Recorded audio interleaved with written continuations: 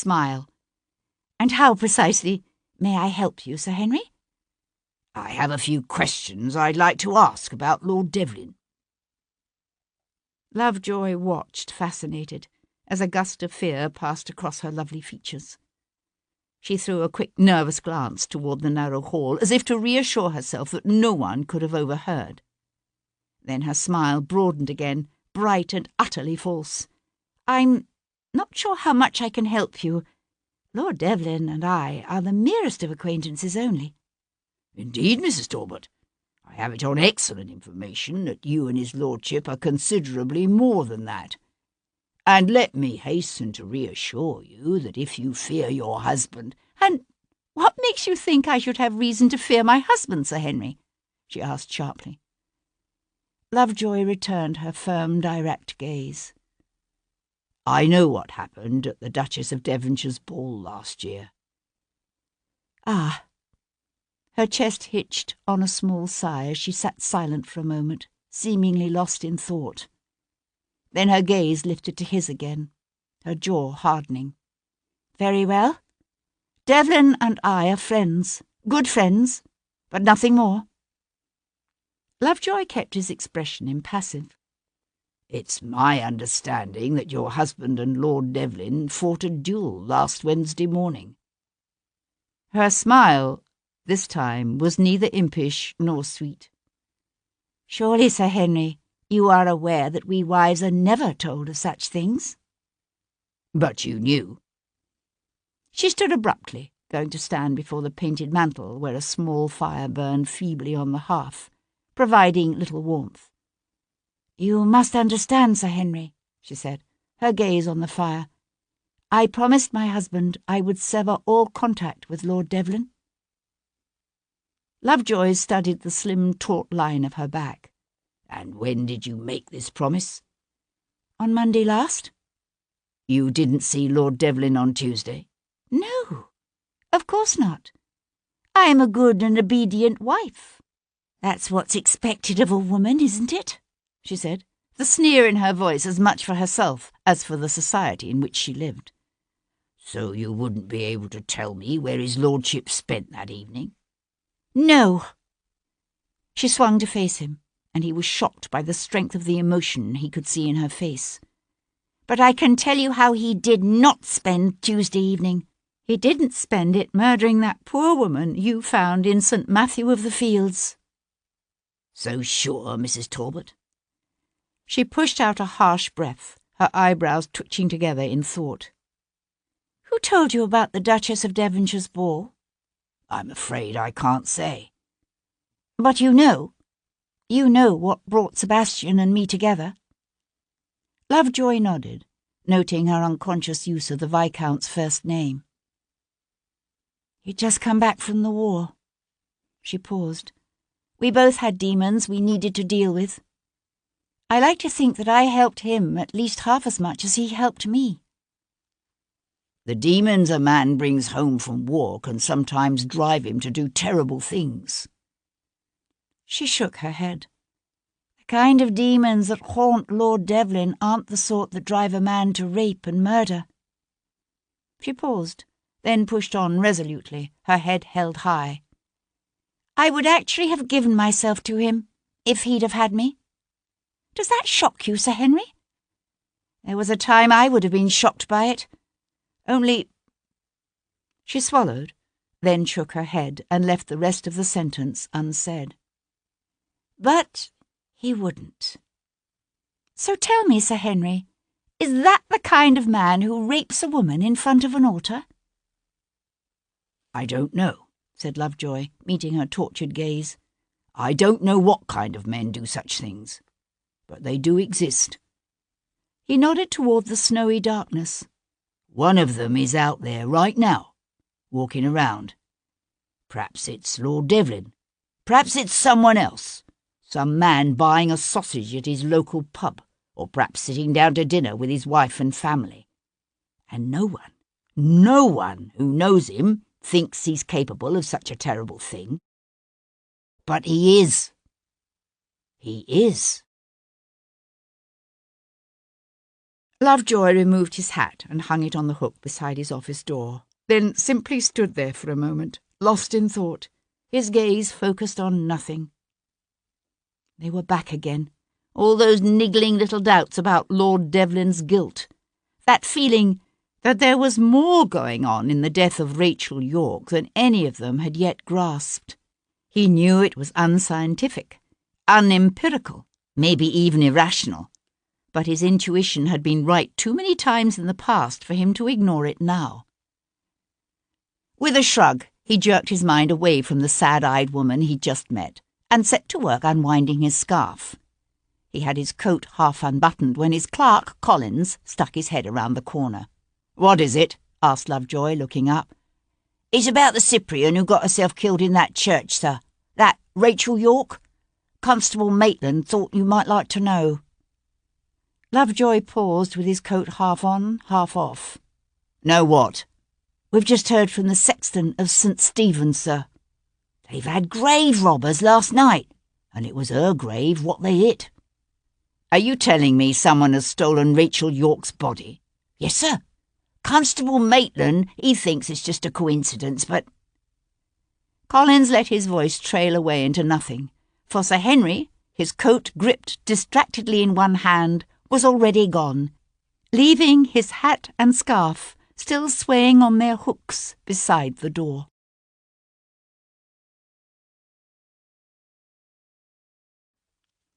Chapter 33. By the time Sebastian neared Half Moon Street, the darkness was complete. The snow, a heavy, dirty white blanket that seemed to smother the city. But at the French émigrés' elegant townhouse, golden light blazed from every window. Thick straw buried the granite setts that paved the street, and a red carpet stretched down the entry steps to the footpath. It was just past 6, but already a crowd had begun to gather, ragged men and women and children huddled together against the cold. Some muttered darkly, but most were laughing and joking in excited anticipation. They were something of a spectacle, these grand galas put on by the Tonne, not quite as entertaining as a hanging, but considerably more magnificent than a balloon ascension. "Monsieur Pierpont's having a ball tonight, is he?" asked Sebastian, snagging a half-grown lad in livery who came rushing past, his face flushed with self-importance. "Aye, a masquerade," said the boy, his eyes bright with as much excitement as if he were to be one of the guests. Sebastian watched the boy dash off, then stood for a moment as a part of the crowd, his gaze drifting from one blazing window to the next.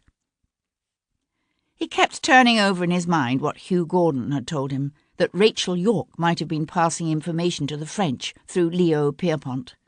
If it was true, if Rachel Yorke had been involved in some kind of underhanded game with the French, then it cast her killing in a different light entirely.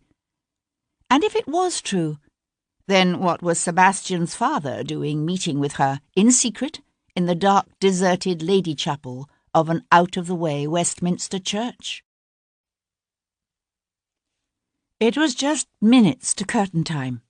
Kat was hurrying down a backstage corridor when a strong hand closed around her arm from behind, drawing her back into the shadows. "Sebastian!" Kat cast an anxious glance up the hall. "Why are you here? Someone might see you." "I need a costume." In the dim light of the oil lamp at the end of the corridor, she could see the rough cut of his coat, the touches of grey he'd added to his dark hair. "I'd have said you were already fairly effectively disguised." "I had something a bit more elegant in mind.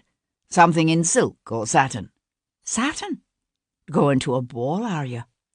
"Something like that." He waited until just before midnight, when the crowd of costumed revellers would be at its thickest, and a stray pirate, wearing a loo mask and a black domino over a black and gold satin doublet, might pass unannounced. Creeping quietly through the snow-blanketed back garden, Sebastian mingled for a moment amongst the couples braving the cold on the terrace, then slipped inside through one of the long French doors that opened to the ballroom.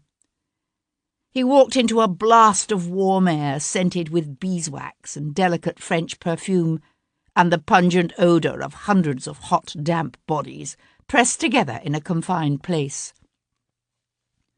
Above the roar of voices and genteel laughter, the sweet strains of a quadrille could be faintly heard, coming from a small ensemble set up on a dais at the end of the room, where a few brave couples were attempting to dance through the crowd. Leo Pierrepont's masquerade would undoubtedly be deemed a sad crush, which was a way of calling it a resounding success. Weaving his way through Valkyries and Romeos, Arab princes and Renaissance ladies, Sebastian found himself in the hall, where a teasing conversation with a dimpled young housemaid provided him with the information that Monsieur Pierrepont's library could be found at the foot of the stairs on the ground floor, near the back of the house. The door to the library was closed. When he opened it, Sebastian could see why, for much of the furniture, which had been cleared from the house's reception rooms, was obviously being stored in here. Shutting the door behind him, Sebastian threaded his way through looming piles of settees and rolled carpets and end tables to jerk back the heavy velvet drapes at the windows. The lamps from the nearby terrace shone on the snow outside to suffuse the library with a pale white glow. Turning, Sebastian cast an expert's appraising eye around the room. About half the library's walls were taken up by floor-to-ceiling mahogany bookcases, while the open panels in between were covered with Pierrepont's collection of broadswords and dueling rapiers, daggers and cutlasses, their carefully maintained blades gleaming in the night. Sebastian searched the room quickly but methodically, looking for anything that might associate Leo Pierrepont with Napoleon's government and the dirty, underhanded game of spying. He checked behind pictures and along the backs of the bookcases. He rifled expertly through desk drawers and found nothing. Stymied, he perched on the edge of the desk.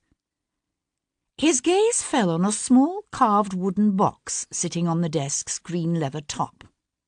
If you want to hide something, went the adage, display it in plain sight. Sebastian flipped open the box's wooden lid and smiled.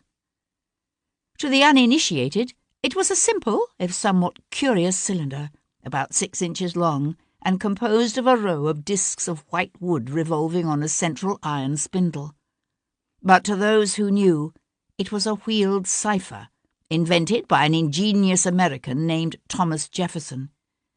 Each of the cylinder's 36 discs contained the letters of the alphabet arranged randomly. If identical cylinders were used by two parties to encrypt and decipher their correspondence, the resulting code was virtually impossible to break. Sebastian held the cylinder between his hands, thoughtfully twirling the discs with his thumbs as he considered its implications. The Americans themselves had, curiously enough, recently abandoned the Jefferson cipher in favour of a far less secure device, while the English preferred stubbornly to rely upon their black chamber with its invisible inks to safeguard their secret correspondence. But the former American president's clever little invention remained in favour with the Americans' old ally, France. Sebastian turned his head, his attention caught suddenly by a faint sound. He had been aware all the while of footsteps rushing past in the hall outside as servants hurried to and fro. But he heard now a different stride, firmer and more deliberate, a tread that stopped abruptly before the library's door. Sebastian dropped the cylinder into an inner pocket just as the door opened abruptly to flood the darkened room with light.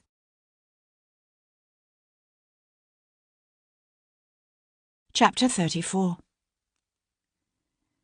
A slender musketeer stood in the doorway, an oil lamp in one hand, his gaze shifting from Sebastian to the open box on the desk, then back again. He eased the door shut behind him with a soft click. "You have strayed far from the party, monsieur," said Leo Pierrepont, setting the oil lamp he carried on a nearby table. "My apologies." Sebastian pushed away from the desk. "I shall rejoin the other guests at once." "I think not." With a sideways lunge, the Frenchman snatched one of the rapiers from the library wall and brought it around, the sharp blade singing through the air to bring Sebastian to an abrupt halt some 10 feet shy of the door. "I think, monsieur," said Pierrepont, the tip of his blade executing a neat pattern through the air, that you and I must have a little talk, no? A talk would be interesting. Sebastian leapt back, levering his weight on one outflung arm so that he vaulted over the desk to land lightly behind it. Pierpont came after him in a rush, sword flashing, just as Sebastian seized a gleaming Spanish rapier from the wall near the casement window and brought it up to catch the Frenchman's descending blade with a clanging ring of metal. "All other things being equal," said Sebastian, smiling. Pierpont leapt back, panting lightly, his pale eyes bright with a strange glow of exhilaration. "It is you, isn't it, Devlin? I've heard you're a good swordsman, for an Englishman." Sebastian laughed. Pierpont lunged, the long blades clanging together as Sebastian parried easily. "Why did you kill Rachel York?" Sebastian asked, almost conversationally, sliding away from the Frenchman's flashing sword, only to close again, his booted feet moving softly against the oriental carpet. "What did you think? That she intended to lodge information against you?" "Information? Against me?" Pierpont's lips drew back in a smile as their swords came together again. "And what sort of information would that be, monsieur?" "Information about your little spy ring." Pierpont parried Sebastian's lunge. "Your experiences in the war obviously overset your imagination, Monsieur le Vicomte." "Perhaps. But I have enough of my wits left to reason that if what I've heard is true, if Rachel was feeding you tidbits of information gleaned from her noble lovers, then her death might suggest that at least some of the details of your activities have become known." "And who has encouraged you in this fantasy, hmm?" "What's the matter, monsieur? Scared?" said Sebastian, just as Pierpont launched a swift and brutal attack. The Frenchman was at the end of his thrust when Sebastian circled his blade and danced sideways to slide in, his own blade flashing. The tip of his rapier sliced neatly through the musketeer's silk to the flesh beneath. Pierpont leapt back, a thin line of bright red blood seeping through the white front of his shirt, his lips tightening into a grim smile. "We must fence together some other time, monsieur. If you don't hang, that is." Turning his head, he raised his voice to shout, "Arnaud! Robert! Aidez-moi!" The men were obviously close. The library door burst open, spilling two of Pierpont's burly footmen into the room. Sebastian tightened his grip on his rapier, his breath coming in pants. With his path to the door blocked, the only possible way out of the room was through one of the long casements overlooking the rear garden. He hesitated for the briefest instant, then ran straight at the nearest window, one domino-wrapped arm flung up before his face, to catch the worst of the impact, as he crashed through, in a shower of breaking glass and splintered wood. It was a drop of some 6 or 8 feet to the snow below. Sebastian hit the ground hard, broken glass crunching beneath him as he scrambled to his feet and took off, running across the snow-filled garden. From somewhere above came a woman's scream. A man shouted. Then Sebastian heard a yelp of pain as one of Pierpont's henchmen swung his leg over the jagged window glass and made as if to follow. "No!" "Let him go," said Pierpont, standing before the broken window, the palm of one hand pressed to his bleeding chest. "Let him go. For now." The Earl of Hendon was in a big, overstuffed armchair beside his library fire, a well-worn, leather-covered volume of Cicero lying open on his lap, when Sebastian walked in, the black loo mask dangling from one finger. "Good heavens," said the Earl, after only the briefest of hesitations. "You look as if you've just fought the Battle of the Spanish Main. And lost." Sebastian swiped at a trickle of blood running down his cheek and laughed. Hendon was a master of the British art of unemotional calm. Only his tense lower jaw and subtly increased breathing betrayed any hint of shock or anxiety. Crossing to the brandy decanter warming on a small table near the fire, Sebastian eased out the cut crystal stopper and soaked his handkerchief with the neat alcohol. "I've just had a rather interesting encounter with Monsieur Léon Pierpont." "Ah, yes. I'd heard he was to have a masquerade tonight." "I found this in his library." Reaching his left hand into his pocket, Sebastian produced the small cylinder and tossed it to his father. Hendon caught it neatly. "What is it?" Sebastian dabbed the alcohol-sodden cloth against first one, then the next of his various cuts, the breath hissing out through his clenched teeth. "It's a Jefferson cipher. I think the man is spying for the French." Sebastian watched his father's broad, plain-featured face for some flicker of surprise. There was none. "You don't strike me as being particularly shocked by the possibility." Setting aside the cylinder, Hendon folded his hands calmly on the swell of his stomach. "About a year ago, a certain gentleman, whose name is irrelevant, allowed Monsieur Pierpont to catch him in a potentially embarrassing escapade." "Exactly what kind of escapade?" "A sexual one. The gentleman involved, let's call him Mr. Smith, shall we, has somewhat unusual tastes. Tastes he'd prefer not to be made public." Sebastian pressed the handkerchief against the cut on his cheek and held it there. "And he wisely realized the need to confess the entire sordid tale and ask for guidance. I discussed the matter with Lord Jarvis, and between the two of us we decided we could use Mr. Smith." "You mean as a double agent, feeding selected information to the French via Pierpont?" Sebastian tossed the blood-soaked cloth aside and poured himself a drink. "Yes." The Earl shoved up from his chair and went to stand before the fire. "The French will always have spies, and their spy masters in London. It's better for us if at least some of the players are known. That way they can be watched, and the flow of potentially damaging information can be managed, to some extent." "And Rachel York? Was she passing information to Pierpont?" Hendon's face went suddenly ashen. "Good God! Who told you that?" "The same person who told me about Pierpont. Is it true? Was Rachel one of Pierpont's spies?" "I don't know." Sebastian fixed his father with a hard stare. "Are you sure? She wasn't blackmailing you into passing government secrets to the French?" Hendon's blue eyes flashed dangerously, his fists clenching at his sides. "My God! If you were anyone but my son, I'd call you out for that." Sebastian slammed down his drink. "What else am I to think?" The Earl stood very still, his jaw working back and forth in thought. He let out a strained sigh, then said, "That morning, the Tuesday she died, Rachel York came to me. She said she had in her possession a certain document that she was willing to sell." "What sort of document?" Hendon hesitated. "What was it, damn it?" The Earl's face had taken on an odd ashen quality. "An affidavit providing detailed proof of an indiscretion committed by your mother." "My mother?" Sebastian knew an odd sense of dislocation. His mother had died long ago in a yachting accident off the coast of Brighton the summer he was 11. A kaleidoscope of memories from that time swirled around him, of sun-sparkled sea and a woman's sweet laughter, and a deep, profound sense of loss. He pushed them away. "Were you able to obtain this document?"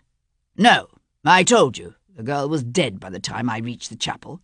I looked for it, but she didn't have it on her." The coals on the hearth hissed, the sound seeming unnaturally loud in the sudden, strained silence. "You do realize, don't you," said Sebastian, "that this document was very likely the motive for the killing?" "Don't be ridiculous." Hendon fumbled in the pockets of his dressing-gown and came up with his pipe and a pouch of tobacco. "The disclosure of its contents would embarrass me, but no more." "How much were you willing to pay for it?" £5,000. Sebastian let out a low, soundless whistle. "There are those who would consider £5,000 more than sufficient motive for murder." Hendon didn't say anything, just set about the business of filling his pipe. Sebastian watched him tamp down the tobacco, his features set in hard, uncompromising lines. And it came to Sebastian how little, in some ways, he really knew his own father. And if the man who killed Rachel York has this document now, what then? Hendon shook his head. I don't think she brought it with her to the chapel. More likely than not, she was planning to try to hold out for a higher price. Sebastian supposed it possible, but it wasn't particularly likely, given what he'd heard about Rachel's nervousness and her plans to flee London. A deep disquiet bloomed within him. There was too much going on here that he didn't understand, that he needed to understand if he were to have any hope of catching Rachel's killer. Did she tell you how she got her hands on this affidavit? No. You didn't ask? Of course I asked. She refused to say. Hendon swiped one of his big beefy hands across his lower face. Good God! If she was working for Pierpont, then in all likelihood she got the document from him. But you don't know? No! She could have another purpose, you know. If it were to become known that you were buying incriminating documents from a French spy, you'd be ruined. Hendon stuck the stem of his pipe in his mouth and bit down on it hard. It won't become known. Lighting a taper, he held it to the pipe's bowl, his cheeks hollowing as he sucked hard, then blew out a stream of thin blue smoke. You asked me to look into Pierpont's activities last Tuesday night. And? He did have a dinner party at his house that night. It was arranged hastily, for he'd only just returned from the country that morning. So he couldn't have killed Rachel? Not necessarily. According to one of the guests, Pierpont excused himself and was absent for a considerable period of time, somewhere around 9 or 10. Long enough to get to Westminster and back? Perhaps. Sebastian swore softly and crudely. Why the hell didn't you tell me about this affidavit from the very beginning? I thought it irrelevant. I still think it irrelevant. What does it matter why Rachel York was in that church? Some brute simply happened upon her there alone and took advantage of it. He raped her and then he killed her. It happens all too frequently these days. Except that she was raped after she was killed. Hendon's mouth went slack around the stem of his pipe. Good heavens! What manner of man would do such a thing? Someone who enjoys killing, said Sebastian.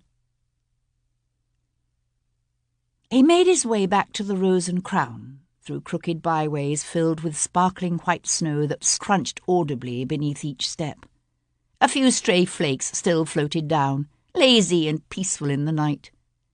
It was as if, between them, the darkness and the snow hid all that was ugly, all that was horrible and dangerous about the city, so that he was aware suddenly of the beauty of the row of ancient stone arches fronting a nearby shop, and the intricate fretwork of an old timber-framed Tudor house beside it. And he wondered which was more real, the ugliness or the beauty.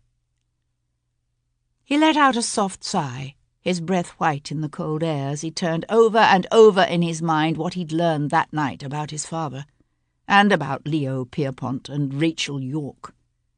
He wondered why a woman like Rachel York would have allowed herself to be drawn into the dangerous shadow world occupied by men such as Leo Pierpont. What had driven her? Political convictions? Greed? Or had she somehow been coerced into acting against her will? Whatever her original motive, something had obviously gone badly wrong in Rachel York's life. According to her neighbour, Rachel had been packing to leave London. The money she had hinted at, obviously, was to have come from Hendon. But it wouldn't have been enough to lure away a woman on the threshold of a promising stage career. There was obviously something in Rachel's life Sebastian was missing. Something important. He had nearly reached the Rose and Crown. As he had done so many times in the past during the war, Sebastian paused just down the street, every sense alert to the subtle differences that could tell him his hiding place had been discovered. But all lay peaceful and quiet in the gently falling snow. He entered the inn's public room, warm with the piney scent of fire and the murmur of sleepy voices, and made his way to the back of the inn and up the stairs to his chamber. What he needed, he decided, was to come to a better understanding of Rachel Yorke's life. In the morning, he would visit the Foundling Hospital, where she'd volunteered once a week. And if Tom could find that maid, Mary Grant... Sebastian paused in the dim, draughty hall outside his door. He couldn't say what had warned him. Some faint, lingering scent, perhaps? Or perhaps it was simply a vestige of the primitive instinct that alerts an animal returning to its lair that all is not entirely as he left it. Whatever it was, something told Sebastian, even before he fit the key into the lock of his door, that she was there. He hesitated for the briefest instant. Then he pushed open the door and walked into his past.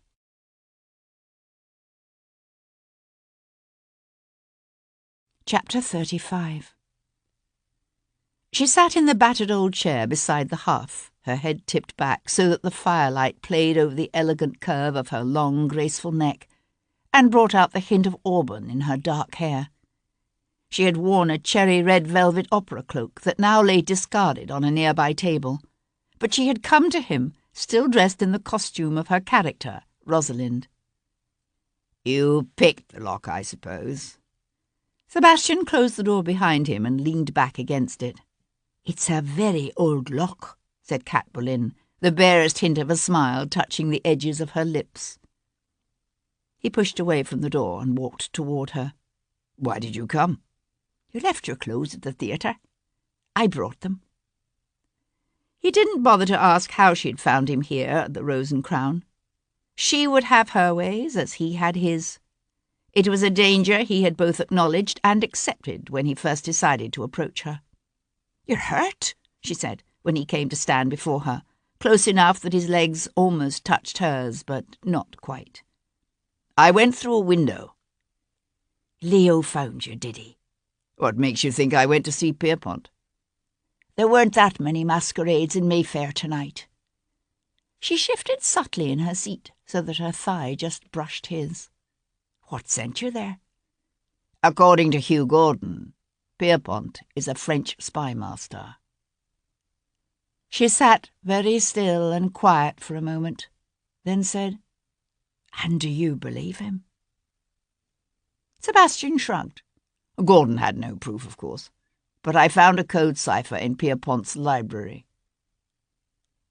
What Hendon had told Sebastian, he would keep to himself. "What has any of this to do with Rachel?" Sebastian turned away to swing off his cloak and hang it on a hook beside the bed. "I think she might have been passing Pierpont information. She seems to have shared her favours with an interesting collection of men. Men in positions to know tidbits they might easily let slip. Things like troop movements and shifting alliances and the thinking of those close to the king." "They say someone stole Rachel's body from the churchyard," she said. "Was it you?" "Yes." Any other woman would have felt the need to affect a feminine display of shock and horror. Not Kat. She watched him strip off his doublet and shirt, then go splash cold water from the basin over his blood-encrusted face and neck. "What do you expect to learn from it?" The room's towel was coarse and stiff, and he dabbed it gently around his cuts. "I don't know, but I've already learned one interesting little fact. Whoever killed Rachel Yorke slit her throat first. Then he sexually assaulted her." "That's a nasty little perversion." Sebastian tossed aside the towel. "What kind of man likes to have sex with a dead woman?" "A man who hates women, I should think." Sebastian looked down at the bloodstains he'd left on the old towel. He hadn't thought of it that way, that Rachel's rape was an act of hate rather than lust, but he suspected Kat was right. Whoever killed Rachel Yorke had taken joy in her destruction, had been sexually aroused by the act of slitting her pale throat and watching the life ebb slowly from her pretty brown eyes. Most men felt the need for at least some measure of response in the woman with whom they copulated. It was, after all, the reason behind a prostitute's little moans and gasps of simulated pleasure. But Rachel York's killer was the kind of man who could find his release in the unresponsive, empty shell of what had once been a living, breathing woman. Sebastian thought about the significant men in Rachel's life, about Hugh Gordon and Giorgio Donatelli and Leo Pierpont. Were any of them that twisted, that consumed by hatred for women? Or how about the others? That continually shifting parade of well-placed men such as Admiral Worth and Lord Grimes, from whom she had, perhaps, coaxed sensitive information. Suspicion of all things feminine, one could easily label it a basic dislike of women, was so common as to be almost a tradition amongst the gentlemen of England, with their elite boys' schools and stuffy men's clubs, and addiction to such masculine sports as boxing and cockfighting and hunting. But it didn't lead most of them into murder and mutilation. What kind of man crossed that line? When did mistrust and dislike shade into something darker, something dangerous and evil? Sebastian listened to the flutter of the wind beneath the eaves. He knew it again, that fear that he was never going to find Rachel York's killer, that the man who had slit her throat and indulged his lust on her dead, bloodied body was some chance stranger, a random shadow from the night that Sebastian was never, ever going to track down. He heard a whisper of movement, a rustle of cloth. Kat came to stand before him, her touch gentle as she cradled his face between her hands. "You'll find him," she said softly, as if he had spoken his fears out loud. "You'll find him." And even though he knew she spoke out of a need to reassure rather than from conviction, he found comfort in her words. Comfort, and the echo of an old but never forgotten desire in her touch. He caught her to him, his fingers twisting in the dusky fall of her hair. His mouth sought and found hers, her breath coming now as rapid and shallow as his. He kissed her eyes and touched the smooth, warm flesh of her neck, and felt his body quicken with a need that was more than physical. With increased urgency, his lips captured hers again. A shower of hot coals settled with a murmur on the hearth beside them as he bore her down on the bed, her arms wrapping around his neck, her body rising up to meet his touch. Fevered hands tore away cloth, found the pleasures of smooth, warm flesh beneath sliding fingers. And in that moment he didn't care about the nature of her association with Leo Pierpont. He didn't even care about the things she had said on that dark day 6 years before. He needed her. With a soft sigh, Sebastian buried himself inside her. They moved as one, slowly at first, the tempo rising as he felt the coldness and the fear inside him fade away into the gentle rhythms of her body, and the warmth of her keening breath mingling with his. Afterward, he lay on his back in the firelight softness of the night. He held her nestled close, kissed her hair, listened to the sounds of the city settling to sleep around them, the distant rumble of a lone carriage, and, nearer, the slamming of a shutter. He let his hand drift down her side over the naked swell of her hip, and breathed in the unforgettably warm and heady fragrance of this woman. After a time, she shifted her weight, rising up on her elbow so she could look down at him. She said, "What would an angel fear?" He laughed softly, running his hand up her bare arm to her shoulder. "What kind of question is that?" She traced an invisible pattern across his naked chest with her fingertip. "I was thinking of that line from Pope. You know the one, 'Fools rush in where angels fear to tread.' What would an angel have to fear?" "Falling from grace, I suppose." "I don't know. I don't believe in angels." "An immortal being, then. What could an immortal being possibly fear?" He thought about it for a while. "Making a wrong decision, I would think. Choosing badly. Imagine having to live with that for an eternity. He turned his head to look at her profile, beautiful and unexpectedly serious in the firelight. Why? What do you think an angel would fear? She was silent for a moment. Then she said, "Love? I think an angel would fear falling in love with a mortal, someone who could be theirs for only a short time, and then would slip away forever." He caught her to him, his elbow hooking behind her neck to bring her down to his kiss. This time when they came together, there was an edge to her love-making, a quiet kind of desperation that he noted, even if he couldn't understand it. Some time before dawn, he awoke to the gentle patter of her footsteps on the worn floorboards, the rustle of cloth as she moved about, dressing. He could have said something, could have reached for her, stopped her. He let her go, the door easing closed behind her on a breath of cold air.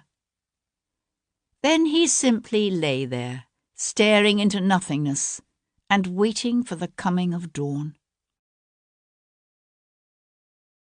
By the next morning, the snow had turned into a dirty brown slush that dripped off eaves and ran in wide rivulets down the centre of unpaved streets. Avoiding the steady rush of water sluicing from broken gutters and sagging awnings, Sebastian made his way to St Jude's foundling home on the south bank of the Thames near Lambeth. The home turned out to be a large, gloomy structure built some 2 centuries before, of the same red Tudor brick, and in the same forbidding, fortress-like style as Hampton Court. Except that the foundling home was, of course, considerably less well kept than Hampton Court. "I don't know how much I can help you," said the prune-faced matron when Sebastian presented himself to her in the guise of cousin Simon Taylor from Worcestershire. "Miss York always came in on Mondays, which is my day off." The pursing of the mouth with which Matron Snyder spat out the name Miss York said much about the nature of the 2 women's dealings with one another. She was a hard-faced woman, Matron Snyder, with a solid build and a massive shelf-like bosom. If she had ever been young or pretty, her disposition had long ago stamped out all traces of such earlier failings.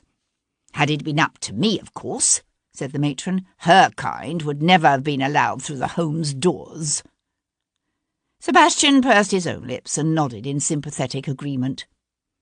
"I suppose the Reverend Finlay might be able to tell you something," said Matron Snyder, unbending a shade. "Miss York was quite a favourite of his." Reverend Finlay? Sebastian felt a quickening of interest. Until now he'd found no trace of the mysterious F, who appeared twice in the pages of Rachel's appointment book. But if Rachel had developed a romantic interest in the home's young spiritual counsellor, it did much to explain her continued visits to the place. Mrs. Snyder's mouth pursed again. Obviously she didn't approve of Reverend Finlay either. "If you hurry, you might find him in the courtyard. He often visits with the children there on Sunday mornings before services." The courtyard was a cheerless, wind-swept place of cracked walks and patchy grass showing brown beneath the dirty remnants of last night's snow. Turning up his collar against the cold, Sebastian walked across the neglected quadrangle toward the group of pinch-faced children he could see, clustered at the far end in a rare slice of thin winter sunshine. As he neared the group, he realized they were gathered around a man who was telling them a story about a lion and a rabbit. A thin, stoop-shouldered old man, his balding pink pate fringed with white hair, a pair of thick spectacles perched on the end of his long, thin nose. Sebastian hung back, his hands thrust deep into the pockets of his cheap greatcoat, a smile tugging at his lips as he watched the old reverend hold that band of ragged charity children enthralled with the simple power of his words. Whatever had been the nature of Rachel's relationship with this man, it obviously wasn't romantic. "Terrible business, what happened to Rachel," said Reverend Finlay, when, his story ended, he hurried the children toward the chapel and turned to listen to Sebastian's introduction. "Such a tragedy." Had she volunteered here for long? Sebastian asked as the two men turned to walk together. The old reverend peeled the wire-rimmed glasses off his face and rubbed his reddened eyes. Nearly 3 years, which is more than most women can take around here. They always start out full of such determination and good intentions, but it gets to them after a while. So many of the wee ones die, you see. I've never quite been able to understand it myself. But Rachel, she had this theory that they died from a lack of love. And so she'd come every Monday afternoon and spend time holding each of the poor babes in turn. Just hold them, sing to them. Sebastian stared off across the snowy courtyard to where the matron Snyder was bustling about, getting the children lined up 2 by 2 at the chapel doors. An unusual activity for such a woman, surely. You mean for a successful actress? The old reverend lifted one thin shoulder in a shrug. Rachel was an unusual woman. Most people, when they have the good fortune to pull themselves up from a bad situation, they soon forget where they came from. Rachel didn't. But Rachel was never a foundling. No, but she knew what it was like to be a child alone and friendless in this world. The reverend paused, his features pinched and troubled. I sometimes wonder. Wonder what? At the end of the quadrangle, the chapel's lone bell began to ring, a solemn, steady toll. The old man's eyes narrowed as he stared up at the small spire above them. This past month or so, Rachel seemed different somehow, preoccupied. It was almost as if she were afraid of something. But I never said anything to her about it. These last few days, after what happened, I can't help but wonder if I made a mistake. If perhaps I could have helped her in some way, if I'd only asked. You don't have any idea what she was afraid of? Finlay shook his head. No. I wish she had confided in me, but she didn't. Did you know she was planning to leave London? The old man glanced around in surprise. No, I'd no notion. Any thoughts as to where she might have been planning to go? He considered this for a moment, but shook his head. No, I could hardly see her going back to Worcestershire. No, Sebastian thought, she wouldn't have gone back to Worcestershire. Was there a man in her life, do you think? A man she maybe was afraid of? Most of the children were in the chapel now. Only 3 or 4 stragglers remained, hurried along by Matron Snyder, who cast a quick, disapproving glance at the 2 men. The Reverend Finlay turned toward the open chapel doors. We never spoke of such things, of course, but I'd have said yes. Rachel was in love with someone, although I don't think it was anyone she was afraid of. She had that look a woman gets when she's happy in love. A sad, almost wistful smile touched the old man's lips. You might think I'm too old to recognize that look, but we were all young once, you know. Sebastian walked through the cold, wind-blown streets of Lambeth to the banks of the Thames, where he took a scull that carried him across the river to the steps just below Tower Hill. From there it was but a short distance to Paul Gibson's surgery. He found his friend wrapped in a tattered quilt and sitting in a cracked leather armchair beside the parlour fire, his staring gaze fixed on the glowing coals. "Leg bad, is it?" said Sebastian, sinking onto the ragged chair opposite. "A wee bit." Gibson looked up, his eyes bright with the unholy fires of the opium eater. It was an addiction far too many wounded men carried home with them from the war. Normally the Irishman could keep his compulsion under control, but there were times when the memories of what he'd seen in the war would loom unbearable, or the remnants of shrapnel in his leg would twist and bleed, and he would disappear for days into a drug-induced fog. "But I've finished your post-mortem, never fear." "And?" Gibson shook his head. "Nothing more, I'm afraid. If she'd been brought to me directly, there might have been some sort of evidence, but as it is..." Sebastian nodded, swallowing his disappointment. He'd known it was a long shot. "I was wondering if you could get in touch with Jumpin' Jack for me." "Cochrane." Gibson huffed a soft laugh. "Looking to steal another body, are you?" Sebastian grinned and shook his head. "It's information I'm interested in this time. I'm wondering if those in the resurrection trade have heard of anyone expressing a specific interest in female corpses." Paul Gibson nodded thoughtfully. "Think to come at your man from that angle, do you? It's worth a try." Sebastian pushed to his feet, his hand grasping his friend's shoulder for a moment before he turned toward the door. "I'll drop by again in a few days. See how you're getting on." He was reaching for the knob when Gibson stopped him by saying, "There is one thing my more complete examination of the body did reveal. It may or may not have a bearing on your investigation." Sebastian swung back around. "What was that?" "Rachel York was in what the ladies refer to as a delicate situation." Sebastian felt a sudden twist deep down in his gut. He thought about what the Reverend Findlay had told him, about Rachel York coming to St. Jude's Foundling Home every Monday afternoon to hold the babies and sing to them so that they wouldn't die from lack of love. Had she known? And if she had known, what must her last thoughts have been when she felt her killer's knife slash across her throat again and again? "How far along was she?" Sebastian asked, his voice oddly hoarse. "Almost 3 months, I'd say." "Enough that she would surely have known she was carrying a child."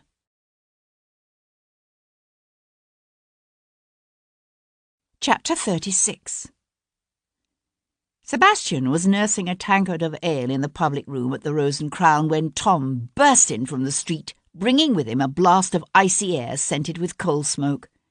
"I found her," he said, his voice high and tight with exultation. "I found your Mary Grant, and she must have done very well with that stuff she lifted from her old mistress. Very well indeed, 'cause she's living as high as you please, in Bloomsbury no less." Rachel York's erstwhile maid had taken rooms in a lodging-house facing a respectable street just south of Russell Square. By the time Sebastian got there, the sky was a flat white that promised more snow before nightfall. Conscious of a surge of anticipation and hope he tried to damp down, Sebastian climbed the neat staircase to the first floor. The door was to his left, as Tom had said it would be, but when Sebastian rapped sharply on the freshly painted panels, it creaked open beneath his touch. "Miss Grant," he called, his voice echoing in the stillness. He pushed the door open wider and stepped inside.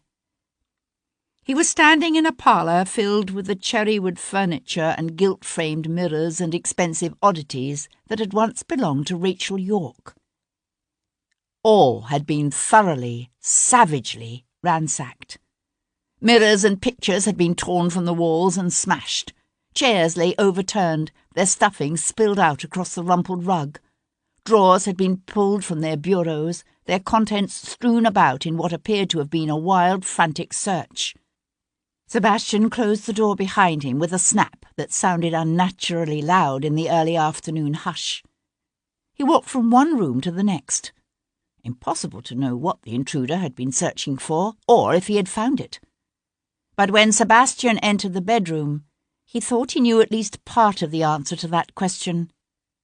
For here, only half the room lay in disarray. The rest had not been touched. Sebastian walked to the chest of drawers that stood on the far side of the room, its bottom 4 drawers still intact. Lacy feminine things spilled from the top drawer where it lay broken on the carpet. It was the logical place to have begun a search of this kind. Women were always tucking secret things away amongst their undergarments. Whoever Mary Grant's intruder was, he was obviously new to this game. Sebastian hunkered down beside the broken drawer, his attention caught by the corner of what looked like a piece of blue paper that had fallen or been kicked, so that it lay almost completely hidden beneath the chest's frame. Easing the edge of the paper from beneath the wood, Sebastian found himself holding a blue envelope, across which someone had written in a bold, masculine-looking scrawl, Lord Frederick Fairchild.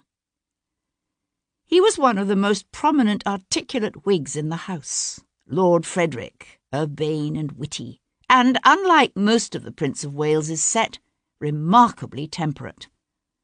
When the Prince was sworn in as regent in a few days' time, it was commonly assumed that Fairchild would be selected to help form the new Whig government. Sebastian stared thoughtfully at the blue envelope in his hands. Here, surely, was the F referred to in Rachel Yorke's red leather-covered book. Could Lord Frederick even be the father of her unborn child? And maybe her murderer? The room was cold, the fire on the hearth having been allowed to burn itself out. The sweet scent of lilac water hung heavy in the air, but beneath it, Sebastian caught a hint of another odour, a sharp metallic stench only too familiar to any man who'd ever gone to war. With a sense of profound foreboding, he tucked the envelope into an inner pocket and stood up. The door to the dressing-room stood half ajar. One hand on the pistol in his greatcoat pocket, Sebastian crossed the room to push the door open wider, and found himself looking at what was left of Mary Grant.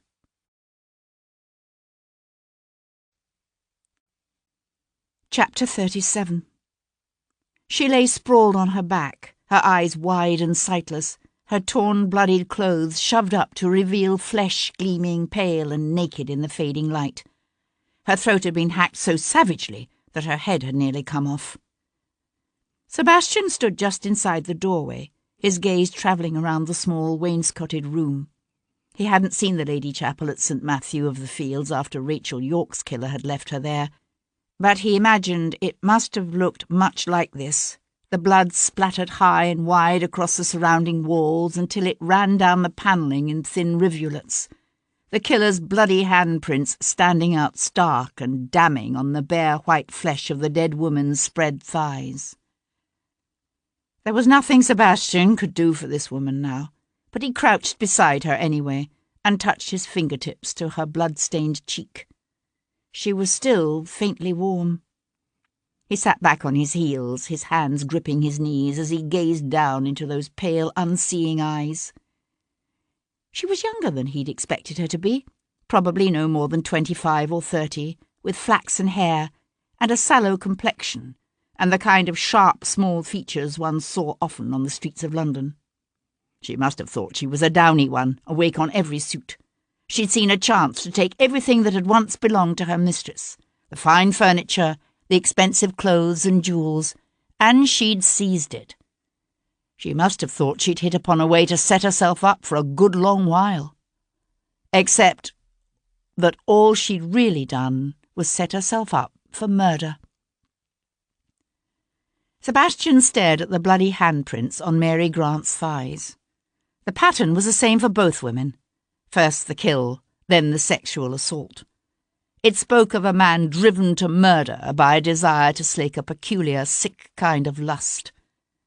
Except that the link between the two women could only mean that their killings weren't random. Whoever had killed Rachel Yorke had not come upon her simply by chance in the Lady Chapel of St. Matthew of the Fields. He had sought her out, and then he had tracked down her maid, Mary Grant, and killed her too.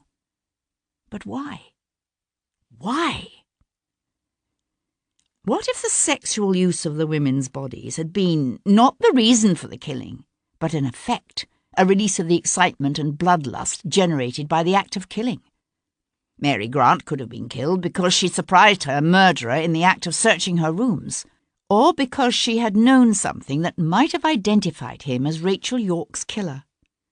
Or had the killer marked both women for death for some other reason entirely? Sebastian fingered the envelope in his pocket. Whether it had been dropped by mistake or been left deliberately so that it might be found, the involvement of a man such as Lord Frederick Fairchild in this affair was ominous. The two women had been linked to a French spy ring, while Lord Frederick was the man most likely to be named the next Prime Minister of England when his dear friend the Prince of Wales took over as regent. A whisper of movement brought Sebastian's head jerking around, but it was only the heavy satin drapes at the window, shifting in a sudden draught. He could hear the wind outside picking up now. It would be dark soon. He pushed to his feet.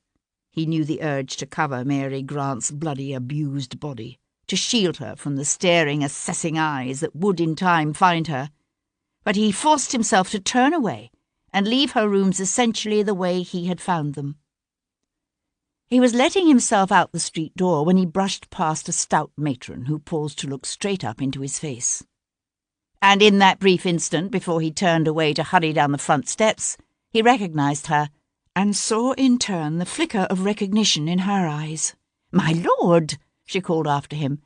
"That is you, isn't it? Lord Devlin?" Sebastian kept walking, his hat pulled low, his shoulders hunched against the cold. But his heart had begun to pound, and he was cursing silently to himself. Her name was Mrs. Charles Lavery, and she was the widow of a colonel who'd served with Sebastian in the Peninsula. She would think for now that she had been mistaken, that she'd simply seen a stranger who happened to remind her in some vague way of the young Viscount she'd once known. She'd tell herself she was silly not to have noticed sooner the shabbiness of his clothing, the touches of grey where his hair showed beneath his hat. But when they found Mary Grant's body, as they surely would, Mrs. Lavery would recall this chance encounter and tighten the noose around Sebastian's neck.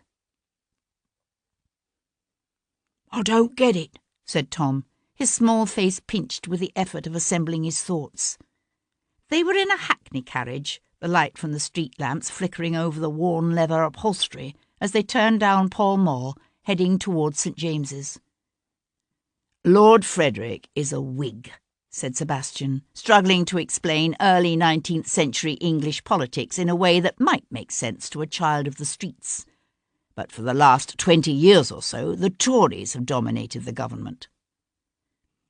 Tom shoved his fists deep into the pockets of the warm coat Sebastian had bought him and made a rude noise through his nose. "Not much to choose between the lot of 'em, if you was to ask me." Sebastian smiled. "In many ways you're right. But in general, the Tories see themselves as staunch defenders of the country's established institutions, such as the monarchy and the Church of England, which means they're against any kind of change, especially things like religious toleration and parliamentary reform." "Things the Whigs is for?" "Basically.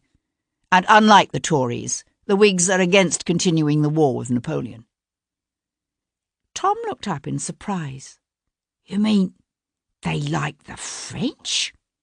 "Hardly, but they question the Tories' motives for continuing the war.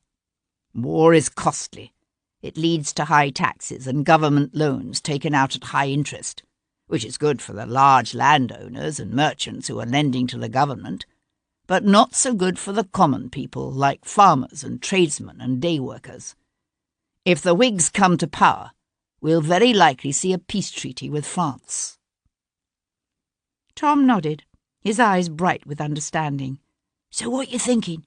That this Lord Frederick's been playing some underhanded game with the French, and he offed them two women because they threatened to squeal on him?" "Perhaps. Or perhaps it's simply in someone's best interest to make it appear that way." "Meaning the Tories?" said Tom. The boy was surprisingly quick. Sebastian nodded. "That's right."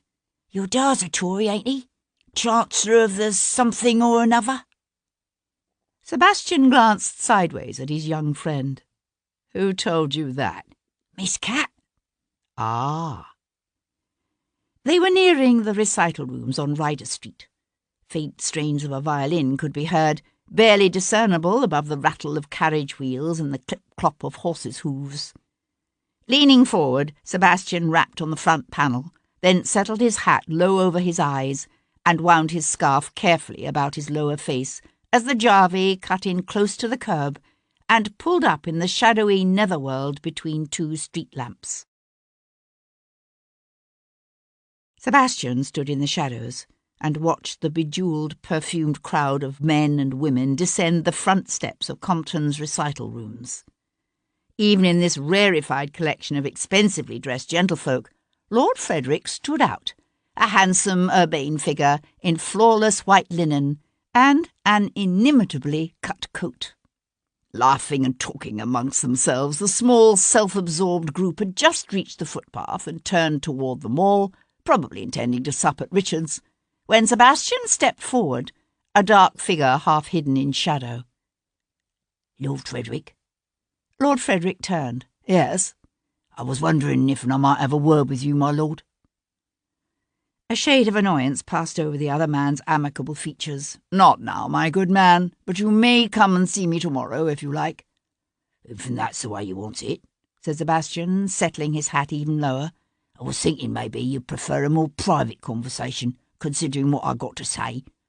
But I could come by your house in the morning, if and you don't mind your family finding out about your dealings with Rachel York."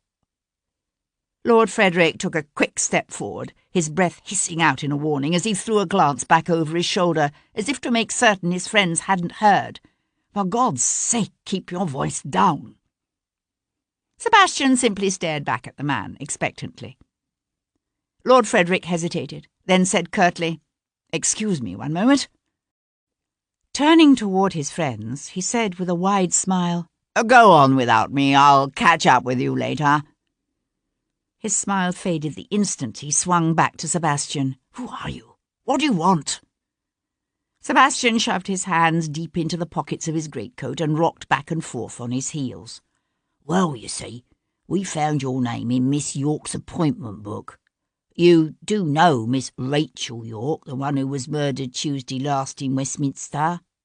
We were wondering if you could tell us what it was doing there." Lord Frederick had an admirable control over his features. Not a flicker of either surprise or consternation showed in his smooth, amiable face. "You're from Bow Street, I assume. I'm sorry, but my acquaintance with Miss York was entirely superficial. I really don't see how I could possibly be of assistance to you." Sebastian sighed. "I was afraid you'd say something like that. The thing is, you can talk with me straight here and now, all nice and friendly, or we can have our little chat down at Bow Street." "You're bluffing. You wouldn't dare." Sebastian met the other man's gaze and held it. Lord Frederick looked away first. Pursing his lips, he blew out his breath in a long sigh, then gave a shaky laugh. "Very well. Miss York and I were having a little liaison. You know how these things are." "You mean you was having sex with her?" Lord Frederick laughed again, weakly. "Crudely put, but essentially accurate. Yes." "And that's all there was to it?" "What more is there to such affairs?" "Well, the answer to that might surprise you. Leastways, when the lady in question appears to have been working for the French." Fairchild might have control of his features, but he couldn't stop the blood from draining from his face, leaving him looking pale and frightened. Sebastian studied the other man with interest. "I'm guessing you'd have me believe you didn't know about that." "No, of course not. Are you quite certain of that?" Lord Frederick jerked out his handkerchief and pressed the fine folds of silk to his upper lip. "This is dreadful," he said, his voice muffled by the handkerchief. "Just dreadful. There must be some mistake." The man was in obvious distress. But it was also true that he was no longer meeting Sebastian's gaze. "Where exactly were you last Tuesday night?" "I spent the evening with the Prince, of course. Why?" Lord Frederick's jaw went slack with sudden comprehension. "Good God! Surely you aren't suggesting that I killed her?" "You do have a motive, my lord." An unexpectedly powerful blaze of anger flared in the other man's eyes. "You dare? You dare take that tone with me? What is your name?" He stepped forward, his gaze narrowing as he tried to peer into Sebastian's shadowy, muffled face. "Speak up, man. Who's your superior at Bow Street? I swear to God I'll have your job over this." Sebastian smiled. I never said I was with Bow Street. What? Then who are you working for? Fairchild demanded. But he spoke only to darkness and a scattering of dry leaves carried along by the night wind, for Sebastian had gone. He's hiding something, said Sebastian. From the shelter of a columned portico, he and Tom watched as Lord Frederick strode briskly away, the tap-tap of his boot heels echoing eerily in the thickening fog. He had obviously changed his mind about rejoining his friends at supper. He was headed away from Richard's in the Mall, and toward Piccadilly instead. Tom fidgeted with impatience.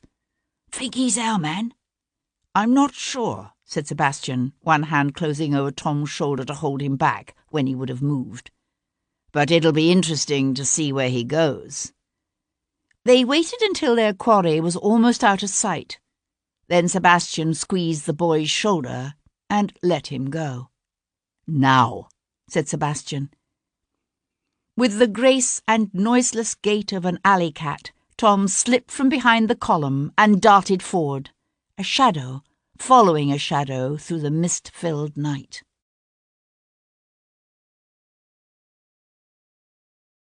Chapter 38.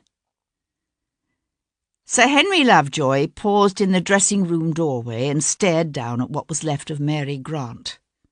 They hadn't covered the body yet, and the smell of her blood hung thick in the air.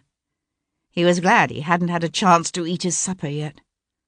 There's no doubt this time as to who did it, said Edward Maitland. Lovejoy glanced back at his constable. There's not. We have a witness. Maitland flipped open his notebook and turned it toward the golden pool of light cast by one of the oil lamps they'd lit. Mrs. Charles Lavery. She saw Lord Devlin leaving the building this afternoon. She's sure it was Devlin. Says she knows the Viscount. Her husband served with Devlin in Spain. Maitland closed his notebook with a snap. No doubt he's our man, sir. Lovejoy crouched down beside the dead woman and studied her face. She was young, but not particularly attractive. Nothing like Rachel York. Why this woman? Why go through all the bother of tracking her down? She knew Rachel York had gone to St. Matthew's that night to meet him. Maitland shrugged his expensively tailored shoulders. So he kills her to shut her up. But she'd already told us about that. Lovejoy's gaze drifted around the disordered room. What else did she know, I wonder? And what do you suppose he was looking for? Money, Maitland suggested. Or something to sell. Jewellery, perhaps? We're dealing with the heir to an earldom here, not some petty thief. Still, he must be getting short of the ready by now, for all that. A man's got to eat. Perhaps. Yet Rachel York's reticule had also been searched, if you'll remember. Lovejoy pushed to his feet, his knees creaking. I wonder, he said, half to himself. I wonder. There was something peculiarly soothing about the sight and sound of a fire. Kat Boleyn sat with her feet curled up beneath her, her head tipped back against the silk upholstery of her drawing-room sofa, her gaze on the flickering flames before her as she listened to the voice of the man she'd once loved, telling her about his visit to St. Jude's foundling home. And about Mary Grant. "It's not your fault," Kat said when Devlin had finished and fell silent beside her. "It's not your fault that he got to her first." "No, I know it's not," he said, his gaze on the fire. "In a way, you're this killer's victim too." "I know it's not my fault," he said again. "But you're still feeling guilty." He looked up to meet her gaze. A hint of a wry smile touched his lips, then faded as he sucked in a deep breath. "I suppose, because in some way I can't begin to understand, this all has to do with me. I keep circling around it, catching glimpses of it, but I can't seem to grasp it. And in the meantime, these women are dying." She touched his shoulder, and he turned toward her, his fingers digging into her arm as he buried his face against her breasts. She felt a shudder rip through him. Then he lay still. Disturbed by the tumult of her own feelings, she touched her hand lightly to his hair just above the nape of his neck. "It's odd, isn't it?" she said quietly. "All those years Rachel went every Monday afternoon to St. Jude's, and I never knew about it." He shifted so that his cheek lay against the bare flesh of her chest, where it showed above the bodice of her gown, and his hand rested high on her stomach. "She was with child. Did you know?" Kat's fingers still in his hair. "No, I didn't know. It happens sometimes, even when one is careful." The tip of his finger traced a delicate pattern against the thin silk of her gown, spreading a warm glow that seemed to start from deep within her. And she marvelled at the effect this man's touch could have on her, even when she didn't want it to, even when she tried to steel herself against it. He said, "The Reverend Finlay seems to think she was in love with someone." Kat's hand closed over his, stopping that slow, seductive motion. "You think she was killed because of the baby?" "Perhaps. But it doesn't explain the rape, or what was done to Mary Grant." He lifted his head to look at her. "How well do you know Lord Frederick?" As a friend of the Prince of Wales, Lord Frederick was a frequent guest at the kind of functions to which women like Kat were invited. She supposed she probably knew the man better than Devlin, who wasn't of that set, and had spent so many years out of the country besides. She linked her fingers with Sebastian's, although even that simple touch filled her with a confusion of feelings she didn't want and didn't need. "I wouldn't have said he was capable of that kind of violence," she said, after a moment's thought. "In fact, I'd say he's one of those rare men who actually likes women, if you know what I mean. The kind who enjoys women's company, who likes talking to them about such things as fashion and music and art. He has a daughter, Elizabeth, who married the Earl of Southwark's eldest son just last month. You can tell by the look on his face whenever he talks about her how much he adores her." "She's his only child, isn't she?" Kat nodded. "His wife died almost 15 years ago, but in all that time he's never remarried, never set up a mistress." "And yet he suddenly drifts into a casual liaison with a woman who just might be passing information to the French? It doesn't make sense."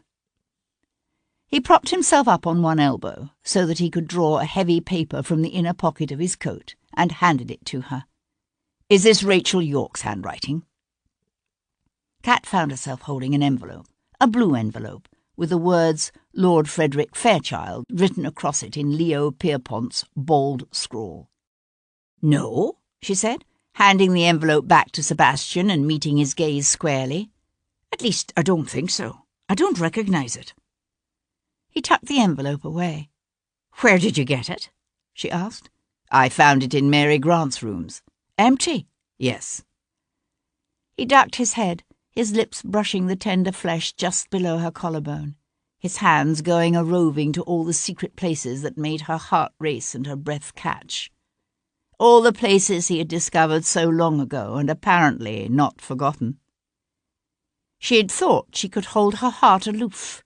She'd meant to hold her heart aloof, but an unexpected, unwanted flood of tender emotions and deep, unacknowledged wants brought the sting of tears to her eyes and lent an urgency to the hunger with which her body rose up to meet his.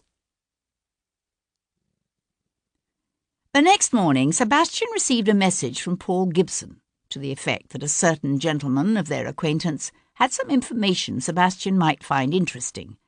This gentleman had agreed to meet Sebastian in Green Park at 10 that morning at the southeast corner. Wary of a possible trap, Sebastian arrived at the rendezvous early, only to find the park's open fields populated by nothing more than a dozen dairy cows and their attendants. Not until 10:30 did the tall, cadaverously thin man appear, wearing striped trousers and a jaunty red kerchief, and bringing with him a faint, indefinable odour of decay that seemed to emanate from him with each step. Jumping Jack Cochrane hawked up a mouthful of phlegm, spat, then wiped his mouth with the back of his hand. "I hear you's looking for some non-medical gent what's interested in buying half-longs." "That's right," said Sebastian. He counted out £5, folded them into a roll, and handed it over. Jumpin' Jack licked his lips, jammed the money deep into his coat pocket, and rubbed his mouth again. "I had me just such a request about a month or so ago from a feller claiming he was an artist, although I thought at the time he was a queer 'un. Do you remember his name?" Jumpin' Jack let out a laugh that turned quickly into a cough. "You don't go asking folks names in this business, but I'd know the feller again if I was to see him. Young he was, with a head of dark curly hair, just like a girl's. My Sarah, she was mooning about the place for days after she saw him. Said he was like the angels in them paintings hanging over the side altars in Trinity Church." Cochrane spat again. "You'd think the girl would have more discretion, her being a proper Englishwoman and him some heathen foreigner." Sebastian felt his pulse quicken in anticipation. "He was a foreigner?" "Aye, from Italy or some such place. Or so he said. They all sound pretty much the same to me." "Where did you deliver the goods? Do you remember?" "Aye, Almonry Terrace it was, in Westminster."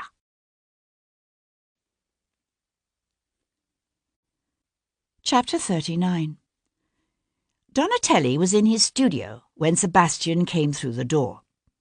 The artist half turned, his slack mouth agape with shock, the breath whooshing out of him when Sebastian's shoulder caught him in the gut and brought him down. "What are you doing? What do you want from me?" the Italian managed to gasp, before Sebastian shoved his forearm up beneath the man's chin, cutting off his air. "I understand you've been buying yourself some half-longs," said Sebastian through gritted teeth. "Is that the way you like your women, You like it when they don't move, don't talk back, don't even breathe?" Donatelli's angelic brown eyes went wide. He tried to speak, but all he could get out was a gurgle. Sebastian eased the pressure on the man's throat just enough to let him gasp, "No, it's nothing like that. I do medical illustrations." Sebastian made as if to increase his pressure on the man's throat again. "Gammon! No, I swear it's true. My last commission was for the female torso." He made as if to push up from the floor, then went limp again, his features twitching with fear when Sebastian brought up the small flintlock and laid the muzzle against the man's temple. Donatelli licked his lips, his eyes rolling sideways in an effort to watch Sebastian's finger on that trigger. "If you let me go, I'll show you. They're in the back room." Sebastian hesitated, then let the man up. Donatelli's hand crept to his throat. "Mother of God, you could have killed me." Sebastian levelled the flintlock at the artist's chest. "The illustrations?" Donatelli nodded. "They're back here." He staggered toward the other room. "See?" They were a series of perhaps a dozen, rendering in meticulous detail the torso of a woman in various stages of dismemberment, from a variety of angles.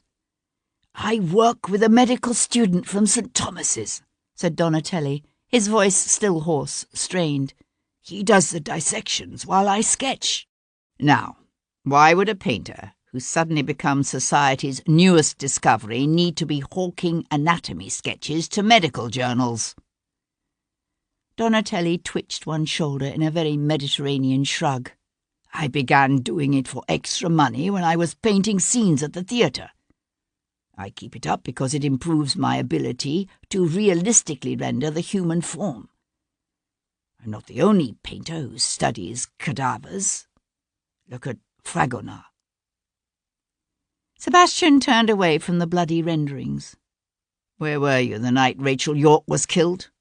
The illustrations might provide the artist with a plausible excuse for buying female human cadavers, but that was all. The Italian's eyes went wide. Me? But surely you don't believe that I killed Rachel? Sebastian kept his gaze steady on the other man's face. Where were you? Why, here, of course, painting. Anyone with you? The Italian tightened his jaw. No. Sebastian paused, his attention caught by a nearby small canvas. It looked like a study for a larger painting, a family portrait. The grouping was of a man and 3 women, each at a different stage in her life. The matriarch of the family sat in the centre. She was thin and wrinkled and stooped with age, but her eyes still shone with such determination and pride that she completely overshadowed the woman to her left, a pale, vacant-faced lady of middle years who was undoubtedly the man's wife.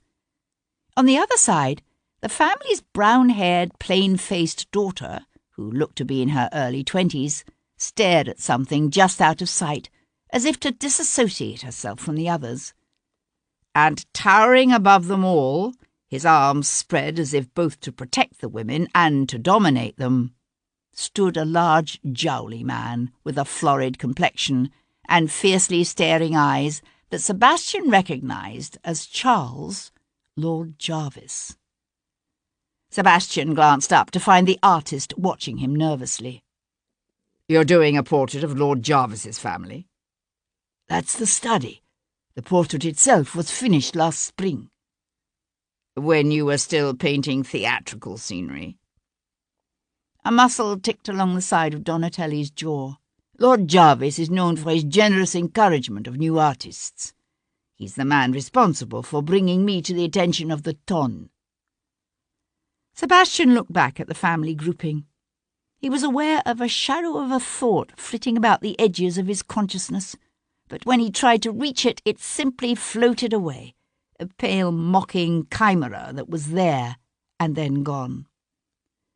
The small flintlock still in hand, Sebastian continued about the room, studying the various canvases propped against the walls, looking for something that would tie all the strange, disparate threads of Rachel's life and death together. He stopped suddenly before a haunting painting of a young girl, her wrists tied together over her head, her naked body twisted in agony, her eyes cast heavenward as if to beseech her God for mercy. As he looked closer, Sebastian realized that the girl was Rachel, only younger. Much younger. That's Rachel York, isn't it? As a child. Giorgio Donatelli was looking not at the painting, but at him. You're the merchant who was here on Friday. You look different, but the features are the same. His brows drew together in a troubled frown. You asked about Rachel then, too. Why? There were probably half a dozen things Sebastian could have said. He decided to use the truth. Because I'm trying to find out who killed her. They say they know who did it, a viscount named Devlin. I am Devlin. Sebastian wasn't sure how he expected the other man to react. Donatelli glanced down at the pistol Sebastian still held in his hand, then away, and nodded once, as if he'd somehow come to this conclusion himself. Rachel used to talk to me sometimes, he said, jerking his chin toward the canvas, when I was painting her. She'd tell me about her life, about when she first came to London. And before. It's what gave me the idea for this painting. Her life in Worcestershire? Donatelli's eyes shone dark and fierce. She was only 13 when her father died. Her mother was already dead and she had no relatives willing to take her in, so she was thrown on the parish. They sold her as a housemaid. He sucked in a deep breath that flared his nostrils and expanded his chest. They do that here, you know. You English, you talk so fine, looking down your noses at the Americans and prosing on about the sin and inhumanity of their African trade. And yet you sell your own children into slavery. He paused. They sold her to a fat old merchant and his wife. She was mad, that woman, sick in her head. She used to tie Rachel to a post in the cellar and lay her bare back open with a whip. Sebastian stared down at the naked, frightened girl in the painting. He was remembering the thin, criss-crossing bands of white lines Paul Gibson had found on Rachel's back, and the scars on her wrists. But what the merchant did to her was even worse. Donatelli's voice trembled with emotion. He used Rachel as his whore. A 13-year-old girl child, and he bent her over his desk and took her from behind like a dog. A woman who's been through something like that, I wouldn't think she'd have much use for men, said Sebastian softly. She learned to do what she needed to survive. Did you know she was planning to leave London? Donatelli's gaze shifted away. No, she never mentioned it. But you knew she was with child. It was said as a statement, not a question.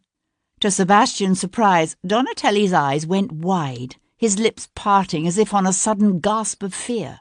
How do you know that? I know. Who was the father? You? No. Who then? Lord Frederick. Lord Frederick? Donatelli gave a short, sharp laugh. Hardly. A man's a Bulgarus. It was an old term, Bulgarus. An old term for a man with certain tendencies that were as old as time. Sebastian's first inclination was to reject the accusation out of hand, except that Donatelli was too passionate, too transparent to be much of a liar. And it didn't sound like a lie. If that's true, then why was he involved with Rachel? He wasn't. She was his, how do you say it, his cover. He paid her for the use of her room so that he could meet his lover there, a young clerk. It was a common enough ruse, especially amongst those in espionage and government, cover up one secret by disguising it as another, a secret so spicy and naughty that if anyone should happen to discover it, they'd never think to look beyond it to the real, more dangerous truth it was intended to disguise. Thus, if Lord Frederick's visits to Rachel Yorke's rooms were to become known, people would automatically assume that he'd set up the young actress as his mistress. Shocking, of course, but a common enough activity for a man of his age and wealth. Society would titter and gossip about it, but no one would ever think to look beyond it, to the real secret that would destroy him if it were to become known. The problem with those kinds of arrangements, however, was that they left one vulnerable to blackmail, and blackmail was often a motive for murder, except that it was hard to imagine a man whose tastes ran to young male lovers being so physically aroused by the act of killing as to rape the dead bodies of his female victims. Sebastian's gaze fell on another of Donatelli's paintings, the one of Rachel as an odalisque preparing for her bath. For the first time, he noticed that the painting also contained the figure of a man peering out at her from behind a nearby planting of pleached orange trees. "Tell me again about Bayard Wilcox," said Sebastian suddenly.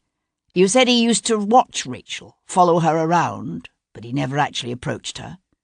"Not until last Saturday." Sebastian looked up in surprise. "Saturday? At Stephen's in Bond Street? We went there after the play, a group of mainly theatre people. At about 11:30, Bayard arrived with some of his fellow aristos." Donatelli's angelic features quivered with remembered revulsion and disgust. They were falling down drunk, propping each other up, laughing like idiots. Then Bayard, he saw Rachel. He went quiet all of a sudden and left the others to come lean against a nearby column and stare at her in that way he had. His friends tried to pry him away, but he wouldn't budge. So they started teasing him. Said he must be some kind of a eunuch, to stand around simply looking at a woman the way he did. They said if he had any balls, he'd walk up to her and tell her how he felt about her. "So he did?" Donatelli nodded. "Walked right up and told her he wanted to fuck her, in those exact words." She threw her punch in his face. "What did Bayard do?" "I've never seen anything like it. One minute he was blubbering all over himself, saying she was like a goddess to him, and how he couldn't think of anything but what it would be like to have her naked and beneath him. Then she threw the punch in his face, and it was as if he turned into someone else. I mean, his face actually changed. His eyes scrunched together, and his lips curled back, and his skin grew dark. It was as if he were possessed by someone else, someone evil.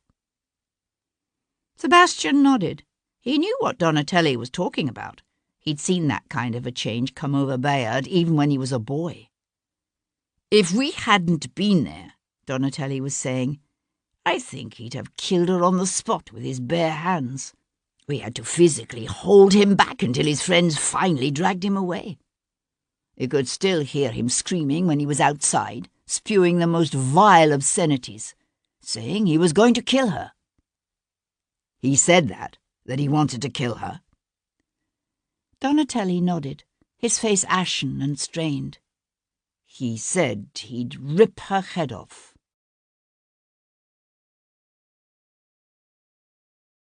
Chapter 40. Normally, Sunday was the only day of the week when Charles, Lord Jarvis, spent any time at home. He would shepherd his mother, wife and daughter to church in the morning, and then he'd sit down with them for a traditional English Sunday dinner before retreating to one of his clubs, or to the chambers set aside for his use in Carlton House or St. James's Palace. But a condition his doctors called inflammation of the heart, but which Jarvis himself considered little more than heartburn, had kept him in bed that Monday under the care of his caustic, sharp-tongued mother, who ran his household, while his wife retreated farther and farther into her own misty dream worlds, and his daughter was off, tilting at windmills and meddling in things she refused to believe were none of her affair. It was one of the ironies of Jarvis's existence that his life was filled with women. In addition to his mother, wife, and daughter, who lived with him, Jarvis was far more involved than he would have liked in the lives of his two sisters, weepy, hair-brained Agnes, forever needing his help to tow her useless husband and son out of Dun territory, and Phyllis, who, while no more intelligent than her sister, had at least had the wit to marry well. Women, in Jarvis's opinion, were generally even more profoundly brainless and foolish than most men. True, there were some exceptions. Females with astonishingly rational, quick minds who tended to be either embittered and sour or sarcastic and irreverent, and who irritated him even more than their empty-headed sisters. His deep and abiding hatred of the French notwithstanding, Jarvis had to agree with Napoleon in this, if nothing else. The only two things women were good for were recreation and reproduction. Which was a thought that brought him back, as it often did, to Annabel, his wife. She'd been a fey, pretty little thing when he'd married her, a thin slip of a girl with sparkling blue eyes and a merry laugh, and a handsome dowry. But she'd proved a severe disappointment. She'd managed to produce only one living daughter, and a sickly, weak son before succumbing to a series of yearly miscarriages and stillbirths that the doctors claimed had ruined her health and overset the balance of her delicate mind. Jarvis knew better. Annabel's mind had never been balanced. But whatever hopes he might have had that her precarious health would soon carry her off proved misplaced. She lived on, year after year, forbidden by her doctors from providing him with the release his body still occasionally craved, and unable to produce the son he needed to replace David, lying now in a watery, unknown grave. Yet of all the women in his life, it was his daughter Hero who tended to cause Jarvis the most grief.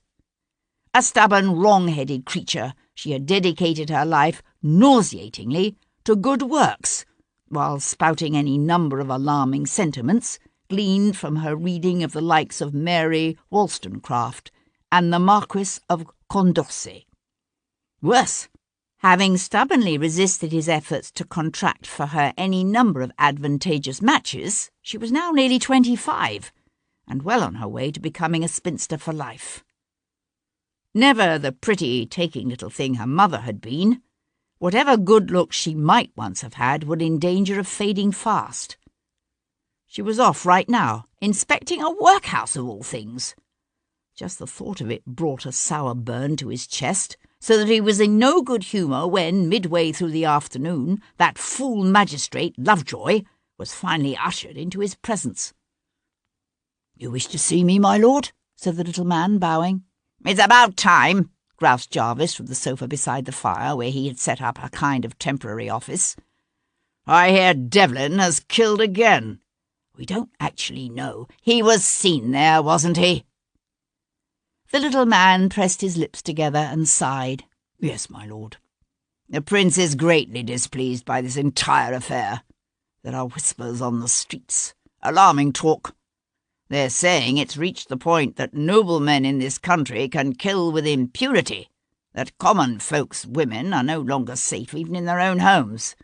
It's the last thing the prince needs, with his installation as regent just 2 days away." "Yes, my lord." "The prince wants Devlin brought in, or dead, within 48 hours, or Queen Square will be looking for a new magistrate. Do I make myself clear?" "Yes, my lord," said Lovejoy, and bowed himself out.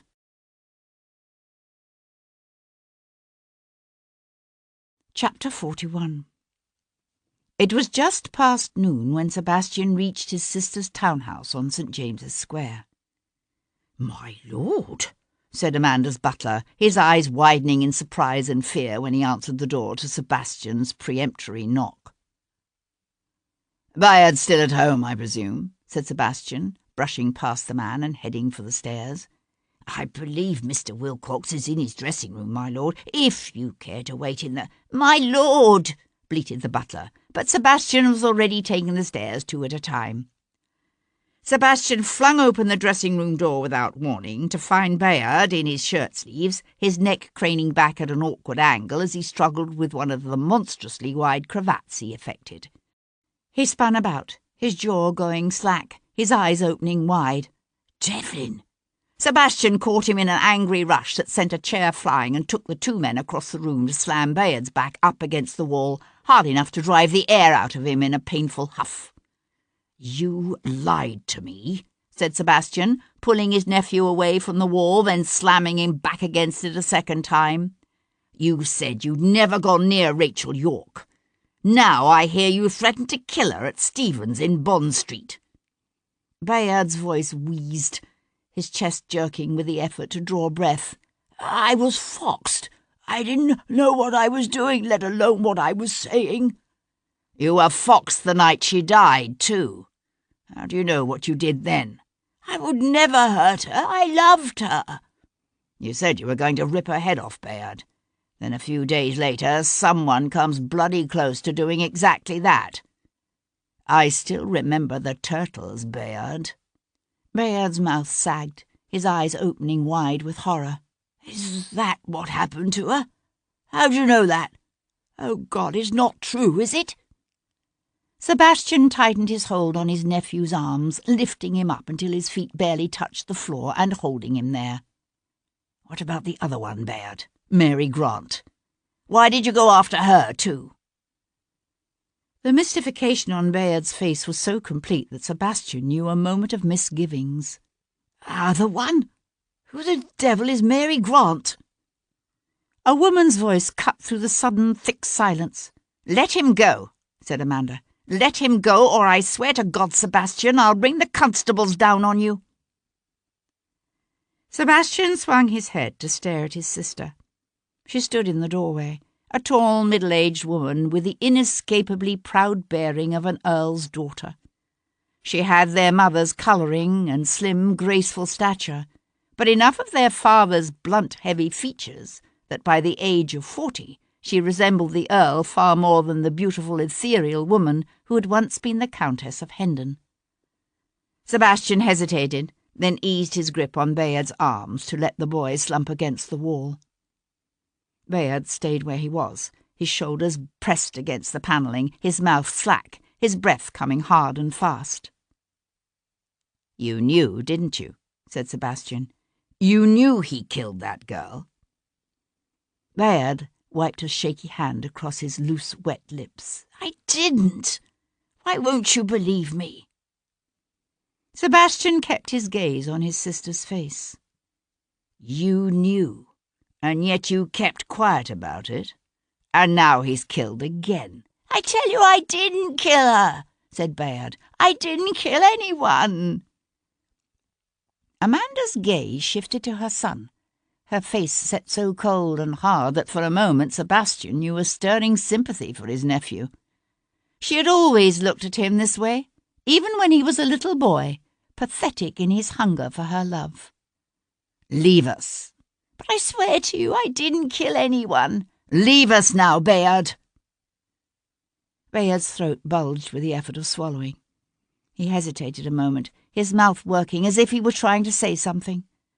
Then he ducked his head and pushed away from the wall, brushing past his mother in an awkward, ungainly rush from the room. Amanda watched him stumble toward the stairs, then brought her gaze back to Sebastian. The incident in Bond Street means nothing, she said. A boy's wild talk, that's all. Is that all it was? You know what he's like, Amanda. You've always known, even if you didn't want to admit it.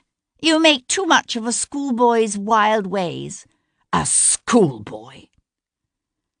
Amanda walked over to right the chair that had been knocked sideways in the struggle. Know this, Sebastian. I will not allow my son to be destroyed as a result of the inconsequential death of some worthless little bit of muslin who deserved everything she was given.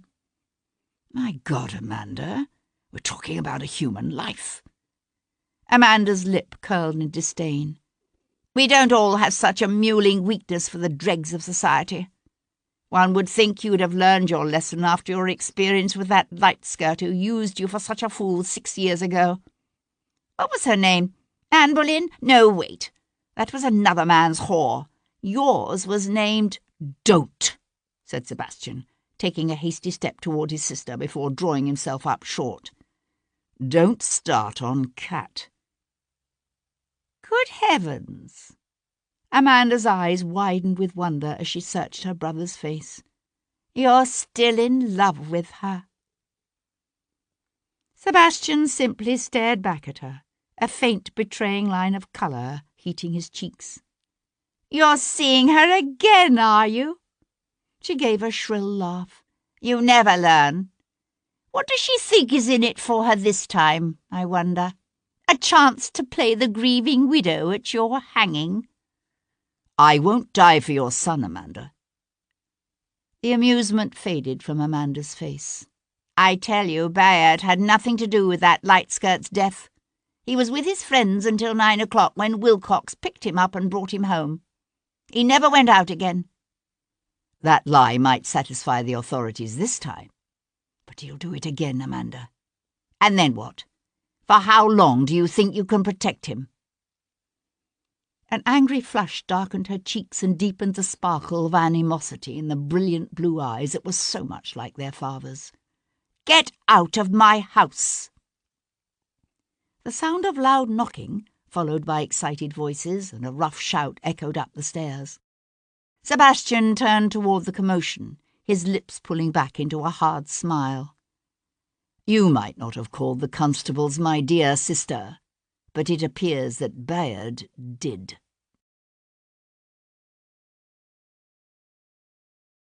Chapter 42. There were only 2 constables, both on the wrong side of 40, one tall and bone-lean, the other slow and fleshy.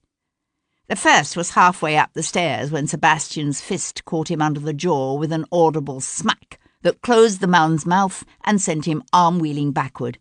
"I say," blustered the second just before Sebastian buried his fist in the man's soft gut. His eyes widened, and he doubled over with a wheezing whoomph.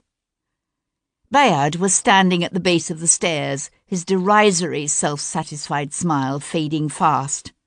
"You little bastard," said Sebastian, and punched him too, just for the bloody hell of it, on his way out the door. After that, Sebastian spent the next several hours attempting to disprove Bayard's alibi, only to discover that Bayard and his two companions had indeed spent the afternoon and evening of the previous Tuesday getting conspicuously and roaringly drunk at the Leather Bottle in Islington.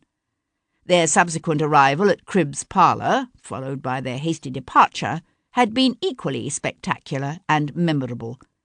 In fact, the doorman distinctly remembered helping to load the insensible young gentleman into his father's carriage. He even remembered the time, for the city's church bells had begun to toll 9 o'clock, just as the carriage pulled away. Tom found Sebastian in a coffee-house near the Rose and Crown, a tankard of ale cradled in his left hand, a blood-stained handkerchief wrapped around the knuckles of his right. "What'd you do to your hand?" "I hit something." "A bone box, you mean?" Tom said with a grin, and slid onto the opposite bench, a paper-wrapped Cornish pasty clutched in one fist. "Find out something on your nevvy?" Sebastian took a long, slow swallow of ale. "That he has an ironclad alibi." Tom looked up from tearing the paper off his pasty. "A what?" "An alibi. Veritable proof that he was somewhere else at the time of the crime. In this instance, passed out insensible in his father's arms." Sebastian stretched back on the bench. "My pool of suspects is rapidly diminishing. Bayard had the motive and means, but not apparently the opportunity to commit murder. Giorgio Donatelli had the opportunity, but no motive that I can see. Apart from the fact that nothing we've learned about the man suggests he's capable of such extreme violence. Lord Frederick claims he was with the Prince of Wales at the time of the killings, and while I haven't had a chance to verify that, I would assume at any rate that a man of his inclinations would be unlikely to indulge in our killer's particular form of necrophilia." "Necro what?" Sebastian glanced over at the boy's open, inquisitive face. "Never mind that one." "There's still the Frenchman," said Tom. He paused to take a bite of his pasty, but swallowed quickly before continuing. "And that actor, Hugh Gordon. All you got is his word for it that he was home studying his lines that night." "A love affair that went bad 2 years ago seems an unlikely motive for murder. But you're right, it wouldn't hurt to look into his movements that night. Why don't you ask around, see if any of his neighbours remember seeing him that night?" Tom nodded and swallowed the last of his pasty. "I got something interesting on your Lord Frederick. He went to see a friend last night. A young friend what has rooms in Stratton Street over Marylebone way." Sebastian drained his tankard and pushed it aside. "Who is he?" "Folks around there didn't seem to know. I take it he hasn't lived there long, so I followed him this morning. And?" "His name is Davis, Wesley Davis. Turns out he's a clerk at the Foreign Office." It was the hour of the fashionable promenade in Hyde Park, the hour when everyone with pretensions to being anyone was careful to be seen there, walking, trotting sedately along the Row on a showy hack, or bowling up the avenue in a suitably stylish curricle, phaeton, or barouche. The weather hadn't been particularly favourable lately, but that morning's bleak sunshine had melted what was left of the snow, helped along by a stiff wind that was still blowing hard enough to keep away the stinking yellow London fog. Society's finest were out in droves, bundled up to their stiff upper lips against the cold. Sebastian kept his hat pulled low and his scarf wrapped about his lower face, but his scruffy appearance still attracted more attention than he would have liked as he waited patiently beside the footpath, some 20 yards away from where Lord Frederick had paused to speak to a fawning matron and her blushing young daughter. He might be nearly 50 and a younger son, but Lord Frederick was still considered quite a catch for all that. His wife had, unfortunately, left most of her considerable fortune tied up in trust for their daughter, but everyone knew that the chances were more than even that the man would be made Prime Minister in just a few days' time. True, he'd shown no disposition to remarry in all the years since his wife's tragic death, but the recent marriage of his dearly loved only daughter had raised hopes in the bosoms of the metropolis's mammas, as well as among more than a few of society's more attractive widows. Surely, they realised, the need for female companionship would at long last inspire Lord Frederick to look about him for a wife, especially when one considered the pressing need for someone to play the part of his political hostess. Of course, they didn't know about the existence of one Mr. Wesley Davis of Stratton Street. Smiling smoothly, Lord Frederick extricated himself from the clutches of the two ambitious ladies, tipped his hat, bowed, and continued up the footpath. He wore buff-coloured doeskin breeches and a many-caped garrick, and carried an ivory-handled ebony walking-stick that swung idly in one hand as he headed toward Park Lane. Sebastian fell into step beside him. "I've a flintlock in me pocket big enough to blow a hole in your gut the size of a dinner plate, so don't you be getting any fancy ideas about hollering out or trying to skewer me with the fancy little sword you've got hidden in that cane of yours," Sebastian added when the man's fist tightened around his walking-stick. Fairchild relaxed his hold on the stick's ivory handle, but his expression remained calm and defiant. "Surely you don't expect to get away with armed robbery in broad daylight in the middle of Hyde Park?" "I don't want your bongs and giggles. All I wants is for us to have a little chat. Over there." Sebastian nodded toward a wooden bench set back amongst the shrubbery, beneath that chestnut tree. Lord Frederick hesitated a moment, then stepped off the footpath into the long wet grass.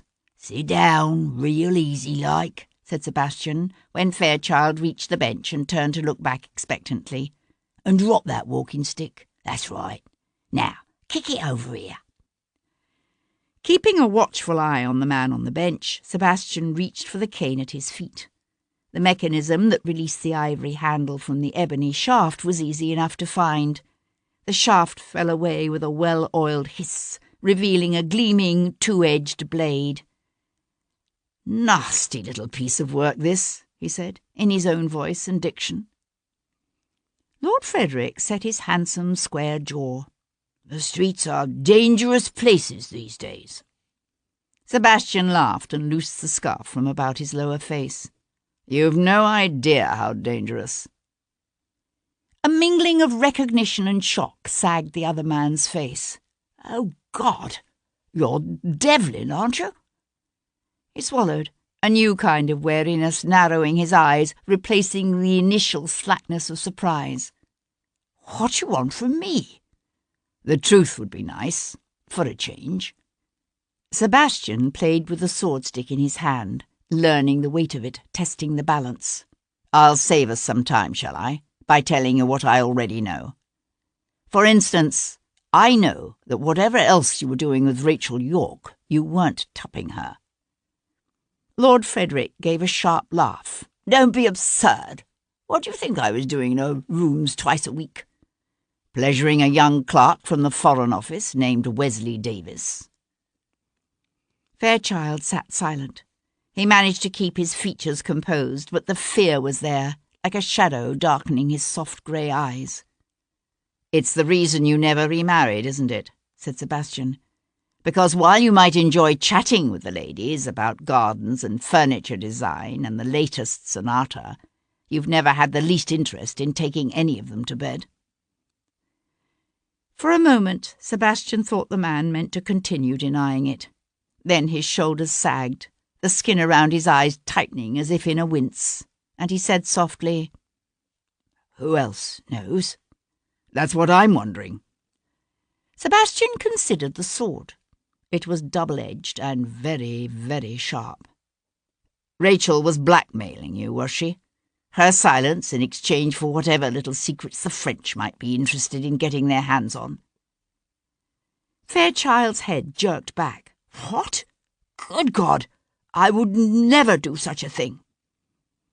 He sucked in a deep, angry breath that flared his nostrils. "What do you think? That because I favour peace with the French, that makes me a traitor? I'm against this war because it is destroying our country, not because I sympathise with Napoleon." He flung out one arm in an expansive sweep that encompassed the East End of London, his voice taking on the stentorian tones of a speaker in Parliament. "Look around you. Children are dying of starvation in our streets. Men by the tens of thousands have been thrown off the land their families worked for generations, while women who once made a decent living are now reduced to selling themselves in alleyways and under bridges. The price of a pound of bread has doubled in the last 20 years, while a typical working man's wages have fallen to almost half what they once were. And for what? So that a handful of industrialists and merchants can grow rich by lending their money to the government and equipping the armies that will be used to put the old-crowned tyrants of Europe back on their thrones?" It could have been an act, a performance intended to deceive, but Sebastian didn't think so. The man's entire being was practically throbbing with indignation and the fierce determination of the hopeless idealist. "Are you telling me Rachel York never asked you to pass her sensitive information?" Fairchild stared back at him, eyes widening with a horrified kind of revelation. "Good God! What is it you think? That I killed her? That she was threatening to blackmail me, so I shut her up?" "I might," said Sebastian, still playing with the sword. "Except for one thing." "What's that?" "Whoever killed her raped her." "Heavens!" Fairchild clasped his hands together between his knees and stared down at them for a moment. "I didn't know. Poor Rachel." He said it as if she had been his friend, and it came to Sebastian that in some strange way they probably were friends, this gentle, troubled nobleman, and the woman who had gone every Monday afternoon to sing to the babies in St. Jude's Foundling Home. After a moment, Fairchild looked up and said, "Are you quite certain she was working for the French?" "No, but everything I've found seems to point in that direction." Fairchild pursed his lips and pushed out a long, troubled breath. "A few weeks ago, Wesley's rooms were broken into. He had these letters I've written him, probably something like half a dozen of them." A faint hint of colour tinged his cheeks. "It was a foolish thing to have done, I know that now." "The letters were taken," said Sebastian, wondering if this Wesley Davis had also played a part in setting up Lord Frederick for blackmail. Fairchild nodded. "I was sick with worry. Rachel and I talked about it. She promised she'd deny everything if someone tried to use the letters against me, although we both knew it would do precious little good if it did come to that. Then last Friday she came to me. She said she'd discovered who had the letters and she knew someone who could get them back for me. Steal them, actually. For how much? £3,000. It was less than what she demanded from Hendon. And it came to Sebastian that there might very well have been others she'd approached, other rich, powerful men, one of whom might have decided to kill rather than pay for the secrets she had to offer. He studied the man who sat slumped on the bench, lost in his own thoughts. "Do you think she's the one who took the letters from Davis's rooms in the first place?" "Rachel?" Lord Frederick considered this for a moment, then shook his head. "I don't think so. Although the last few weeks she seemed afraid of something. I don't know what. She talked about going away, starting over someplace else." It fit with what the others had told him, Hugh Gordon and the Reverend Finlay at St. Jude's. "When were you supposed to meet her? Tuesday?" Fairchild's chest lifted with a weighty sigh. "I only wish I had. It's what she wanted, but it wasn't easy for me to raise that kind of money. I asked her to give me until Wednesday." He scrubbed one hand across his face, rubbing his eyes with his thumb and forefinger. "I was still getting the money together when I heard she'd been killed." "So who has the letters now?" His hand fell back to his side. He looked haggard, frightened. "I wish I knew. As soon as I heard what had happened to Rachel, I went past the lodging-house where she kept her rooms. I had some notion of going up and looking for them, but the constables were there. I didn't dare stop." Sebastian nodded. So Fairchild had gone to Dorset Court that day. But if he hadn't gone up to search Rachel's rooms, then who had? Fairchild jerked up from the bench and took an agitated step away before whirling back around. "If those letters are made public, I'll be ruined, absolutely ruined." Sebastian studied him dispassionately. "Did Rachel tell you who had the letters?" A faint flush touched the man's high aristocratic cheekbones. "Yes. Leo Pierpont." "Of course," said Sebastian. "I should have known." At the far end of the row, a young blade on a showy, white-marked chestnut set his mount cavorting. Sebastian lifted his head and watched the chestnut's 4 white stockings flash in the thin winter sunlight. And he knew it again, that tantalizing sensation of a thought hovering somewhere on the edges of consciousness, just beyond his grasp. Exactly who had she found to steal the letters from Pierpont? Did she say? The other man shook his head. "All I knew was that it had to be done while Pierpont was out of town for the week at Lord Edgeworth's country house down in Hampshire. She was hoping to be gone by Thursday before Pierpont had a chance to come back and find the letters missing. I could be wrong, but had the impression—" "Yes?" "He's the one she was afraid of. The one she was running away from." Sebastian glanced down at the gleaming blade in his hands. The sword-stick was a common enough weapon amongst London's noblemen.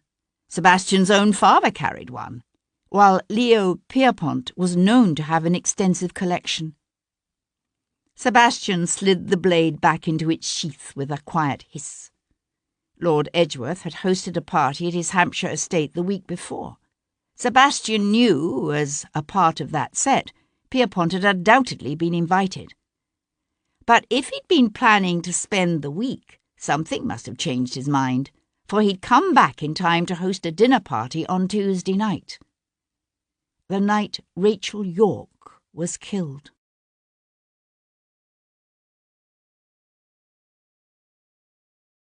Chapter 43.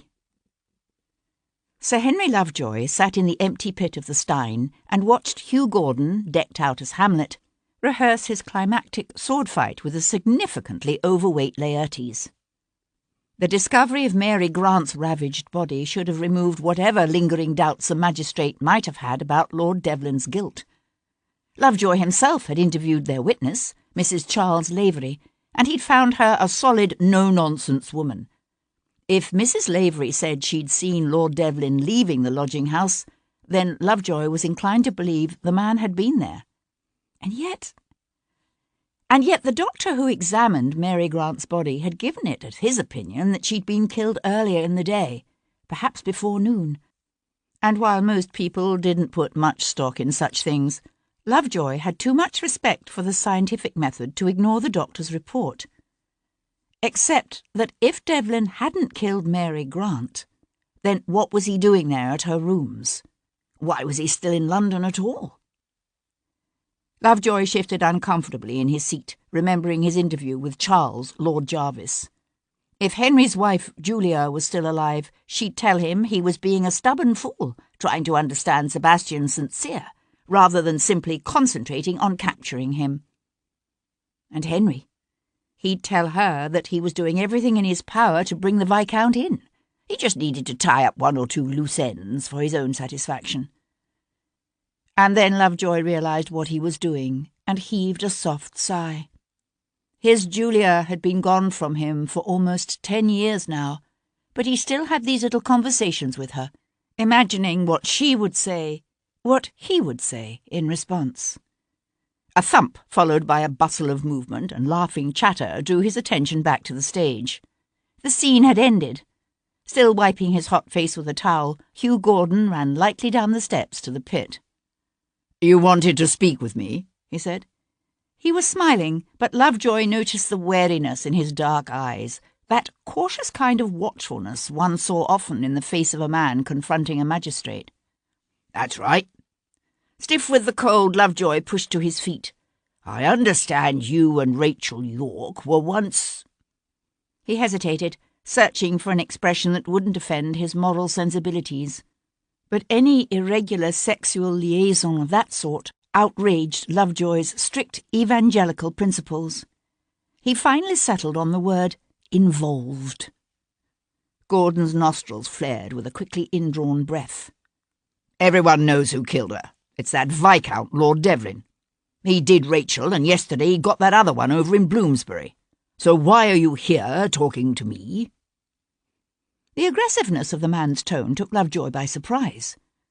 "We've been doing some checking into your background, Mr. Gordon, and we've discovered a few things which disturbed us. Such as— Does the name Adelaide Hunt mean anything to you?" The man hesitated, his jaw clenched as he considered his response. "You obviously know it does. I haven't seen the woman in years. What's she to do with anything?" "I understand you cut her up once, quite badly. In fact, you almost killed her." "She tell you that?" Lovejoy said nothing, just looked at the man expectantly. A muscle bunched along the actor's jaw. "I was defending myself. The bloody woman came at me with a bed warmer. Did she tell you that?" "As I understand it, you flew into a rage when she attempted to break off the relationship. She wielded the bed warmer to defend herself." "No charges were ever pressed. Now, were they?" Lovejoy drew in a deep breath scented with grease paint and the faint lingering tang of orange peels. "Some men make it a habit of cutting up women who try to break off with them. I understand you were particularly angry with Rachel York when she left you for another man." A faint flush darkened the actor's lean, handsome face. "So? That was almost 2 years ago now. What is it with you people? I explained all this to that other fellow." "What other fellow?" "The one who came around a couple of times asking questions about Rachel. First he claimed to be her cousin Simon Taylor from Worcestershire. Then he said he was a Bow Street runner." "What? What did this man look like?" Gordon shrugged. "Tall, lean, dark. Younger than he was trying to make himself look. Dressed rather scruffy." Lovejoy felt a quickening of interest verging on excitement. "See, Julia," he thought, "this stubborn fool is onto something after all." For the description fit almost perfectly with that of the man seen leaving Mary Grant's lodgings. The man identified by Mrs. Charles Lavery as Viscount Devlin. Edward Maitland was coming down the public office's front steps when Sir Henry Lovejoy made it back to Queen's Square. "I want you to set a couple of men to watch Hugh Gordon, both at the theatre and at home," said Lovejoy. The constable drew up in surprise. "What? You don't seriously think Gordon is our man?" Lovejoy hadn't entirely discounted the possibility, but he wasn't about to go into all that with Maitland. "No, I don't. But Devlin seems to have developed an interest in him. He's already approached Gordon twice, and he may try to do so again. I want us to be ready for him."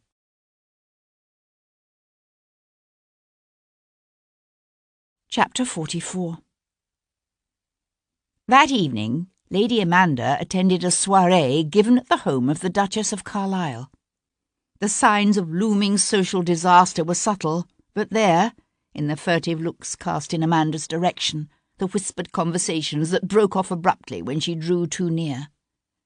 Amanda felt a cold anger hardening her heart as she moved with easy determination amidst the steely-eyed matrons and turbaned dowagers.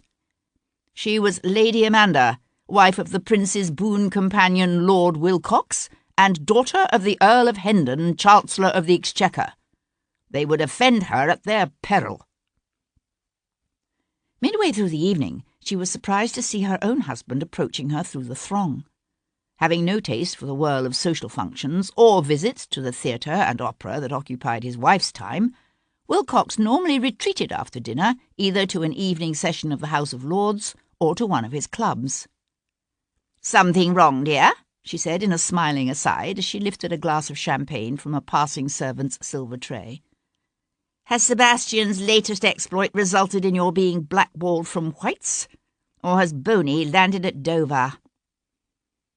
Wilcox's habitual placid smile was firmly in place, but his eyes were grave. "Bayard tells me his uncle paid you a visit this afternoon." Even as he spoke, he kept his gaze moving casually over the glittering crowd. "Is that wise, my dear?" "Really, Martin, do you seriously think I had extended Devlin an invitation? Suggested he might want to hide out in the carriage house, or perhaps pose as one of our footmen?" "No, I suppose not." For one telling moment, Wilcox's smile slipped. "Where the devil is he hiding, anyway?" "He didn't happen to mention it. But unless I miss my guess, he's taken refuge with that light skirt he made such a fool of himself over when he first came down from Oxford." Wilcox swung his head to stare at her. "You can't be serious." "Oh, but I am." Amanda set aside her glass. "Ah, there's Lady Bainbridge. Do excuse me, dear." And she left him then, to make use of the information or not, as he chose. Sebastian watched Leo Pierpont rein in before the open door of his carriage house. Night came early to the streets of London in February. By 4, the mews and the gardens leading up to the house were already dark. "Gilles!" the Frenchman shouted, his voice echoing hollowly in the cold stillness. "Gilles, où es-tu?" He waited expectantly. "Charles?" Swearing to himself, he swung from the saddle to lead the tired chestnut into the stables. He lit the lamp suspended from the rafters, glanced around the softly lit area, then said, "Merde," under his breath, and reached to unbuckle his cinch. From the shadows of an empty stall at the end of the row, Sebastian waited, listening to the muttered grunts of a man unused to the task of unsaddling and grooming his own horse. The smell of warming oil mingled with the scents of hay and oats and horseflesh. In a nearby stall, one of Pierpont's carriage horses moved restlessly. Slipping the flintlock pistol from his pocket, Sebastian crept to where the Frenchman, still grumbling, crouched to run a currycomb over his chestnut's wet belly. Sebastian held out the pistol until the muzzle was scant inches from Pierpont's ear. At the sound of the hammer being pulled back, Pierpont froze. "Move very carefully, Monsieur Pierpont."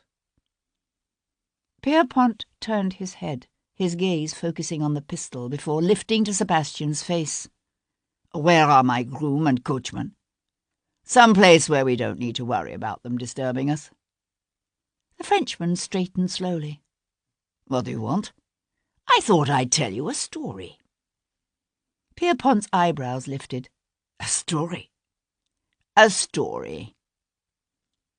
Sebastian settled back against the edge of a bale of hay, the pistol still held loosely in his hand. "It goes something like this. Once upon a time, in a place we'll call Windsor Castle, there lived a mad old king." How original. "Yes, isn't it?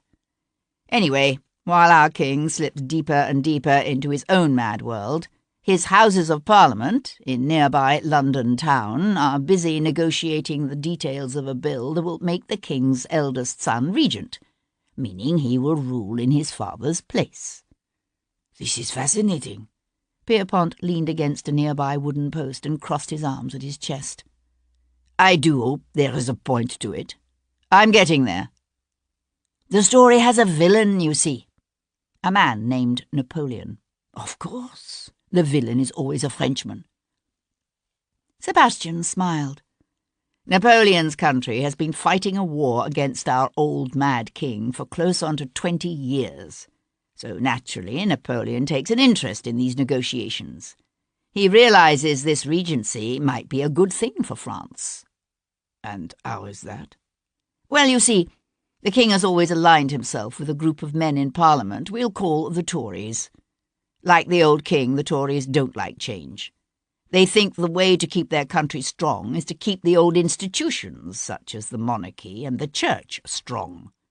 And because they're making a tidy profit out of the war, The last thing they want is any kind of peace treaty with our villain Napoleon. War can be quite lucrative, for some. But our future regent, the prince, has surrounded himself with men who adhere to another party. Let's call them the Whigs, shall we? Now, these Whigs, they tend to look to the future rather than the past. They believe that if their country is to prosper and remain strong, there must be changes. They see that while this long, costly war has made some men very, very rich, the common people of the country have suffered. Terribly. So they say, why are we fighting this war? Napoleon is over there in his country. We're over here in ours. We're the ones who declared war on him. Why don't we simply end this madness and have peace? Why not, indeed, said Pierpont with a tight smile. Now, our villain, Napoleon, he's not particularly anxious to continue this war either. He's looking forward to negotiating a peace treaty with the Whigs when they come to power. But because he's a clever man, he decides it would be a good idea to increase his bargaining position. It occurs to him that one way to do that would be to have some kind of leverage with the gentleman everyone assumes will become Prime Minister when our prince forms his new government. Sebastian paused.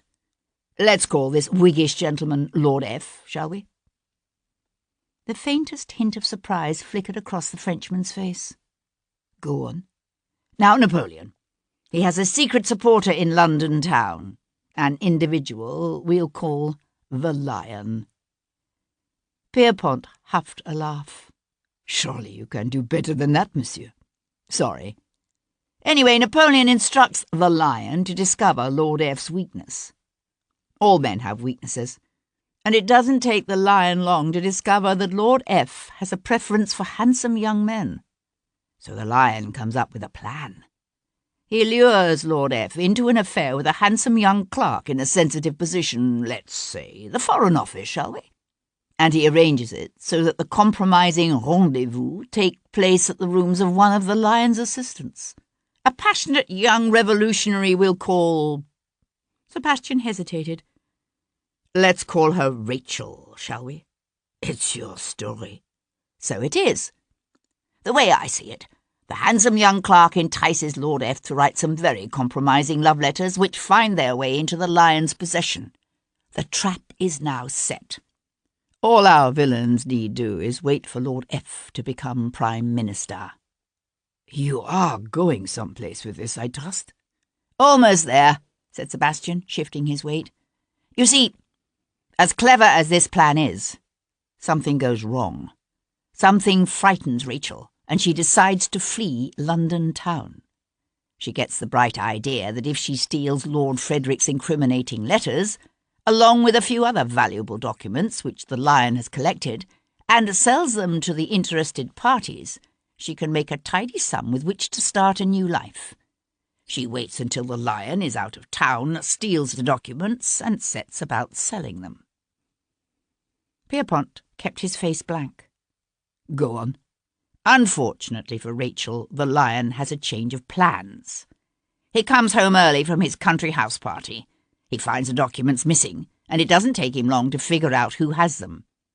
He follows Rachel to a meeting she has set up at St. Matthew of the Fields, and he kills her there in a very, very nasty way. As a warning, perhaps, to his other assistants, lest they be inclined to get similar bright ideas in the future. Pierpont let his arms dangle loosely at his sides. It's an entertaining story, Monsieur le Vicomte. You ought to consider writing for the stage, or for children. But a story is all you have. You have no proof, and no idea at all of what you're really caught up in. You're a fool. You should have left London days ago while you still could.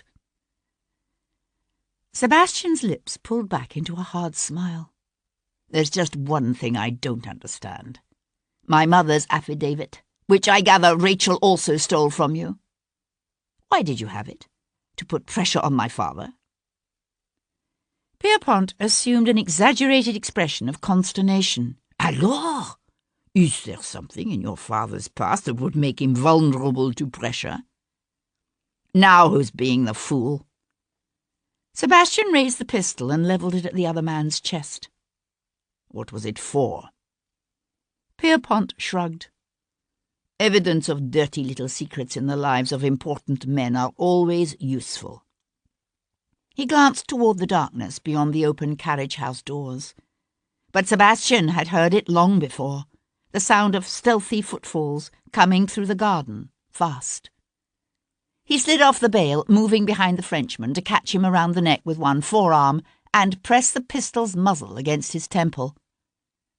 "Tell them to pull back," Sebastian whispered, then added, "Now," when Pierpont hesitated.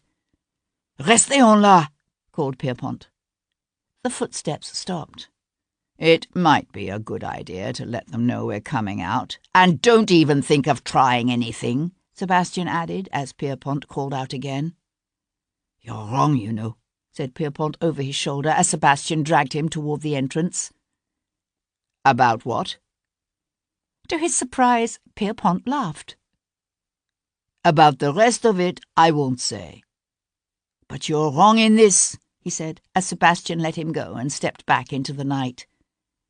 "I didn't kill Rachel York."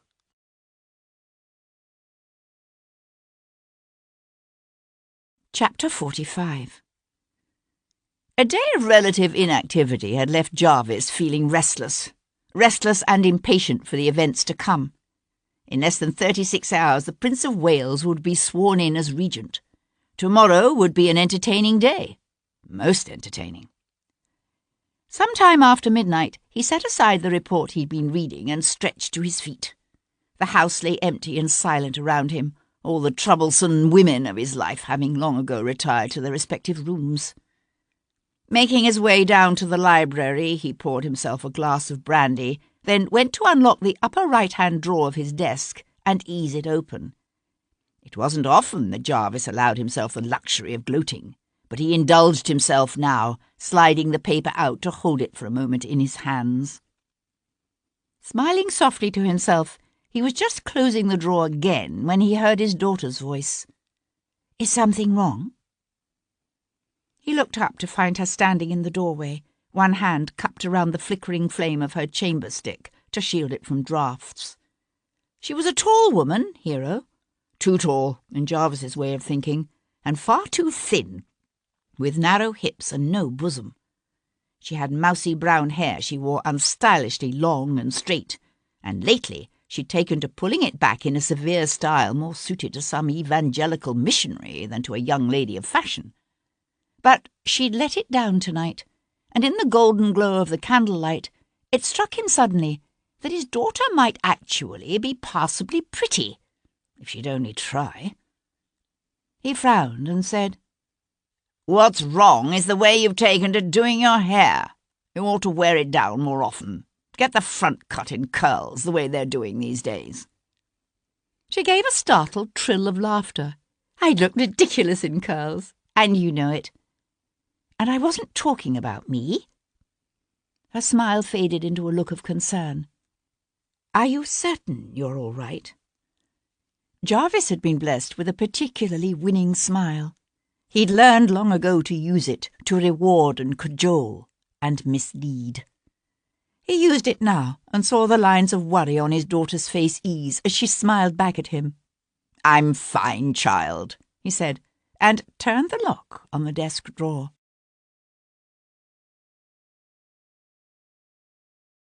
Chapter 46.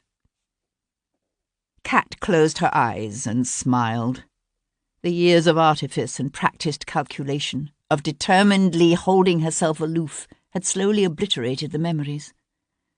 She had forgotten what it could be like, forgotten the warm inner glow of joy that could come from palms sliding over beloved sweat-slicked skin.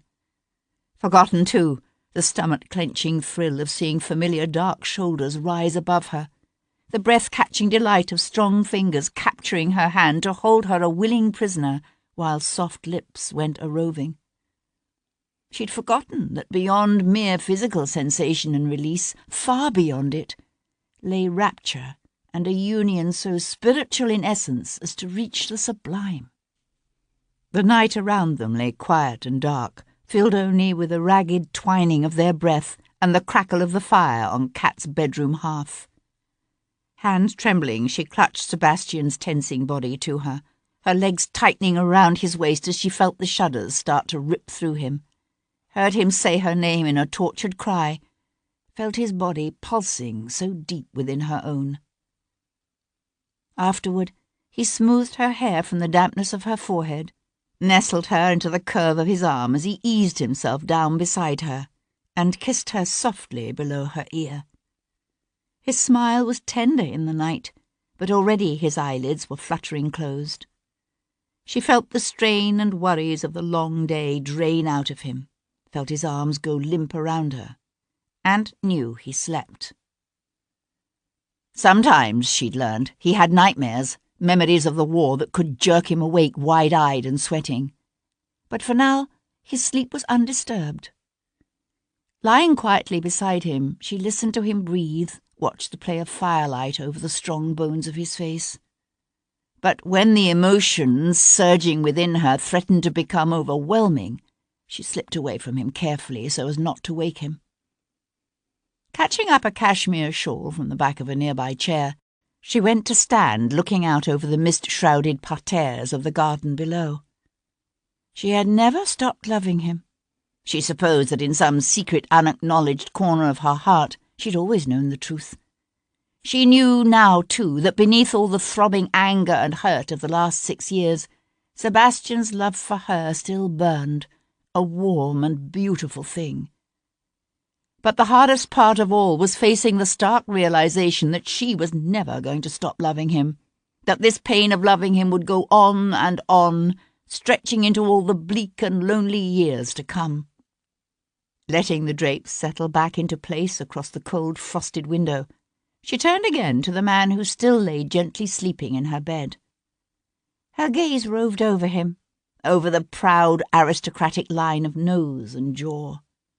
For one weak moment, she allowed herself to fall into a dangerous reverie, a seductive fantasy in which she imagined the future that could be theirs together if Sebastian were never to clear himself of this terrible crime of which he'd been accused. If, rather than someday, taking his place as the Earl of Hendon, he were to remain a fugitive forever. But she stopped short of actually wishing it might be, although a sigh stretched her chest and tears she would never let fall stung her eyes. For it was because Kat loved Sebastian so much that she had driven him from her 6 years ago. And she knew well this man she loved. She knew that as long as there was breath within him, Sebastian would keep fighting to clear his name. Or die trying.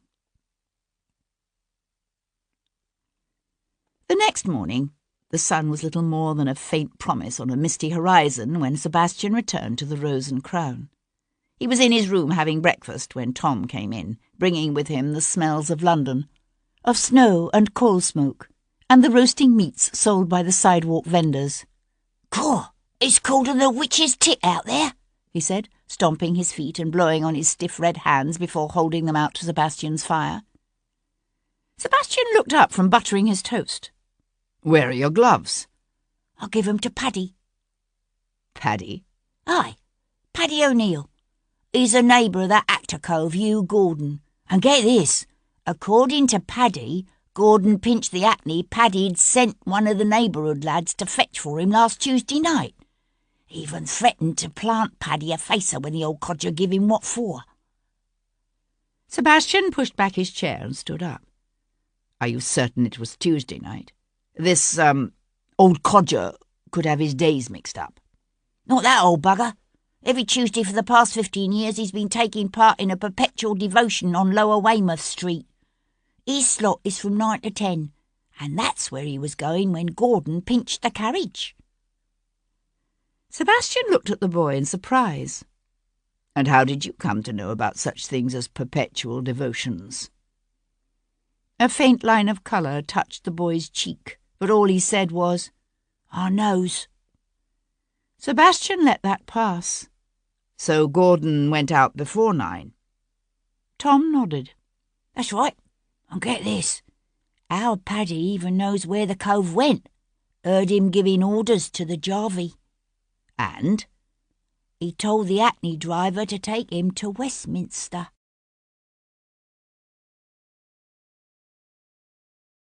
Chapter 47.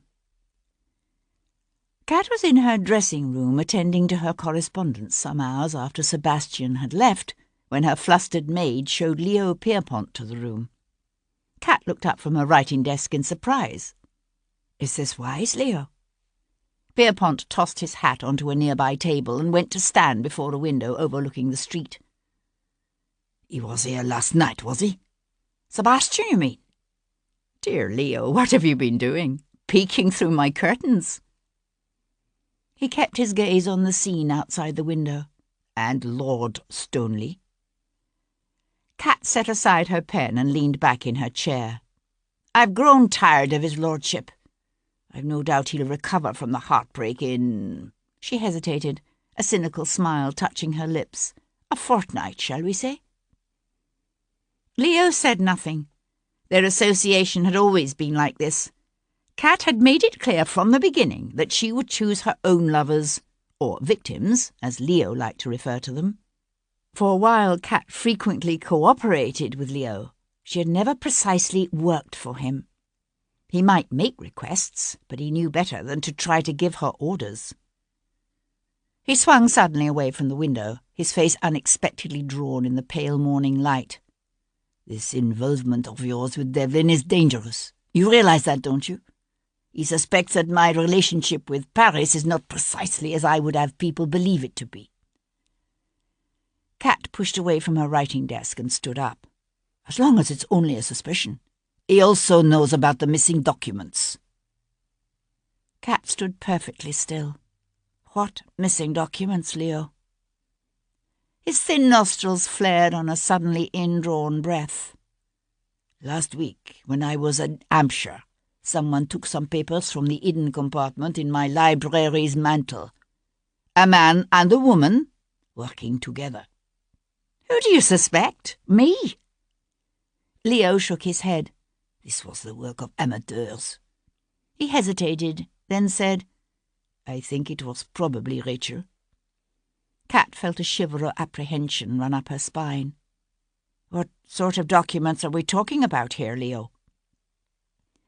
One of his shoulders twitched in a typically Gallic gesture. "Love letters from Lord Frederick to a handsome young clerk in the Foreign Office. The birth certificate of a child born on the continent some years ago to Princess Caroline. That sort of thing." "What else?" Amusement suddenly lightened his intense grey eyes. "You don't really expect me to tell you, now do you, mon ami?" Kat didn't smile. "Anything that implicates me." He shook his head. "No, you should be safe enough. Unless you do something foolish. I, on the other hand, might find it prudent to leave London precipitously. If so, I'll try to send you word." "You know where to go?" "Yes. It had all been arranged before, including the name of the out-of-the-way inn south of town where she would try to meet with him, if possible, should he be forced to flee England." Kat watched him reach for his hat. This theft of what must have been a valuable cache of documents cast Rachel's death in a new, sinister light. "Tell me something, Leo. Why did you return early from Lord Edgeworth's country house party last Tuesday?" He swung to look back at her. "I received word that an emissary from Paris would be contacting me. Why?" "So you were meeting with him during the hour or so that you neglected your guests?" "Yes. He arrived earlier than I expected." Leo cocked his head, his assessing gaze studying her face. "Are you back to thinking that I killed Rachel, "It would appear you had reason." Pierpont settled his hat on his head. "So did your young Viscount." "Did he? And how's that?" The Frenchman smiled. "Ask him." Sebastian was just leaving the Rose and Crown and heading toward Covent Garden when a scruffy boy of about 8 came running after him with a note from Paul Gibson. "Come see me when you get the chance," the Irishman had written in a hasty scrawl. "I'll be at the Chalk Street Almshouse until noon." Tossing the boy a penny, Sebastian hesitated, then turned his steps toward the East End.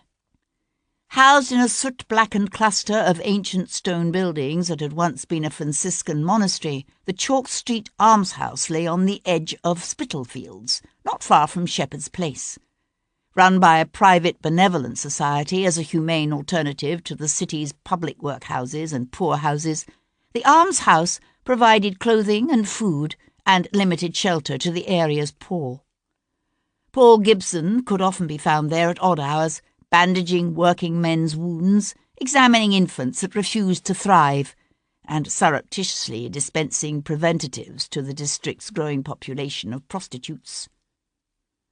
"They get younger and younger every year," said Gibson with a sigh, as he drew Sebastian into the small unheated alcove allotted to him by the almshouse directors. "I don't think I've seen one over the age of 16 today." Through the room's single, grime-encrusted leaded window, Sebastian watched the doctor's last patient dart furtively across the street. The girl looked all of 12. "It's not a vocation conducive to longevity." "Unfortunately, no," said Gibson, his eyes blessedly clear and bright this morning. "It occurred to me the area's filles de joie might be a good source of information about gentlemen with certain vile tastes, but I haven't turned up anything of use in that respect so far." Gibson wiped his hands on a towel and went to close the door to the cabinet where he kept a few meagre supplies. "There is one thing I thought you should know about, though. I've had this nagging feeling ever since I finished Rachel York's autopsy. This feeling that I was overlooking something. For the longest time I couldn't figure out what it was. But then, last night, when I was giving my lecture at St. Thomas's on musculature, it came to me." Sebastian swung away from the window, his gaze searching his friend's face. "What's that?"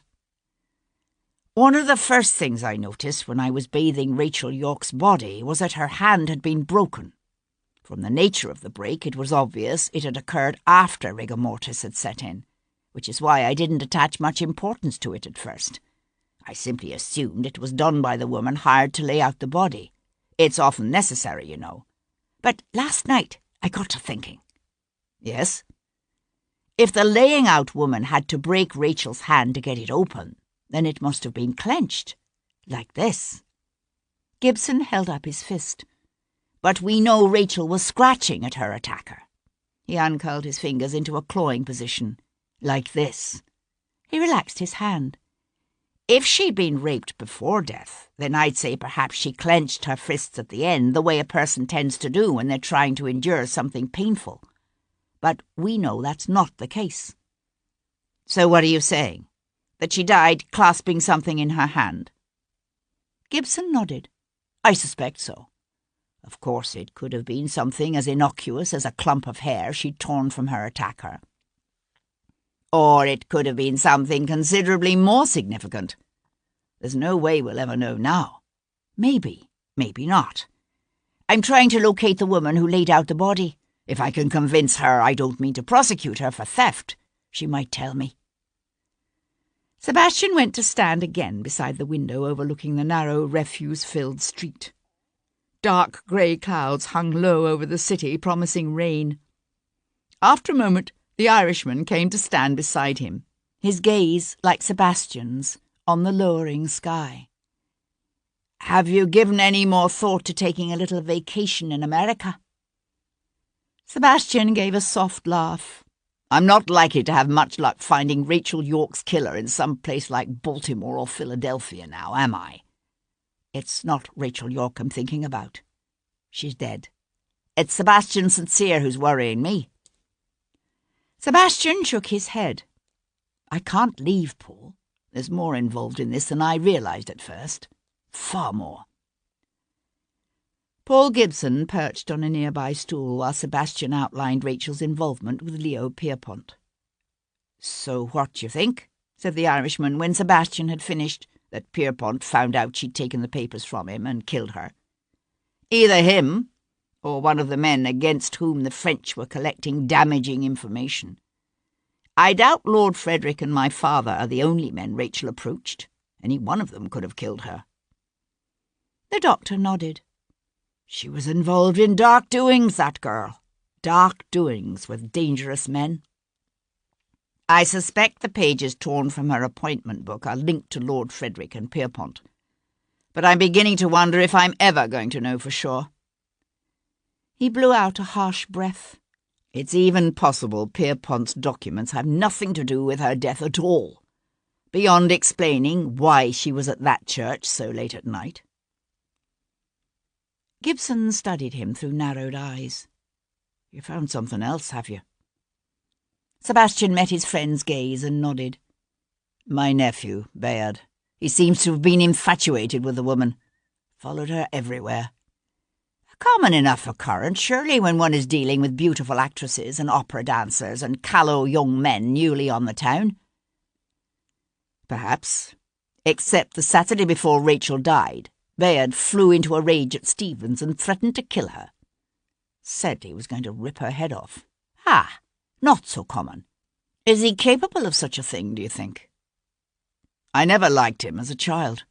He could be cruel. Vicious, even. Sebastian let his voice trail off. Yet it doesn't seem possible that he could have done it, given that he spent the evening in a very public display of riotous excess before passing out in front of Cribb's parlour. His own father took him home. Gibson sat silent for a moment, lost in thought.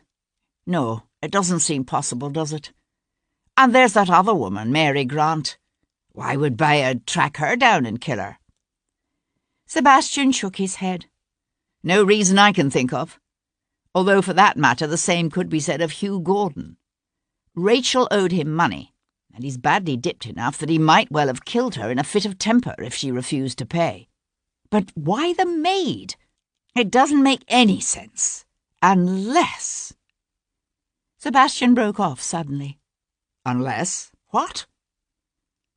Sebastian sat forward suddenly. Unless Gordon hunted Mary Grant down because he was looking for the papers Rachel had taken. Think about it. Gordon knew Rachel was involved with Pierpont and the French. What if he also knew she'd stolen the documents and was planning to sell them? He might well have decided to get his hands on them and sell them himself. And where does Mr. Gordon say he was last Tuesday night? Sebastian pushed away from the stool. He says he was at home studying his lines. But according to a cranky old Irishman named Paddy O'Neill, Gordon went off in a hackney just before 9 o'clock. Any idea where he went? Sebastian smiled. Westminster. Sebastian found Hugh Gordon in a cloth warehouse in the Haymarket, where the actor was inspecting an array of Bath superfine on a shelf against the side wall. "Oh, God, it's you again," he said when Sebastian came to stand beside him. "What the devil do you want now?" "How about the truth for a change?" Sebastian leaned against the nearby dark-panelled wall and smiled. "You followed Rachel to St. Matthew's last Tuesday night, didn't you?" "What?" Gordon glanced nervously over his shoulder. "Of course not. I told you I was at home last Tuesday night studying lines." "That's not what Paddy O'Neill says." "Paddy? What the hell has that dotty old Irishman to do with this?" "He says you pinched the hackney he'd called that night and took it to Westminster." "He's lying." "Is he? You needed money. Lots of money. More even than Rachel owed you. I think you found out about the documents Rachel took from Pierpont and came up with the bright idea of scaring her into giving them to you. Only she refused." Sebastian leaned in close and lowered his voice. "That's when you grabbed her, wasn't it? Maybe even gave her a shake, just like you used to do. Only this time Rachel fought back, tried to claw your eyes out, so you backhanded her."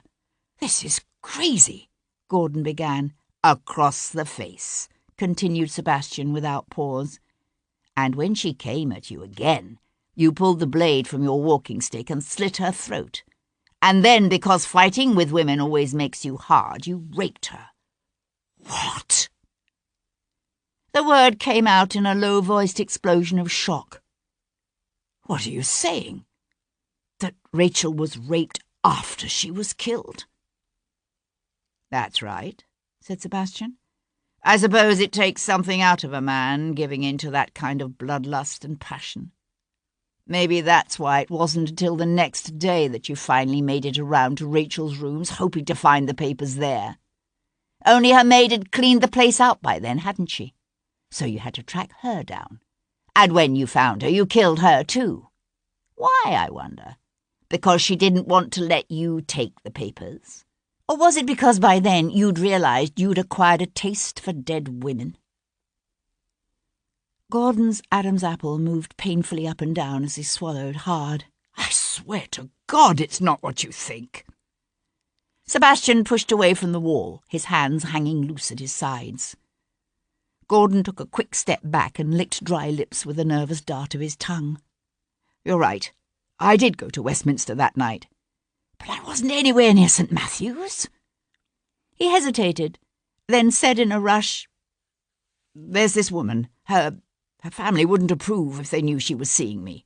So we meet at an inn, a place near the Abbey. The Three Feathers, it's called. We were there half the night. You can check with the innkeeper if you want." Sebastian nodded. It would be easy enough, as the man said, to check. A flicker of movement in the street drew Sebastian's attention to the shop's bowed front window. It had begun to rain, a fine mist slowly turning the pavement dark and wet. He glanced back at the actor. Hugh Gordon, too, was watching the street. Sebastian studied the man's suddenly heightened colour. It occurred to him that while Gordon had expressed shock at the idea that Rachel had been raped after death, he had shown no surprise when Sebastian mentioned the documents taken from Pierpont. "And yet you did know about the papers Rachel took from Pierpont?" Gordon jerked. "All right, yes, I did know. Rachel let it slip when I was pressing her for the money, but I swear to God I didn't kill her." Sebastian shifted so that the actor was between him and the shop's front door. "Who else knew Rachel had those papers?" "I don't know. How could I?" "Why don't you ask her lover?" The actor's lower lip protruded in a pronounced sneer. "He ought to know. After all, he helped her steal them." A man hovered just outside the shop door. He had his head turned so that Sebastian could see little of his face. But there was something familiar about the set of his shoulders, the angle of his jaw. "Her lover," said Sebastian sharply. "Who? What's the man's name?" "Donatelli. Giorgio Donatelli," said the actor, just as Edward Maitland, followed by another constable, came hurtling through the shop's front door.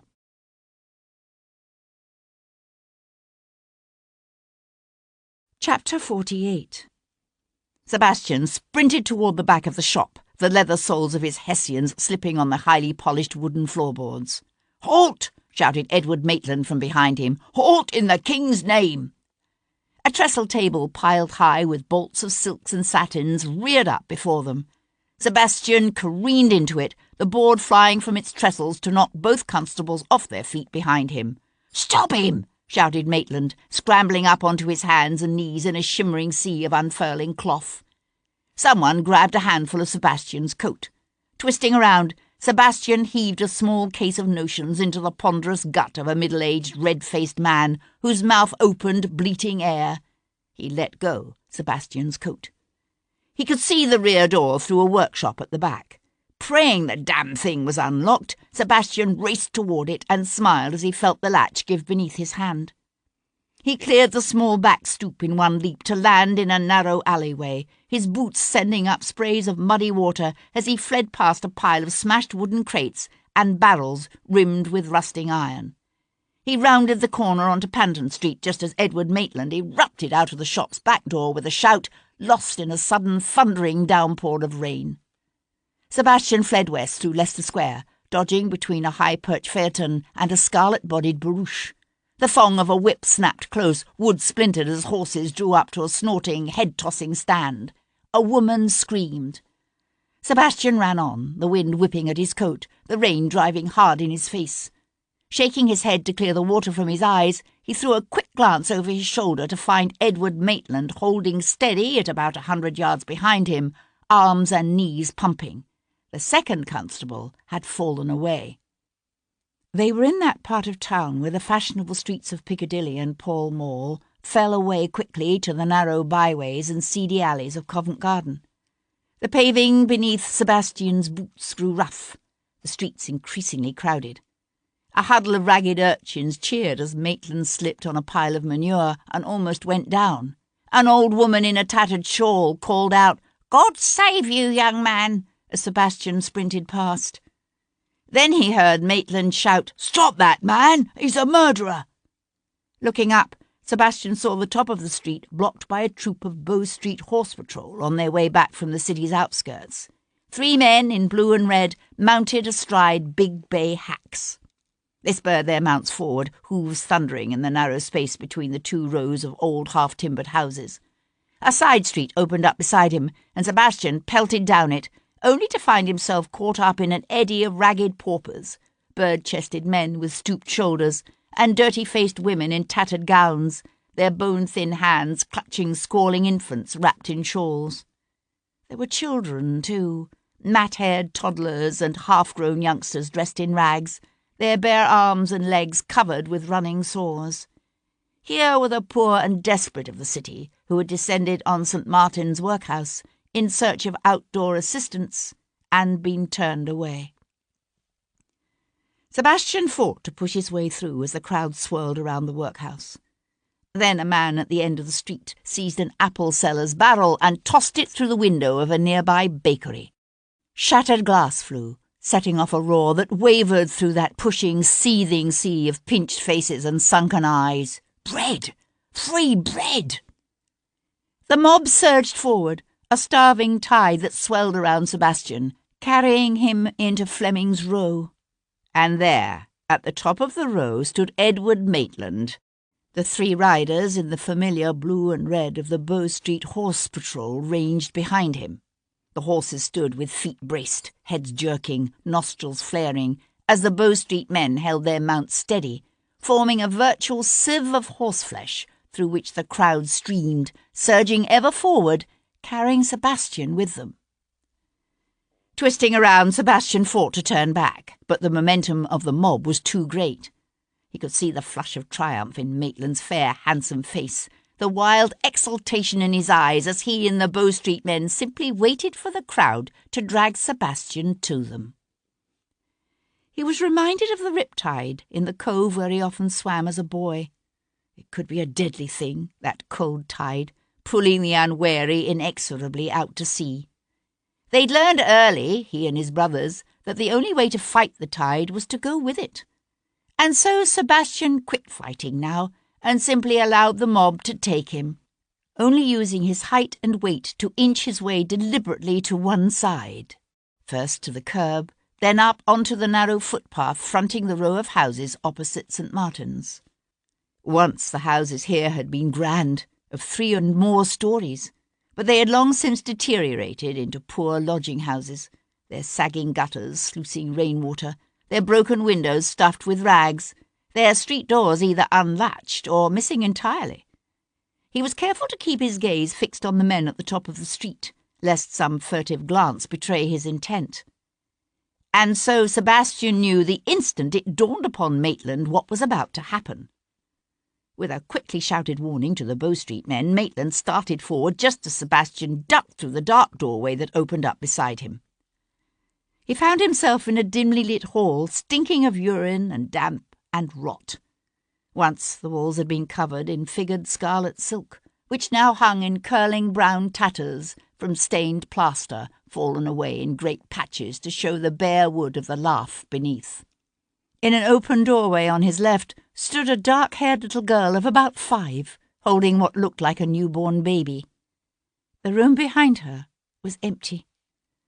She just stood there, silent and wide-eyed, and watched as Sebastian sprinted down the hall past the broken banisters and bare sagging steps of what had once been a grand sweeping staircase. The back door stood half ajar, and Sebastian slammed through it on a run. Leaping off the broken stoop, he crossed a small yard bordered on 2 sides by looming high brick walls, and strewn with broken tiles and staved-in barrels and moulding, stinking piles of refuse. What had once been a coach-house lay at the bottom of the yard, but when Sebastian pushed against its iron-bound oak door, he found it locked. "Bloody hell," he swore, pounding one fist against the stout panels. From the street on the far side of the house came shouts and the sudden insistent ringing of the alarm bell. "Bloody hell," he said again, swinging around, his shoulders pressing back against the door. Beside him, a set of outside steps curled up to the loft. Pushing off, he bolted up the stairs. The hutch door at the top was locked too. Sebastian kicked out once, twice. Wood splintered beneath his boot and the door swung inward on creaking hinges. The loft was a crudely partitioned space. He crossed the room. Mouldering piles of old hay crunched beneath his boots and sent up dust clouds to dance in the dim shaft of light filtering through the grime and cobweb-choked casement opposite. Throwing open the window, Sebastian swung first one leg, then the other over the sill, and eased himself through the narrow space. The rain was coming down harder again, striking his bare face with cold, needle-like stabs. Lowering the weight of his body on his stretched arms, Sebastian sucked in a deep breath and let himself drop. He hit the slimy pavement below in a roll and came up at a run, his feet slipping and sliding on a sour-smelling sludge of rotten cabbage leaves and old straw and unidentifiable muck. Ahead, the broken arch of the old mews opened up onto a side lane, the crowd thin enough here that he could push his way through, heading away from the workhouse and Maitland and the Bow Street Horse Patrol. From somewhere behind him came a shout, then another, and the renewed ringing of the alarm bell. Sebastian ducked his head against the rain and walked on, just another ragged, wet, grime-smeared man, unremarkable, except for his height and the lean good health of his frame.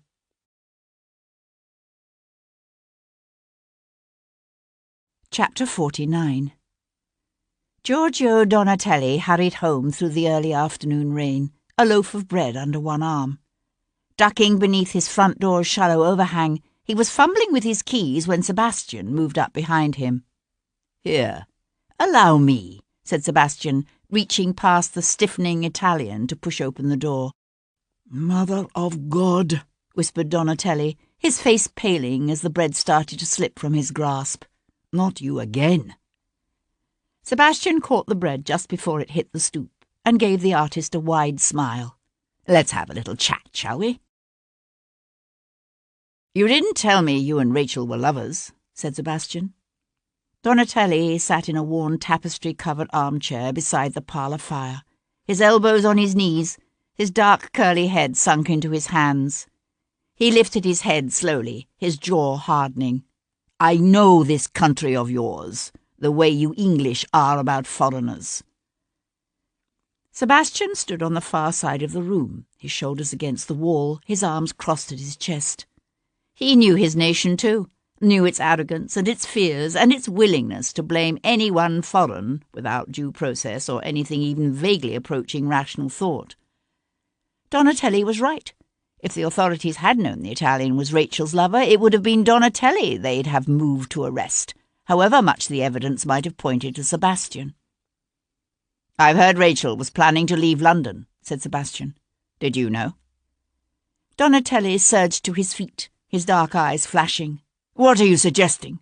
That she was planning to leave me? That I flew into a jealous rage when I found out and killed her? Mother of God, of course I knew! She was carrying my baby." Sebastian held himself very still. "So you were both planning to leave, is that it? Why? After years of struggling, you're finally being offered more commissions than you can handle, while Rachel had a promising career ahead of her on the London stage. Why would either of you want to throw all that away?" Donatelli went to stand beside the hearth, one hand resting on the mantel, his gaze on the fire. After a moment, he let his breath out in a long sigh, and it was as if he let go all his rage with it. "We were going to Italy, to Rome. Rachel was afraid of something, I don't know what. She wouldn't tell me what it was. She said it was better I didn't know." "But you knew she was passing whatever information she picked up from her lovers to the French, via Pierpont?" Donatelli nodded, his lip curling in disdain. It's amazing the things men will let slip in an effort to impress a beautiful woman. Sebastian studied the other man's strong profile. He wondered at the sanguinity with which the painter could discuss the woman he loved flirting with other men, perhaps even coaxing them into her bed in her quest for information. Did you know she stole a collection of documents from Pierpont? Donatelli nodded, his gaze still fixed on the glowing coals. God forgive me, I even helped her. Last Sunday, while Pierpont was in the country, I distracted the butler while she slipped into Pierpont's library. She knew right where he kept them, in a secret compartment in the mantelpiece. He'd had just such a hiding place contrived for her, you see, in her rooms in Dorset Court. Exactly how many documents did she take? Donatelli shrugged. I know there was an envelope containing some half-dozen of Lord Frederick's letters, but that wasn't all. I think she was planning to contact 3 or 4 different people. I don't know for sure. I didn't want any part of it. I told her it was dangerous what she was doing, that it was like blackmail. But she said it wasn't, that the people she was selling those papers to would be glad to get them. His voice trailed away into a tortured whisper. I was afraid something like this would happen. And yet you went looking for the papers yourself when you knew she was dead, said Sebastian. He was remembering what Kat had told him about the young man who'd searched Rachel's rooms the morning after her death. The young man with a key. Donatelli glanced around, dark colour staining his high cheekbones. I was afraid that whoever had killed Rachel would come after me too. I thought maybe if I had the documents, if I could give them to him. Give them to whom? Said Sebastian sharply. Pierpont. Do you think he knew it was Rachel who took the papers from his house? Perhaps. I wouldn't be surprised if he'd noticed something was wrong these last few weeks. She wasn't herself. Because of what she was doing for Pierpont? I don't think so. She was proud of what she did, of the part she was playing in the fight to bring republicanism and social justice to this country. But then... Then what? I don't know. It was as if someone was making her do something she didn't want to do, something that frightened her. When she found out about the baby...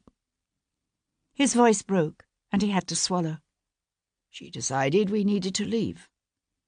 That's when she came up with the idea of taking the documents from Pierpont and selling them, so we'd have money to start over in Rome. Do you think someone discovered she was passing secrets to the French?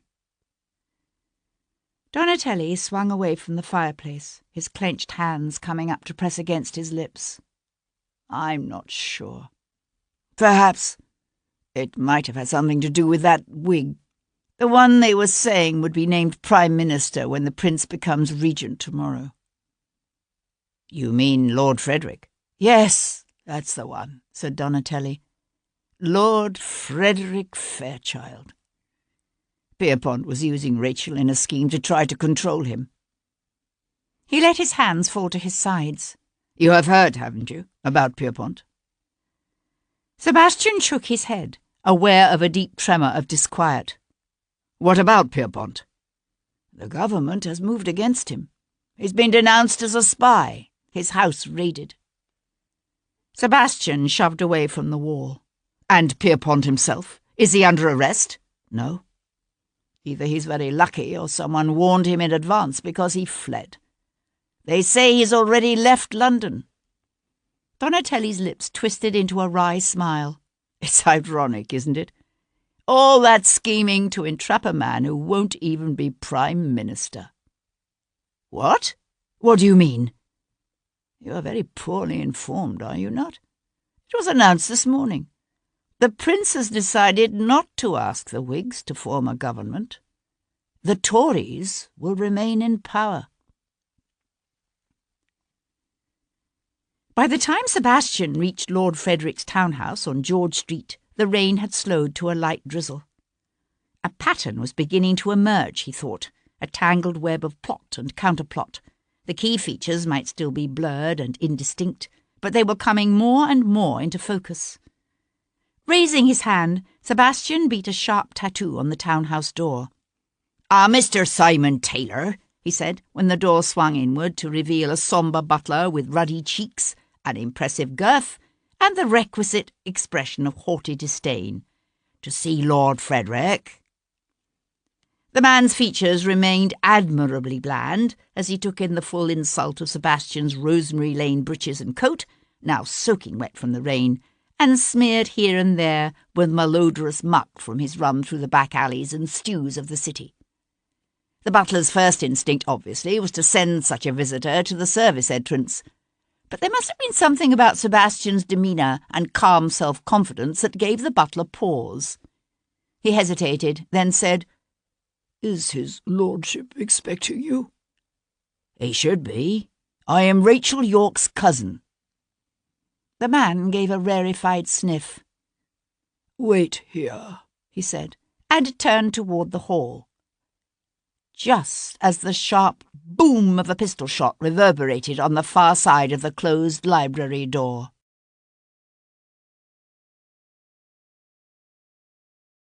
Chapter 50.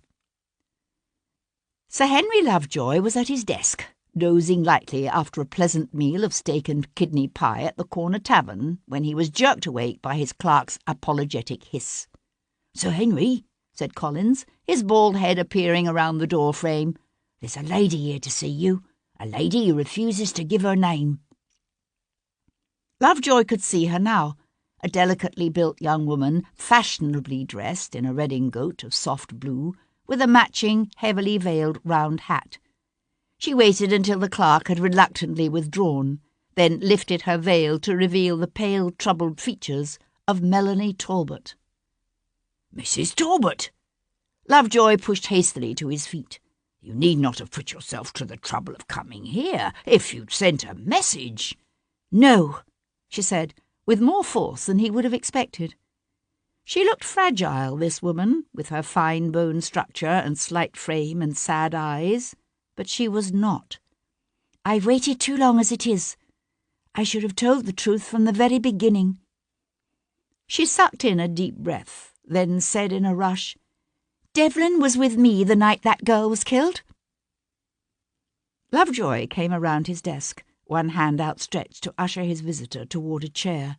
"Mrs. Talbot, I understand your desire to help the Viscount, but believe me when I say that this is entirely unnecessary." "Unnecessary?" She jerked away from him, her blue eyes flashing with unexpected fire. "What do you think? That I'm making this up? John swore he'd kill me if he ever found out I'd seen Sebastian again. Do you think I would risk that? For a lie?" Lovejoy stopped, his hand falling to his side, all the old doubts about this case blooming anew within him. "What are you saying? That you met Lord Devlin last Tuesday evening despite your husband's prohibition?" She went to stand before the window overlooking the square. "John told me about the duel, bragged about it, about how he was going to kill Sebastian." "So you, what, thought to warn his lordship that your husband intended to shoot to kill? Surely his lordship was aware of that."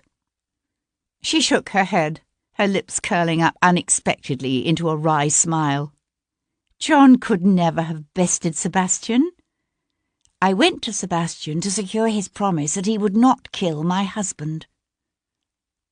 She swung away from the window. "That surprises you, does it?" she said, when Lovejoy only stared at her. "You think that if I were truly miserable with my husband, I would have been glad to be rid of him in whatever way possible? You don't understand what it's like for a woman. As difficult as my life is, John is all I have. My father would never take me back. If anything happens to my husband, I'll be left destitute. On the streets. I couldn't face that." "Where did you meet with Lord Devlin?" "In a quiet corner of the park. I don't think anyone saw us. I swear all we did was talk. But even if John could be brought to believe that, it wouldn't matter. Her voice cracked, and she broke off. Lovejoy watched her slim throat work as she swallowed. There were bruises there, he realised, nearly hidden by the lace edging of her dress. 4 bruises in the shape of a man's fingerprints. What time was this? From 5:30 until just before 8. It must have taken a considerable effort, Lovejoy thought, for Captain John Talbot's beautiful young wife to convince Lord Devlin not to kill her abusive husband. But if she were telling the truth, it would have been virtually impossible for Devlin to have made it to the Lady Chapel of St. Matthew of the Fields in Westminster in time to kill Rachel York, either before or after his meeting with Mrs. Talbot. If she were telling the truth. Lovejoy fixed her with a hard stare. What made you decide to come forward with this now? A hint of colour touched her pale cheeks. I should have told you the truth before, but Sebastian had sent me a note through my sister. Opening her reticule, she drew forth a torn, creased piece of paper and handed it to Lovejoy. He wanted me to keep silent. I kept hoping you'd realise that it was all a mistake. You're thinking Sebastian was somehow involved in that woman's death, that I wouldn't need to say anything, that John need never know. Lovejoy stared down at the hastily written words on the scrap of paper. The ink was smudged, as if with tears. There is no need for you to say anything. What? She shook her head, her eyes wide, not comprehending. What are you saying? I'm saying there is no point for you to put yourself at risk by coming forward with this information. Thanks to the duel, your association with Lord Devlin is well known, and the worst possible implications have been read into it. It will simply be assumed that you've made this story up, that you are lying to protect the man you love. But it's the truth. Her narrowed eyes searched his face. You believe me, don't you? As a man, here and now, I would probably say yes. But as a judge, weighing your testimony against the other evidence in court? He shrugged. I think not. But that's absurd. Lovejoy tucked the Viscount's note into his pocket. That's the law.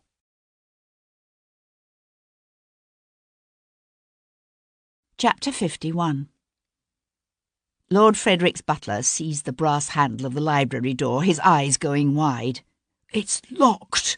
Sebastian thrust the man aside and kicked out hard. The wood splintered beneath his boat heel and the door slammed open against the wall with a shattering crash. The room beyond lay in semi-darkness. The fire in the grate had been allowed to burn low, and someone had drawn the heavy brocade drapes across the windows. The only light came from a flickering brass oil lamp on the desk, the frosted glass shade casting a soft glow over what was left of Lord Frederick Fairchild.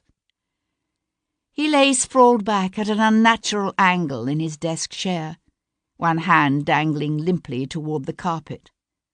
Blood was everywhere, on the polished wooden desktop, on the tufted leather chair, the bookcases and panelled walls beyond.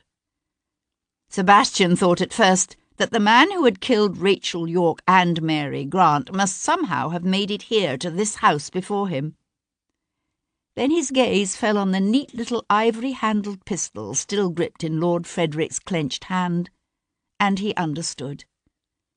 Swiping a trickle of mingling rainwater and sweat from his face, Sebastian crossed the room's oriental carpet to jerk open the drapes at the windows overlooking the rear garden.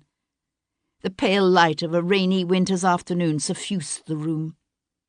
Fairchild had held the pistol's muzzle against his temple, shattering the right side of his head into a bloody, pulpy mess. Sebastian was just turning from the window when the man's chest jerked, his mouth opening as he sucked in air and breathed. He'd blown away the better part of the side of his skull, so that Sebastian could see the shiver of the man's brain beneath the white bone of his skull and the torn, bloody flesh of his scalp. But he wasn't dead yet. "Merciful heavens!" said the butler with a startled gasp, one fist pressing against his lips as he fled the room. From the hall came the sound of someone violently retching. Lord Frederick took another laboured breath. "Should have Put the damned muzzle in my mouth, he whispered. Sebastian hunkered down beside him. Do you know who I am? A flicker of recognition showed in the man's eyes. He had one of my letters to Wesley. Who? Who has the letters? Jarvis. The man's shattered head moved restlessly against the bloody leather of his chair. Showed it to the prince. Said it had been found amongst Leo Pierpont's papers. That I was working with Pierpont to go behind the prince's back and make peace with France. His next breath rattled in his throat. How true. Never betrayed my country. Never would. But the prince believed it. The man's eyes squeezed shut, as if in a spasm of pain, his voice fading. Jarvis said if I didn't go quietly, he'd see the letter was made public. Couldn't let Elizabeth, my little girl, ruin her. Sebastian leaned forward, one hand wrapping around the chair's leather-padded arm. The letter. How did Jarvis get it? Fairchild's eyes stared back at him, wide and sightless. Sebastian sat back on his heels, his hand still gripping the chair's arm. He became aware suddenly of the insistent shrill of a constable's whistle and the butler's voice shouting, "There! He's in there! In the library!" Sebastian was on his feet, tossing up one of the rear windows when he heard the sound of running footsteps crossing the marbled hall. He threw one leg over the windowsill. "You there! Stop! Stop, I say!" Slipping through the window, Sebastian landed lightly in a bed of wet, freeze-brown foliage and darkly sodden earth, and broke into a run. Charles, Lord Jarvis, startled his valet by returning to Berkeley Square shortly before 4 that afternoon. He wasn't a physically vain man, Jarvis, but the events at Carlton House that evening would be particularly momentous. And in an age that placed inordinate importance upon appearance, a wise man attended to such things. Donning knee breeches and silk stockings with a swallow-tailed coat, he resisted his valet's effort to lighten his florid complexion with a hint of powder, and made his way downstairs to his library. Jarvis might keep chambers in St. James's Palace and Carlton House, but his most important papers were here, in Berkeley Square. He had to admit that he'd been mildly worried at one point that the sensational manner of that girl's death might create difficulties. But in the end, all had gone off essentially as planned. The looming danger of a Whig government had been averted. Perceval and the Tories would remain in power, and the war against atheism, republicanism, and the forces of evil would continue. Pausing at the base of the stairs, Jarvis lifted a pinch of snuff to his nostrils and breathed in deeply, sighing with satisfaction. There were those, he knew, who couldn't understand why he resisted the prince's strenuous efforts to convince Jarvis himself to form a government. But Jarvis understood what most did not, that men who align themselves openly with one party or policy thereby lose any semblance of objectivity, and that those who seek to exercise their power through office all too often find themselves out of office and therefore out of power. Jarvis's allegiance was to Britain and her king, not to any party or ideology, and he had no need for the petty flattery and pomp of a premiership. His dominance rested not on some fleeting government position, but on the supremacy of his intellect and the strength of his personality and the selfless wisdom of his unswerving devotion to his country and its monarchy. Tucking the snuff-box back into his coat pocket, Jarvis opened his library door, surprised to find the heavy drapes at the window still open to the cold, darkening afternoon. A whisper of movement jerked his gaze to his desk, where a young man stood, a roughly dressed young man with a mud-smeared, rain-soaked coat and a neat little Cassagnar pistol. "Unexpected, but fortuitous," said Viscount Devlin, his strange amber eyes gleaming as he levelled the pistol at Jarvis's chest. Please, do come in.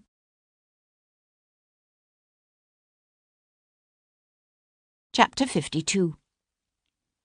The yellow fog was coming back. He couldn't see it yet, but Sir Henry Lovejoy could smell it in the cold, moist air as he paid off the hackney and hurried through the churchyard. A raw bitterness pinched at his nostrils and burned his throat and tore at his lungs. Soon it would be upon them again, like a thick, stinking blanket of death. Pausing, he stared up at the squat western towers and plain facade of St. Matthew of the Fields, the golden sandstone blackened by centuries of coal smoke and grime. The yellow fog had been upon them last Tuesday night, he remembered. He kept thinking about what the Earl of Hendon had told him, how his lordship had come here at 10 o'clock that night to meet Rachel Yorke, and found the north transept door unlocked, as she had said it would be. At the time, Lovejoy had dismissed his lordship's statements, had thought them the inventions of a father desperate to save his only son and heir from the hangman's noose. Now, Lovejoy wasn't so certain. He followed the sound of a spade striking dirt around to the back of the church, where he found the sexton, Jem Cummings, digging a grave. "Mr. Cummings," said Lovejoy, being careful not to venture too close to the new grave's muddy edge, "I was wanting to ask you if there was any way Rachel Yorke could have entered St. Matthew's Church after 8 o'clock last Tuesday night." The sexton's rhythm broke, earth sliding back into the grave from his shovel as he faltered. He hesitated, then sank the metal tip deep into the earth with a loud thwunk. "I've been locking that north transept door every night since '92, he said, throwing a shovelful of dirt high and wide. "Ever since one of them heathen Jacobins come in here and—" Yes, I know," said Lovejoy, hastily cutting him off. "But that's not what I'm asking. I'm asking if there's any way Rachel Yorke, or perhaps someone else, could have unlocked that door after you left. You must understand that your answer could be of vital importance to this case. The life of an innocent man may well depend upon it. And may God have mercy on your soul if you are being anything less than truthful." Jem Cummings straightened slowly, his shovel falling idle in his hands, his toothless gums working back and forth on his lower lip. He hesitated, then, setting aside the shovel, turned abruptly away to rummage among the assorted effects he had piled up at the edge of the grave. When he swung back, it was with something clutched close in his hand. He hesitated again, then held it up. Stepping gingerly, Lovejoy reached down and found himself holding a heavy iron key. "I found it in the Lady Chapel," said Jem, not meeting Lovejoy's gaze, "last week, when the cleaning lady and me was dealing with the blood and all. It was back under one of them fancy little pews, which is why I reckon your lads didn't see it. It fits the north transept door." Lovejoy sucked in a quick breath that hissed loudly between his teeth.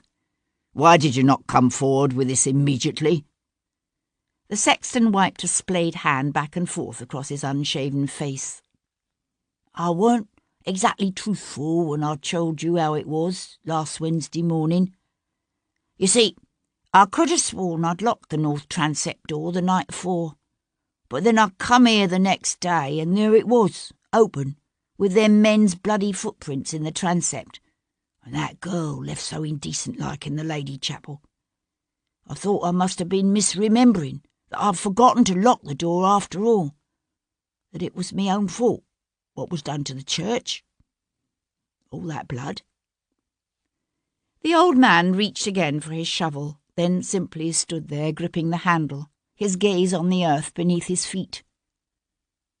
"When I found that key, I knew I'd been right, that I had locked the door after all. She must have unlocked it herself when she come. Only by that time it was too late to say anything about it, 'cause I'd already told your constable I'd found the door locked that morning." Lovejoy's hand tightened around the iron key, the toothed end digging into his palm. "You do realise the implications of this, don't you? That it completely changes our estimation of Miss Yorke's time of death?" Jem Cummings nodded, his head ducking as he thrust his shovel back into the earth. Lovejoy stepped back. How many people have a key to this church? I don't rightly know. You'd have to talk to the Reverend MacDermot about that. He ought to be in the rectory about now. Lovejoy nodded and turned away, only to swing back as another thought struck him. Just a moment. Did you say you saw men's footprints in the transept that morning? That's right. Are you certain? Course I am. I might have lived in London town these past 40 years and more, but I grew up in Chester. Me da, he was gamekeeper to Lord Broxton, and he taught all us little ones how to read game tracts. Men's tracts is no different. There was 2 sets of men's bloody footprints coming out of that chapel. Ain't no doubt about that.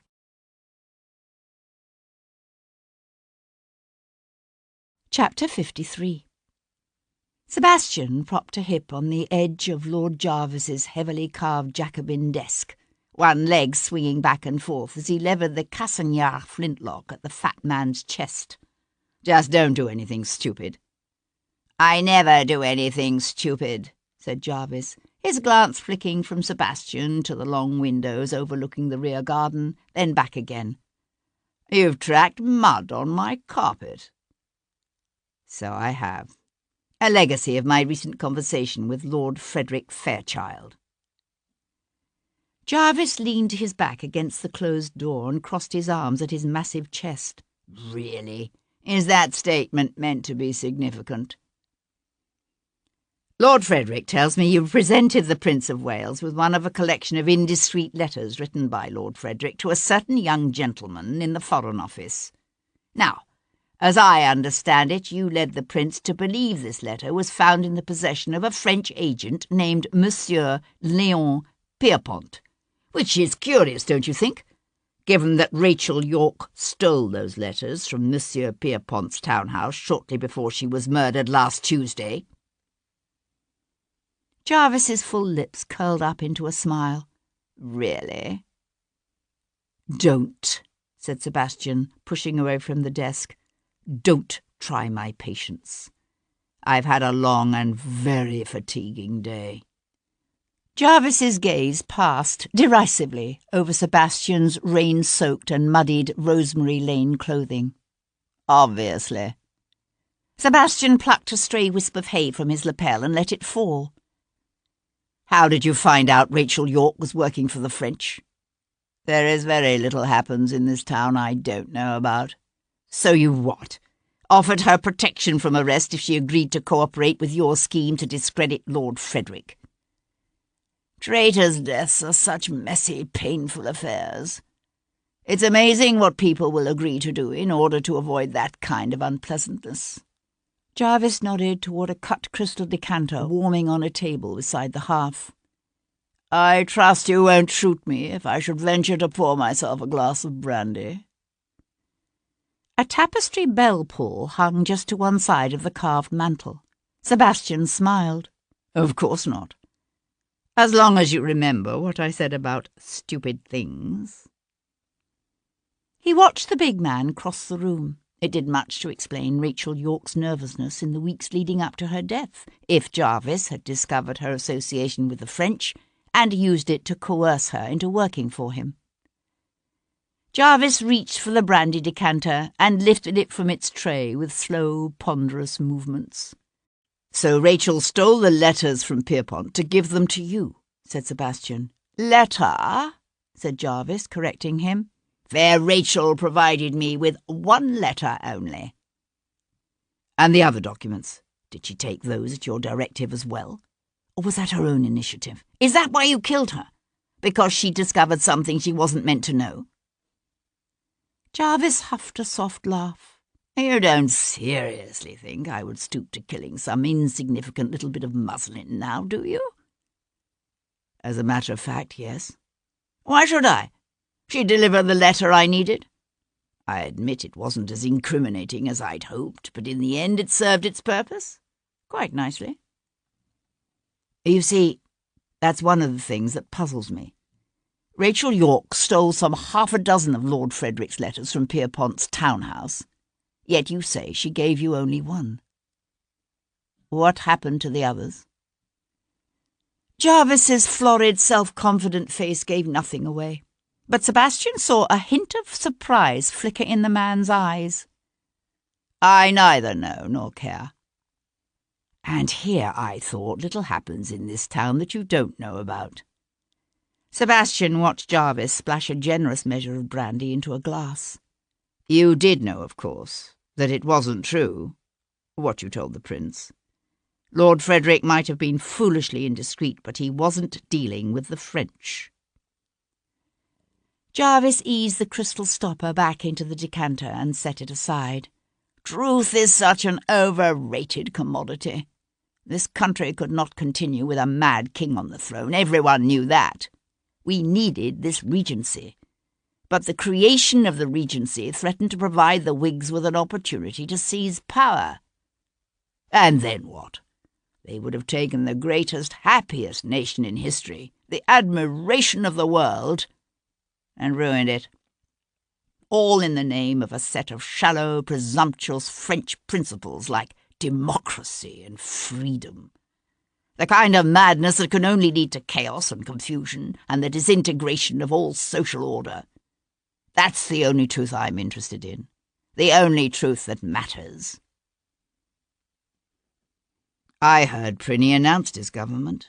He's decided to retain Spencer Perceval and the Tories." "That's right.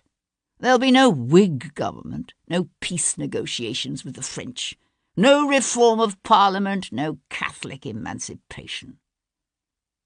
"I wouldn't have thought even Prinny could be induced to turn from his friends so easily." Jarvis let out a sharp laugh. "The prince's friendship with the Whigs has always stemmed more from a petulant son's desire to spite his father than from any real dedication to Whiggish causes." Sebastian knew it for the truth. Beneath his veneer of easy-going modernity, the Prince of Wales was essentially the same Catholic-hating, autocratic-minded monarchist as his father, George III. Jarvis shifted closer to the hearth, as if drawn to the warmth. A large canvas, heavily framed in gilded wood, hung over the mantel, a group portrait of Lord Jarvis with his wife and mother and daughter. Sebastian had seen this portrait before, as a small study in the studio of Giorgio Donatelli. "You say you had no reason to want to see Rachel Yorke dead," said Sebastian. "Yet she knew enough to expose all your clever machinations for what they were." "Not without exposing herself." Sebastian kept his attention seemingly on the dramatically swirling colours of Donatelli's canvas. All the jagged, inconsistent pieces of the puzzle were beginning to fall into place. Leo Pierpont patiently spinning a web in which to ensnare the man everyone expected to be the next Whig Prime Minister, while Lord Jarvis schemed to keep the Whigs from gaining control of the government in the first place. And Rachel Yorke, fiercely passionate, badly frightened, had been caught between them. "The way I see it," said Sebastian, "whether you killed her yourself or had her killed, or simply created the set of circumstances that led to her death, you're the one who is ultimately responsible for what happened to Rachel Yorke." "Am I expected to be overcome with remorse?" Jarvis lifted his brandy glass to his lips. "What difference does the life or death of one stupid little whore make when the future of an empire hangs in the balance?" Sebastian knew a flash of sheer, potent rage. "It makes a difference to me. Only because you've been foolish enough to allow yourself to be saddled with the blame for it."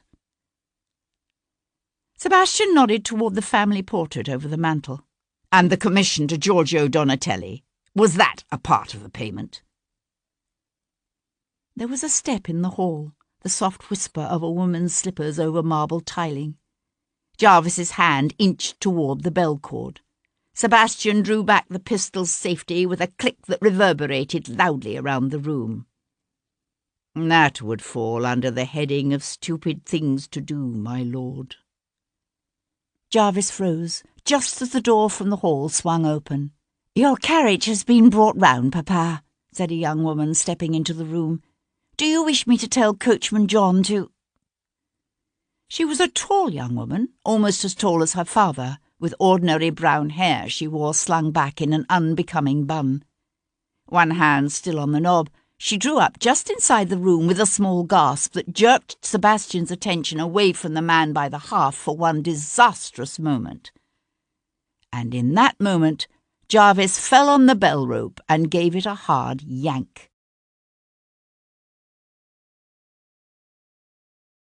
Chapter 54. Sebastian leapt toward the woman. Catching her by the arm, he spun her around in front of him just as the first footman appeared in the door.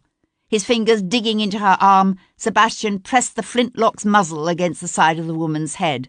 "Tell them to back off," he said to Jarvis. Consternation, fury, and a whisper of what might have been fear chased each other across Jarvis's normally impassive face. His jaws clenched tight, only his lips working as he glared at the wide-eyed men piling up in the open doorway and spat out, "Stay back, you fools!" Arms spread, his gaze fixed on Sebastian. The lead footman took a step back, then another, his fellows falling back with him. "Miss Jarvis here?" Sebastian glanced questioningly at the woman he held. "That is, I presume, you are Miss Jarvis?"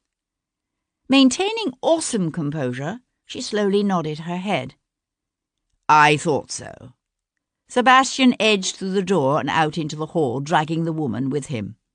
"Miss Jarvis here is going to provide me with an escort to safety. I do trust you will all have the sense not to attempt anything heroic." The hall seemed suddenly full of servants, white-faced men and women who fell silently back as Sebastian edged Jarvis's daughter toward the front. From the doorway of the library, Jarvis nodded to the stony-faced butler, who rushed to open the door. An eerie, opaque darkness loomed beyond, what was left of the day having been swallowed by the fog that curled through the open door and drifted into the hall, bringing with it a foul, acrid stench that pinched the nostrils and tore at the throat. Sebastian glanced down at the woman who held herself so stiff and straight in his grasp. "You did say there's a carriage outside, didn't you?" "Did I?" she said, in an admirably clear and steady voice. "I rather think you did." He glanced at one of the maids, a big-boned, ruddy-faced woman who stood just inside the front door, her arms wrapped around her head, her eyes squeezed shut so tight her entire face contorted with the effort. "You there!" The maid's eyes flew open wide, her mouth going slack. "Yes, you!" he repeated, when she simply stared back at him, the bodice of her gown jerking up and down with each rapid, shallow breath. "Get in the carriage. Now." "Surely one hostage will be sufficient to guarantee your safety," said Miss Jarvis hastily. "You don't need Alice." "It's not my safety I'm concerned about." Sebastian shifted the muzzle of the gun toward the maid. "Now, Alice, in the carriage." With a bleat of terror, Alice scuttled down the front steps and up into the carriage. Sebastian backed up the carriage steps, hauling Miss Jarvis with him. "It would be detrimental to the lady's health for anyone to attempt to follow us," he said to the grim men crowding the door behind them. "Drive toward Tothill Fields," he shouted to the coachman. "Now!" At the crack of the whip, the horses leapt to the traces, the carriage lurching forward with a jerk that set the lanterns to swinging on their brackets. The maid huddled into a corner of the forward seat, her hands holding her apron over her face as she let out a series of soft little screams. "Stop that infernal nonsense," said Sebastian, after roughly the 20th scream. "She's afraid," said Miss Jarvis. Sebastian transferred his attention to the woman who sat tall and stiff-backed on the seat beside him. "You're not." She swung her head directly to look at him. In the swaying light from the outside lanterns, he could see the terror in her eyes. "Of course I am." "I must say you control yourself admirably well." "I see no point in indulging in hysterics." She ran one hand up her other arm briskly as if to warm it.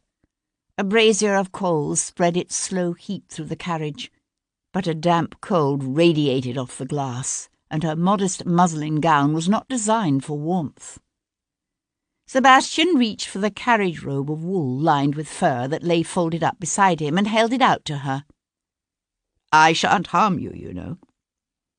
After the briefest of hesitations, she took the robe with a politely murmured, "Thank you," and wrapped it around her shoulders. "Do you know who I am?" he asked. An ear-splitting shriek from the forward seat jerked his attention back to Alice. "Mary, Mother of God!" cried the maid, dropping her apron to show them a wild face. "He's going to ravish us both, ravish us and leave us headless and eviscerated like a heathen offering on some pagan altar." Her body went suddenly rigid, her fists digging into the plush upholstery at her side as she began to laugh hysterically. Leaning forward, Miss Jarvis calmly slapped the maid across the face. Alice sucked in a startled breath, her eyes going wide, then squeezing shut as she collapsed back into her corner and began to cry. Miss Jarvis took one of the maid's hands in her own and said gently, "There, Alice, it will be all right. We're quite safe." To Sebastian she said, "I know who you are." Sebastian nodded toward the quietly sobbing maid. "So obviously does she." Miss Jarvis paused in the act of chafing the maid's trembling hand beneath her own large, capable ones. "A humorist, I see. I hadn't expected that." "And what precisely were you expecting? To be ravished and left split like a sacrificial lamb on the altar of Zeus?" Alice let out a new bleat of terror. Miss Jarvis threw Sebastian a frowning glance. "Hush!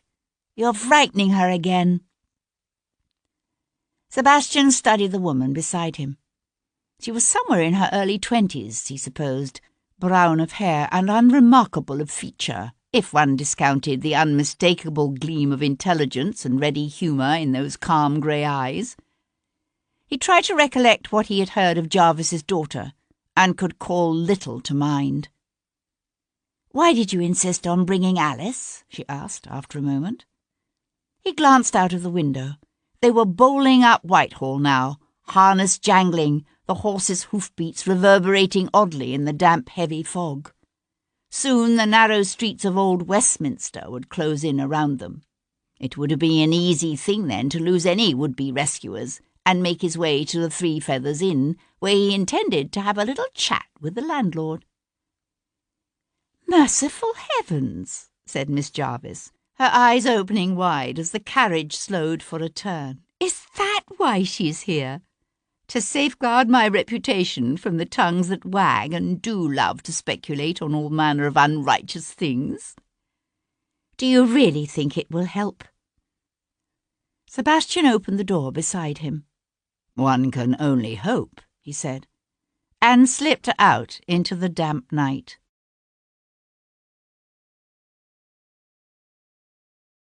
Chapter 55.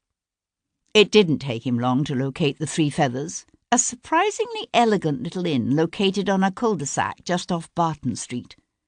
With some persuasion, not all that tactfully applied, for Sebastian was tired, the innkeeper divulged that Hugh Gordon and an unidentified, heavily veiled lady had indeed spent the previous Tuesday night in the inn's best chamber. But the Three Feathers was a busy establishment. The innkeeper had no way of knowing whether or not the actor had stayed at his lady's side all evening, and Barton Street was just around the corner from Great Peter Street and the ancient church of St. Matthew of the Fields. Leaving Westminster, Sebastian caught a hackney to Tower Hill. "Ah, there you are," said Paul Gibson when he opened the door to Sebastian's knock half an hour later. "So Tom found you, did he?" "No," said Sebastian, quickly closing the door against the acrid cold of the coming night. "I haven't seen the boy since this morning." "Why? Have you discovered something?" "Not as much as I might have wished." The doctor led the way down the narrow hall to the parlour, where he poured Sebastian a measure of mulled wine from the bowl warming near the fire. "You're looking decidedly the worse for wear." Sinking into one of the seats beside the fire, Sebastian grasped the cup in both hands. "So everyone keeps saying." He took a sip of the warm wine, then leaned his head against the back of the chair and closed his eyes. I feel as if I've been chased across London and back again for the past 100 years. Gibson smiled. Which probably explains why Tom didn't find you. He poured himself some of the mulled wine and came to take the other chair. I tracked down the woman who did Rachel York's laying out, a horse-faced old battle-axe by the name of Molly O'Hara. Sebastian brought his head forward and opened his eyes. And Rachel York had a man's fob clutched in her fist. Unfortunately, by the time I found her, our dear Molly had already sold the trinket. She remembered little about it, beyond the fact that its swivel was broken. Rachel must have torn it from her attacker's waistcoat just as he slit her throat. Yes, that's the way I figure it. The goldsmith Molly sold the trinket to used the damage to drive a hard bargain with her. The doctor drew a square of paper from his pocket. Mr. Sal Levitt's, in Gracechurch Street. You went to see him? Yes, although I fear I didn't handle it as well as I should have. Let me guess. He claims he sold the trinket some 15 minutes before you walked in his door. Gibson gave a wry smile. I'm afraid so. All I managed to get out of him was a rough sketch of the piece. Unfolding the paper, he smoothed it open on the arm of his chair. Rather than a seal, the fob carried a charm, a Corinthian column worked in 18-carat solid gold. Whoever Rachel York's attacker was, he was obviously a gentleman, or at least very wealthy. Sebastian reached for the paper.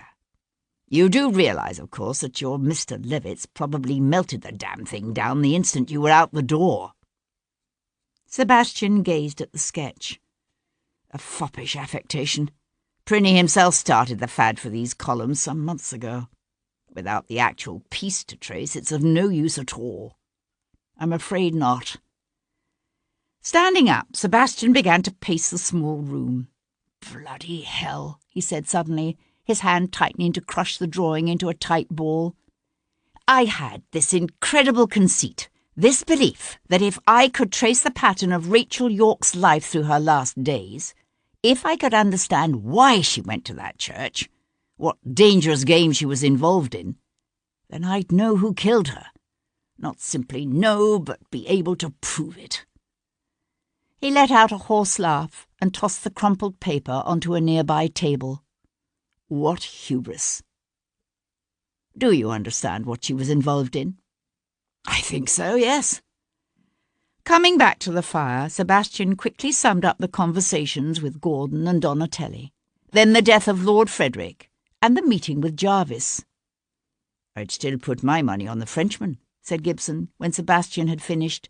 He could easily have found out that Rachel was cooperating with Jarvis, and that she was the one responsible for the theft of his documents.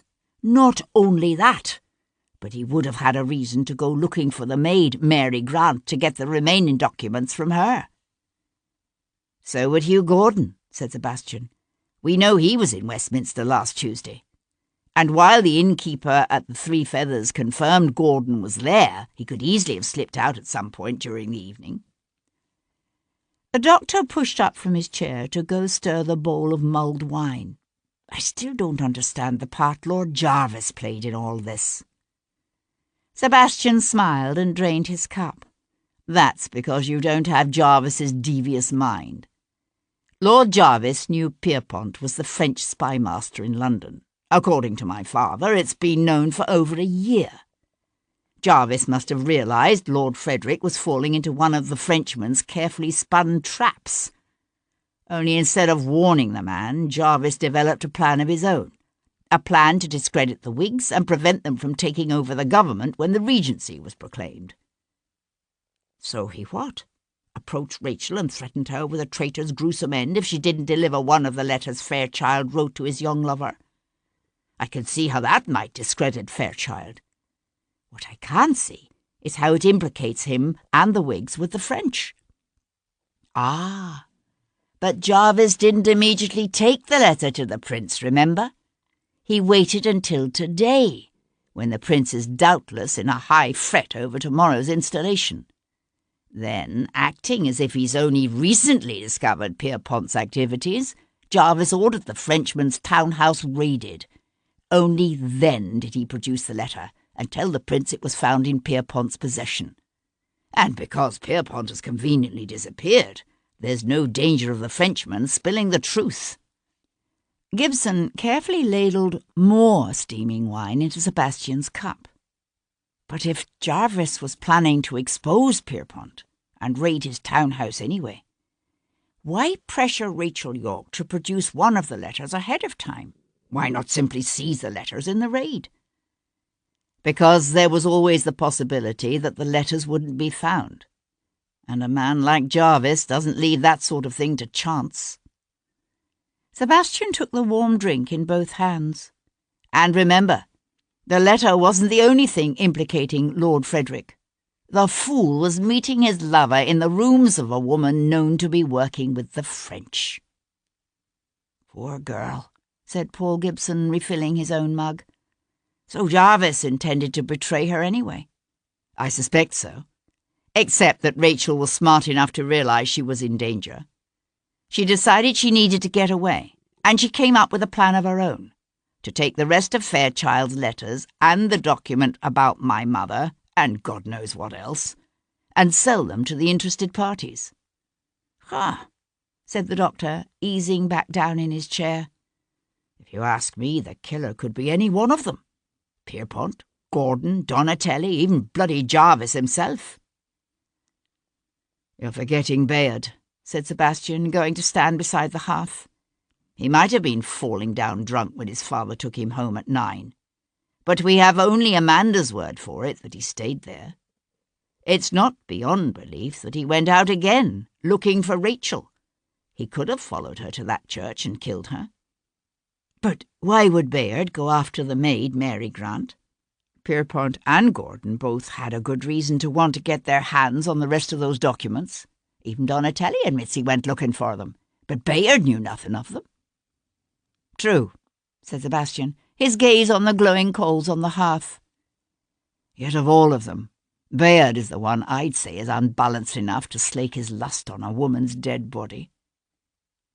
"How well do you know the others, When it comes right down to it, we know Hugh Gordon is prone to violence against women, while Pierrepont must have witnessed enough horrors during the Revolution in Paris to turn anyone's mind.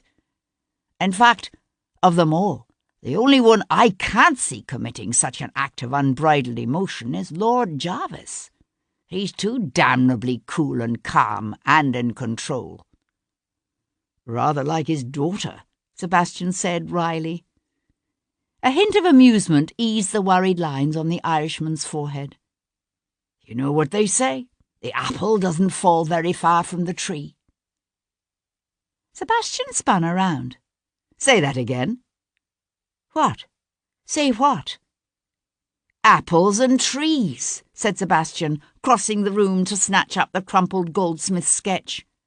"Good God! Why didn't I see it before?"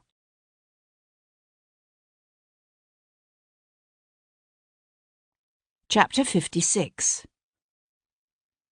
The Black Dog stood on the far edge of Walworth, to the south of London.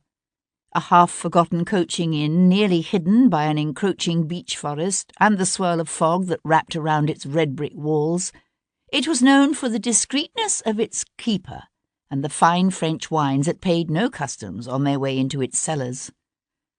Wearing a warm velvet habit and a heavily veiled hat, Kat reined in her mare beneath the flickering torches in the inn's yard. A coach and four, well loaded and ready for travel, stood waiting near the arch. "Walk the horses," she said to her groom. "I won't be long." She found Leo in a private parlour on the low-ceilinged first floor, at a small table where he sat hurriedly writing, a pair of silver-rimmed spectacles perched on the end of his nose. "How did you manage to get away?" Kat said, shoving back her veil and closing the door behind her with a snap. He looked at her over the rims of his spectacles. "How do you think?" "You were warned." It was a statement rather than a question. "Why?" He stood up, then reached to shuffle his papers into order. "You've heard the whispers, surely? about Lord Frederick's suicide and all sorts of dark plots implicating the Whigs. But none of it is true. Of course not, which is why it is in the best interests of those surrounding the prince that I not be caught. Hence the warning. He peeled off his eyeglasses and tucked them into a pocket. It occurred to her that she hadn't realized he wore them. She watched him walk over to thrust his papers into a small leather case and snap it shut. How long have they known about you?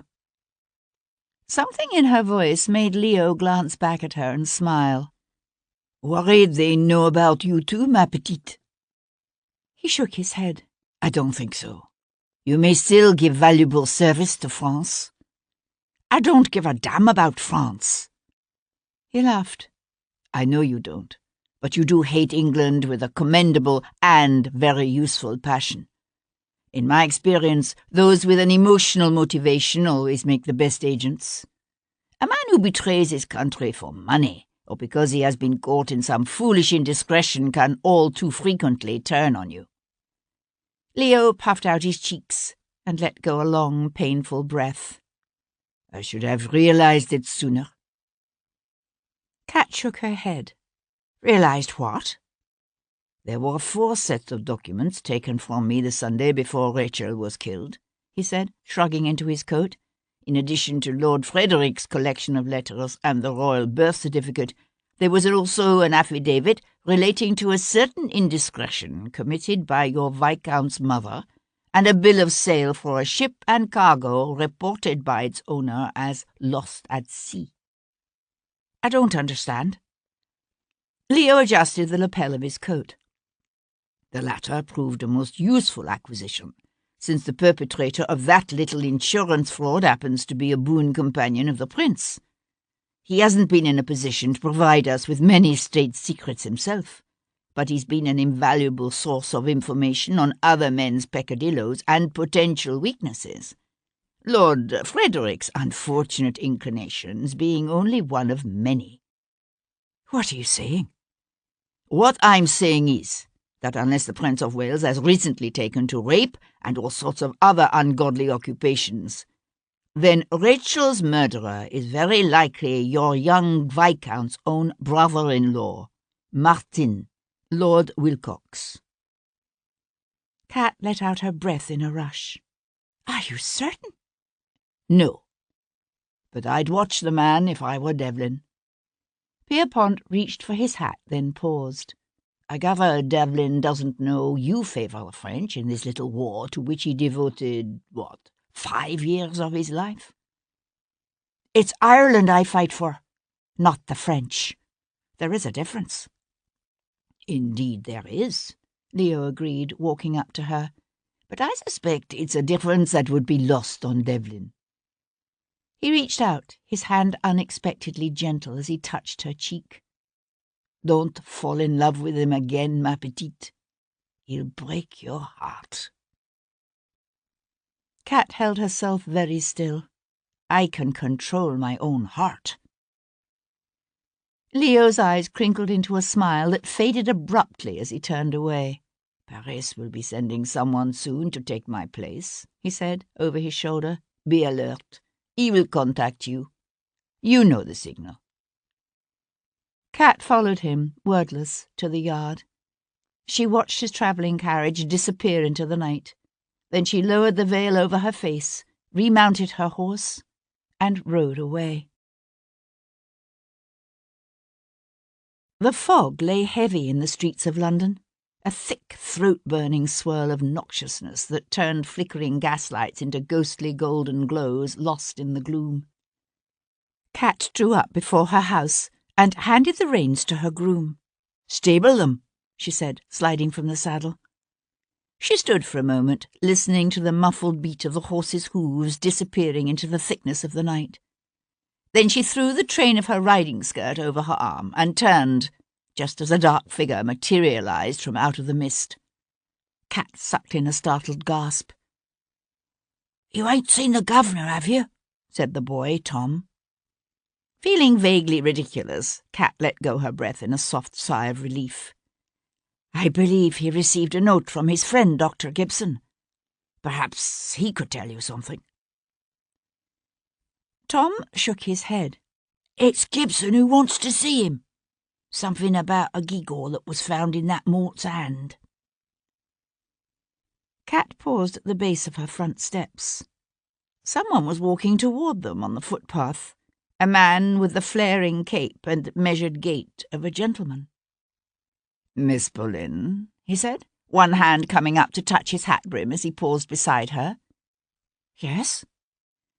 She knew a frisson of fear, a precognition of understanding at the sight of his middle-aged, quietly smiling features. "May I help you?" "I am Lord Wilcox," said the man, his hand dropping ominously from his hat to slip inside his cape. "I must ask you to accompany me to my carriage." He nodded into the mist-swirled darkness. "It's just there, at the end of the street." Kat was aware of Tom tensing beside her, his eyes wide on the gentleman before them. "And if I refuse?" she said, her voice coming out low and husky. His hand tightened around something just inside his cape, and she realized it was a pistol he held there, a pistol he now lifted to point at her. His gaze noted the direction of her glance, and he smiled. "As you can see, that really is not an option."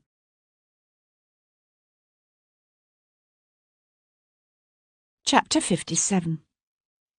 Amanda was 11 the year her brother Richard told her the truth about their mother. He'd been home from Eton that summer, 10 years old and very full of himself. Amanda might have been a year his senior, but she was only a girl after all. Her world a tightly drawn circle of schoolroom and lessons and walks in the park with nurse. She listened in shocked silence to Richard's excitedly whispered tales of the revolting things men did to women, about how they came together in a shameful naked coupling of bodies.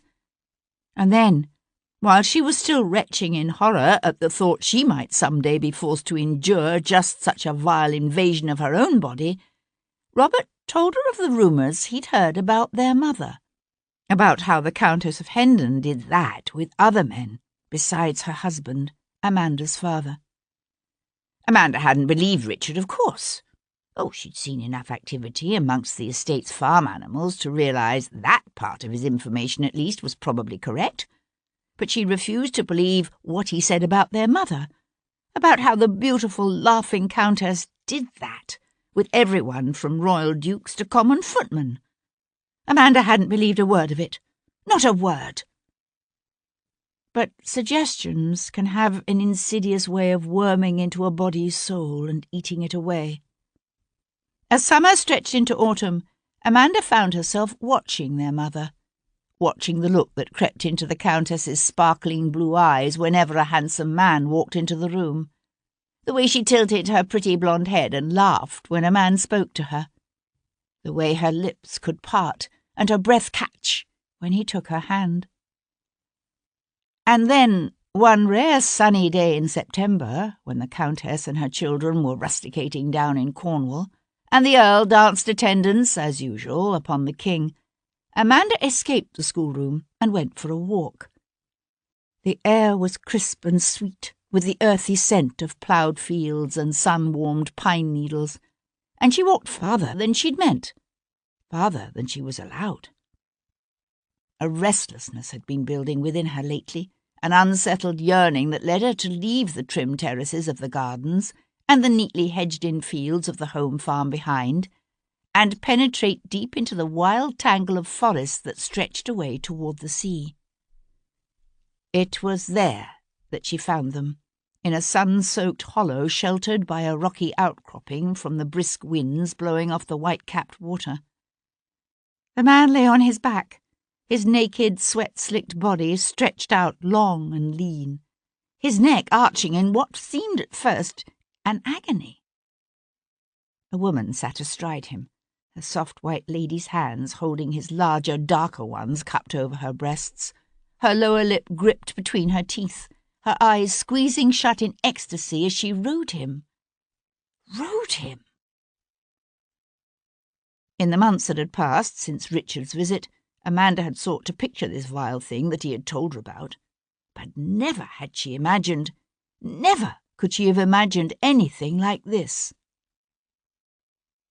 Drawn by a sick combination of horror and fascination, she crept closer, her heart pounding painfully within her, her stomach acids backing up hot and sick into her throat. But it wasn't until her fascination had drawn her, trembling and nauseous, ever closer, that Amanda realized the truth. That the woman whose breath came in such harsh, ragged gasps was her own mother, Sophia Hendon, and that the man whose naked pelvis thrust up again and again in a savage, pounding rhythm, who buried his body deeper and deeper inside hers, was her ladyship's groom. Amanda never told Richard what she had seen that day, although she knew from the bitter remarks her brother occasionally let fall that he blamed their father for the things their mother did, blamed Hendon for devoting all his time to king and country and neglecting his lonely, lovely wife. But Amanda knew the truth, for she had seen the hunger in their mother's beautiful, sunlit face. The shameful, insatiable hunger. It had been dark for some time now, the fog swallowing the last glimmers of daylight before sliding away imperceptibly into night. The maid, Emily, had come at one point to draw the drapes and lay fresh coals upon the fire, but Amanda had sent her away. Shaking off the long-ago memories, Amanda went now to turn up the flame of the oil lamp that filled the dressing-room with a sweetly scented glow, and to close the heavy brocade drapes against the cold, radiating off the long windows overlooking the square. Crossing the room to her writing desk, she paused, her head raised as she listened, but the house lay silent around her, and after a moment she slid back the discreet latch that opened the desk's hidden compartment, and drew forth the single piece of parchment from within. She'd read it perhaps 100 times already, but now she read it again, drawn by something she didn't care to define, to this strange recital of that long-ago sin written in Sophia Hendon's own hand. Amanda couldn't begin to guess what had driven her mother to set it all down in such stark, bare sentences, and then swear to it before witnesses. Nor did Amanda know how that harlot Rachel York had come by such a curious document, or for what purpose it had been intended. But Amanda had no doubt that the document had come from the actress. Her blood still stained one corner. It was Coachman Ned who'd first let slip the truth about that Tuesday night, or at least the truth as he knew it. It had taken some time, and a few carefully worded threats, but eventually Amanda had drawn from him a curious tale of how his lordship had been on his way to Westminster, where he'd come upon Master Bayard, insensible with drink, on the footpath in front of Cribb's parlour. They'd taken the boy up into the carriage, of course, only they hadn't brought him straight home. On his lordship's orders, Coachman Ned had continued on to Great Peter Street in Westminster, where his lordship had left the boy in the servant's care. It was not a servant's place, of course, to question his master's movements, although Coachman Ned admitted he'd been worried, watching Lord Wilcox disappear alone and on foot into that stinking fog. And his worst fears had been confirmed when some 20 or 30 minutes later Lord Wilcox had been set upon by thieves. He'd come staggering back to the carriage, his assailant's blood drenching the front of his overcoat and still dripping from the sword stick he'd used to fight them off. He'd given Coachman Ned strict instructions that her ladyship was not to be told of the incident, lest it overset her nerves. He'd used the same line, Amanda eventually learned, to keep his valet, Downing, mum as well. Bayard had snored insensible through it all, but Amanda wondered at the two servants, who surely knew her to be impervious to the kind of nervous spasms that troubled so many of the ladies of her station. She wondered, too, how they could have remained so unquestioningly believing when the gory details of what had happened that night in the Lady Chapel of St. Matthew's of the Fields were on everyone's lips. But then, perhaps, neither Coachman Ned nor Downing had ever noticed the way his lordship's face could draw taut with sexual excitement at the sight of a harlot being whipped through the streets.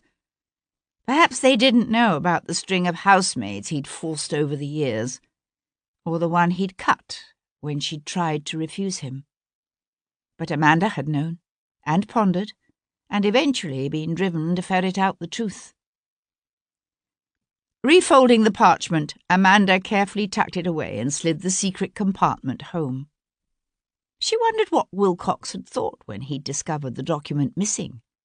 It was only by chance that Amanda had come upon it when she went looking for something, anything, that might confirm what in her heart of hearts she already knew to be the truth. The other papers she'd found were the affidavit, love letters from Lord Frederick to someone named Wesley, and an interesting royal birth certificate. She'd left where she had found them, for they were of no significance to her. But her mother's confession Amanda had taken without hesitation. A document of that nature was too volatile, too potentially valuable to be left in the hands of someone such as Martin. She was so lost in thought that she missed the sound of the door quietly opening. It was only the change in the atmosphere of the room that told her suddenly that she was no longer alone. Turning her head, she found Sebastian leaning against the door jamb. She knew a moment of consternation at the thought he had seen her with her mother's affidavit. Then she realized he was looking at her, not the writing desk, and she knew he had not. "Where is he?" Sebastian demanded in a taut, menacing voice. "Where's Wilcox?" "You seem to make it a habit of entering other people's houses uninvited," she said, ignoring the question. He pushed away from the doorframe and came at her, his terrible amber eyes on her face. "You know, don't you? For how long? How long have you known?" In spite of herself, Amanda took a step back. "Known what?" "I thought it was Bayard," he continued, as if she had said nothing. "I was remembering all those nasty little incidents from when he was a boy. The time he set fire to the hen house at Hendon Hall, just so he could have the fun of watching it burn. All the unmentionable things he used to do to any stray animal unlucky enough to fall into his clutches." He drew up before her, close enough that she could smell the acrid wet of the fog that had seeped into his rough working man's clothes. "I used to wonder where it came from, that utter lack of empathy for the suffering of others, that streak of cruelty bordering on madness. I even wondered if perhaps it ran hidden within me too. And then one day I saw Wilcox laugh at the sight of a cottar's child being torn apart by a pack of hounds, and I knew where it came from." "You're the one who is mad." "Am I?" He swung away. "You've heard the news, I suppose, about Leo Pierpont?" "Pierpont?" Amanda shook her head. "What has he to do with anything?" "Dear Amanda, can it be that you really don't know? Hendon told me something a few days ago, something that should have piqued my curiosity, except that I missed it. He said the government has known about Pierpont's ties to Napoleon for the better part of a year now, ever since a certain gentleman he called Mr. Smith found himself under pressure from Pierpont to provide information of value to the French government. It seems Hendon and Lord Jarvis decided between them to simply sit on the revelations about Pierpont and use this compromised gentleman as a sort of double agent." "So?" said Amanda. "So? The curious thing is that while Father and Jarvis both serve the king, on a personal level the two men can barely tolerate each other. Which tells me that the only reason Jarvis discussed the situation with Hendon is because the compromised gentleman had come to Hendon for help. And the only man I can think of who would do that is your husband, Wilcox." Amanda stood very still, watching her brother prowl restlessly about her dressing room. She hadn't known this about Wilcox, that he'd been careless enough to allow himself to fall into a French trap. She gripped her hands together, shaken by an onrush of cold rage directed not just at Martin, but at this man, her brother, who had come here to taunt her with her husband's stupidity. "What did they have on him, I wonder?" Sebastian said, pausing to fiddle with the quill she'd left lying on the leather-covered writing surface of her desk. "Something more, I suspect, than a mere sexual indiscretion. Whatever it was, Rachel must have found evidence of it when she helped herself to a cache of sensitive documents in Pierpont's possession. A fatal mistake, poor girl, since she must then have offered to sell the incriminating evidence to Wilcox. She didn't know the kind of man she was dealing with. He swung suddenly to face her. But you did. You're mad, Amanda said again, her hands gripping together tighter and tighter. Am I? That day I came here to confront Bayard, you knew then. It's why you were so careful to tell me the exact time Wilcox had encountered Bayard. Only he didn't bring the lad straight home, did he? The girl was a whore, said Amanda suddenly, the words a harsh, angry tear ripped from a tightly constricted throat. A whore. And a traitor. A strange light shone in her brother's uncanny alien eyes. So that makes it all right, does it? What Wilcox did to her. What about the maid, Mary Grant? Or is that all right too, because she was just a common servant, and not a very honest one at that? His words fell into a silence Amanda had no intention of breaking. From outside came the fog-muffled clip-clop of hooves, and nearer at hand the clatter of a bucket, followed by a giggle from one of the housemaids. In the end, it was Sebastian who broke the silence, the anger in his voice having been replaced by a kind of urgency. Wilcox has developed a taste for it now, Amanda. You do realise that, don't you? He's going to keep doing it, and one day he will be caught. Hopefully not until after they've hanged you. His face went suddenly, satisfyingly blank. I've always known you disliked me, he said after a pause. But I don't think I realised until now just how much you hate me. Of course I hate you, she said, practically spitting the words at him. Why wouldn't I? You, Viscount Devlin, the precious pampered heir to everything. Everything that should have been mine. She thumped her fist against her chest. Mine! I was my father's firstborn child, while you... She cut herself off just in time, clenching her teeth together. I didn't invent the laws of male primogeniture, he said, his voice a quiet counterpart to hers, his brows drawing together as if in puzzlement as he searched her face. Even if I have benefited from them. She watched, confused, as a strange smile touched his lips, then faded. It's funny, but my first thought when it finally all came together was to rush over here and warn you. Warn you about how dangerous the man you were married to has become. It wasn't until I started thinking about what you'd said, about how Bayard had passed out before 9, when the police have everyone thinking the murder took place between 5 and 8, that I realised you knew the truth. He drew in a deep breath, then let it out in a harsh expulsion of air. I'm not going to swing for you, Amanda, and I'm not going to let that sick bastard who is your husband keep butchering women. You have no proof, she said, as he turned toward the door. He paused to glance back at her over his shoulder. I'll find something. His mouth curved into a tight smile, harder and far meaner than the last. Even if I have to make it up. Outside the churchyard of St. Matthew of the Fields, Sir Henry Lovejoy found the streets of Westminster deserted. Peering hopefully into the murky darkness, he turned up his collar against the creeping, insidious cold, and wished he'd had the forethought to tell his hackney driver to wait. He thought about that girl, Rachel Yorke, coming here alone on a night such as this. He wondered at the kind of courage that must have taken. Courage, or a passionately held conviction, or maybe a large dose of both. Yet there was nothing he had discovered yet in this case that suggested a reason for either. The Reverend Macdermot had been shocked at the discovery that such a woman had possessed a key to his church, and baffled as to how she might have obtained it. Yet she had obtained it, and used it to meet the Earl of Hendon here at 10 o'clock, just as Hendon had claimed.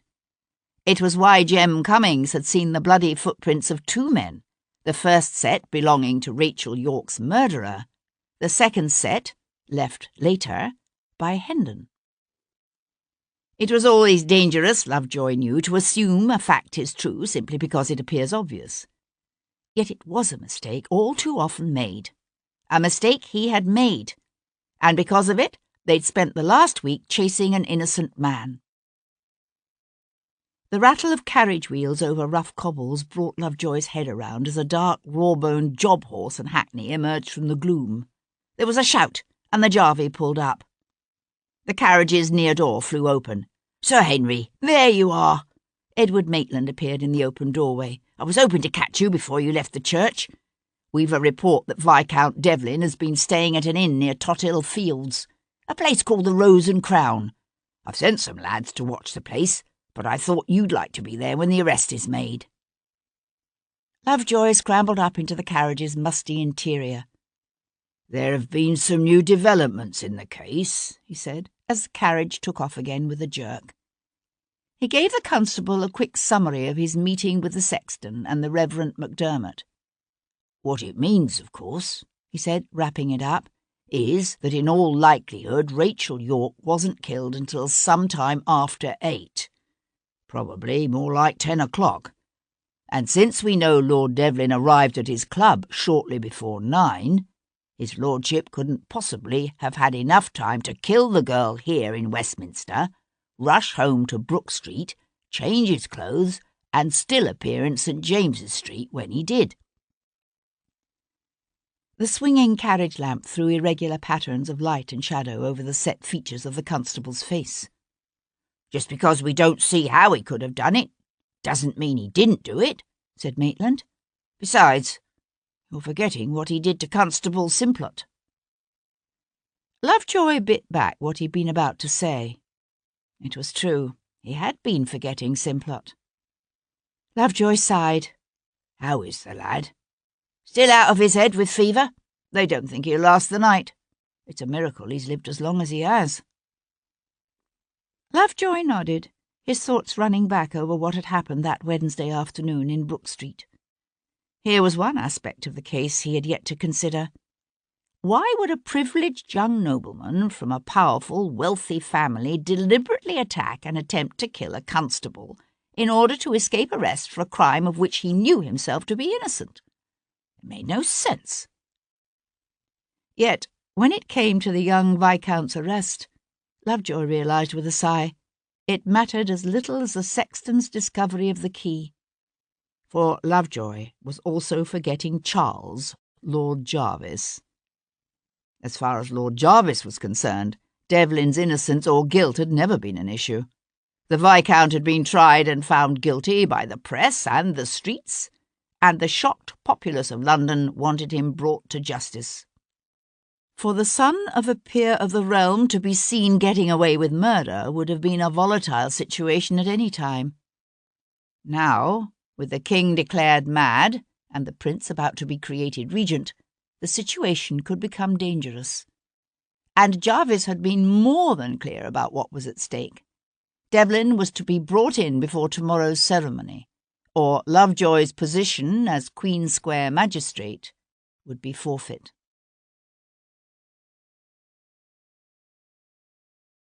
Chapter 58. "Life is full of scary things," Kat Boleyn's father used to tell her. Scary things, like the steadily approaching tramp of marching soldiers and the silhouette of a rope dangling against a misty morning sky, or the dark muzzle of a gun gripped in the hand of a smiling man. "Why?" she said now, her gaze on the man before her.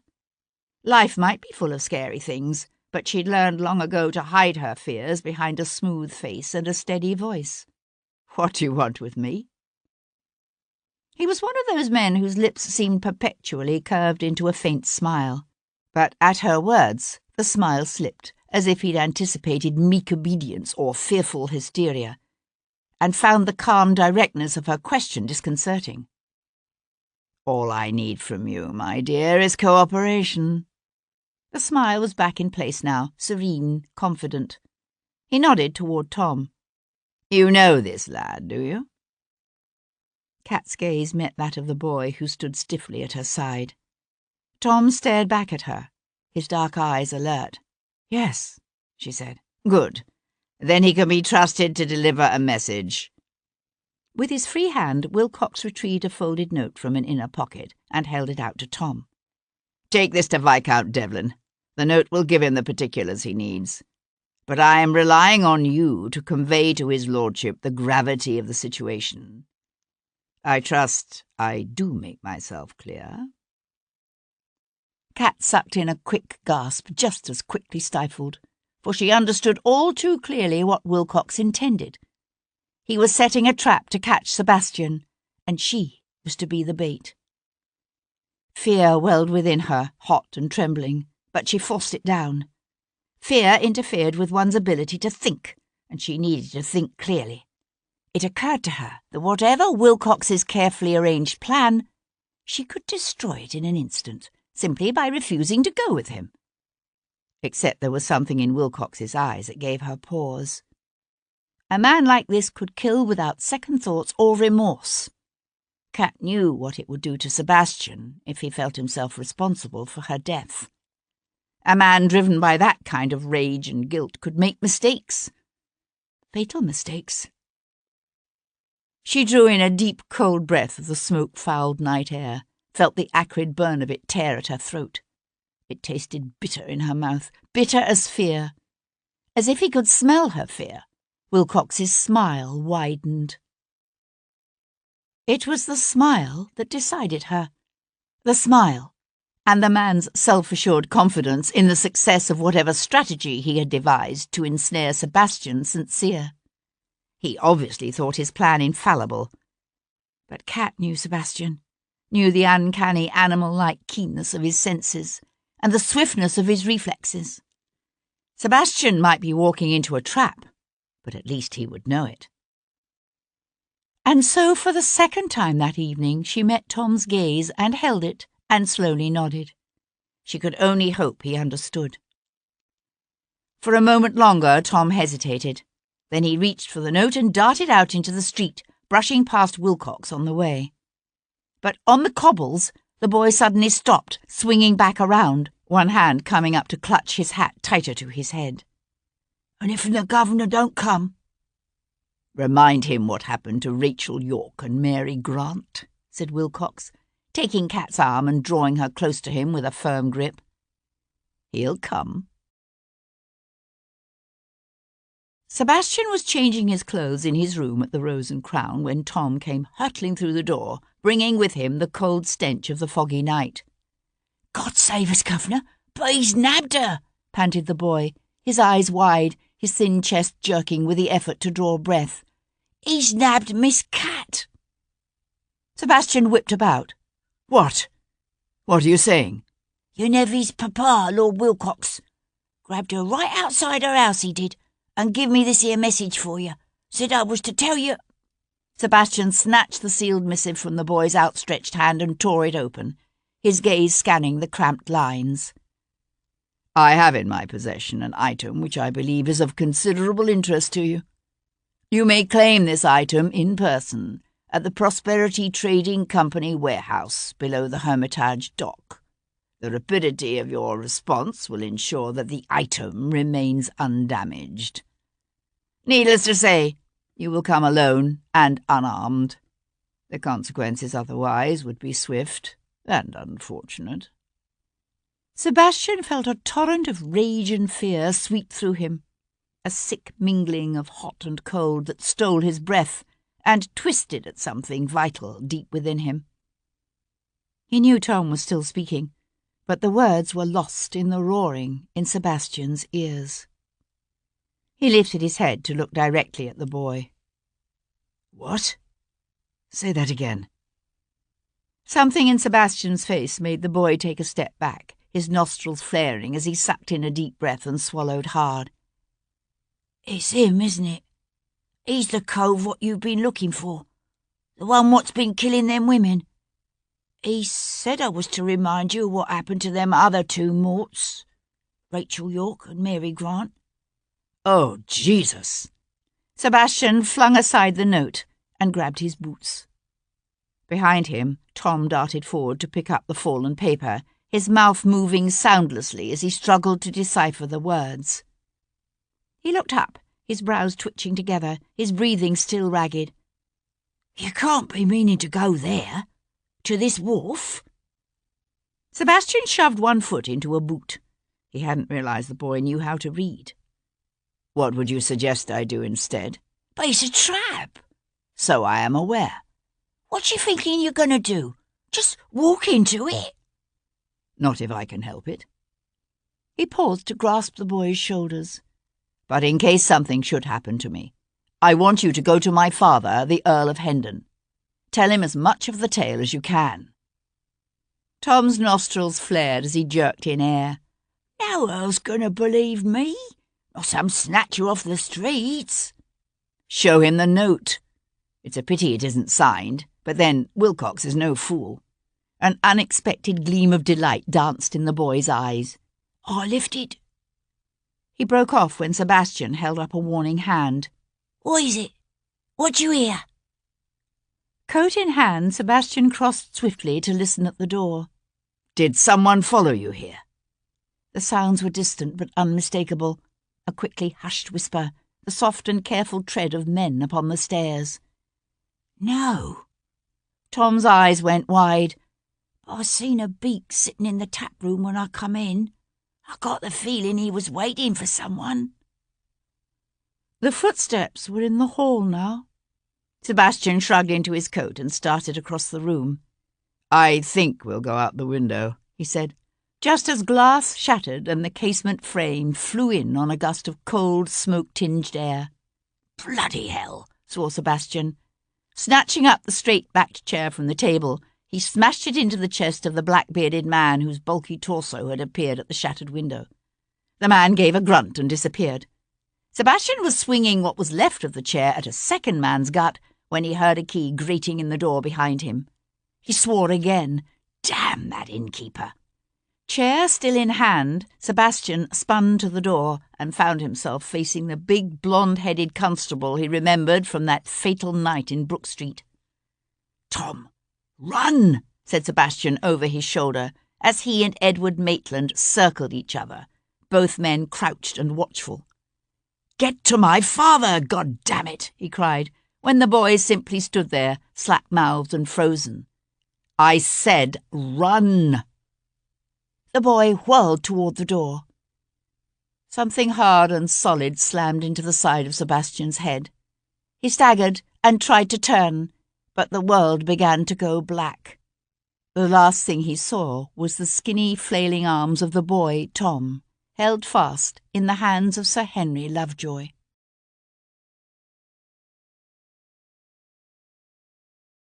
Chapter 59.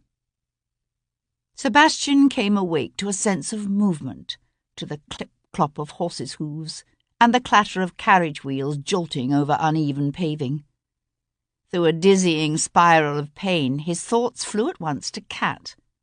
The horror of what he knew Wilcox would do to her was so powerful he was nearly shaking with the need to control it, with the need to keep himself from lashing out in mindless, useless frustration. He forced himself to keep his eyes closed and lie still, fighting down a wave of nausea that burned sour in his throat as he concentrated all his senses on the task of understanding the situation in which he now found himself. He lay on the cracked leather seat of an old carriage, the forward seat. Rough ropes bit into his wrists, binding them together before him.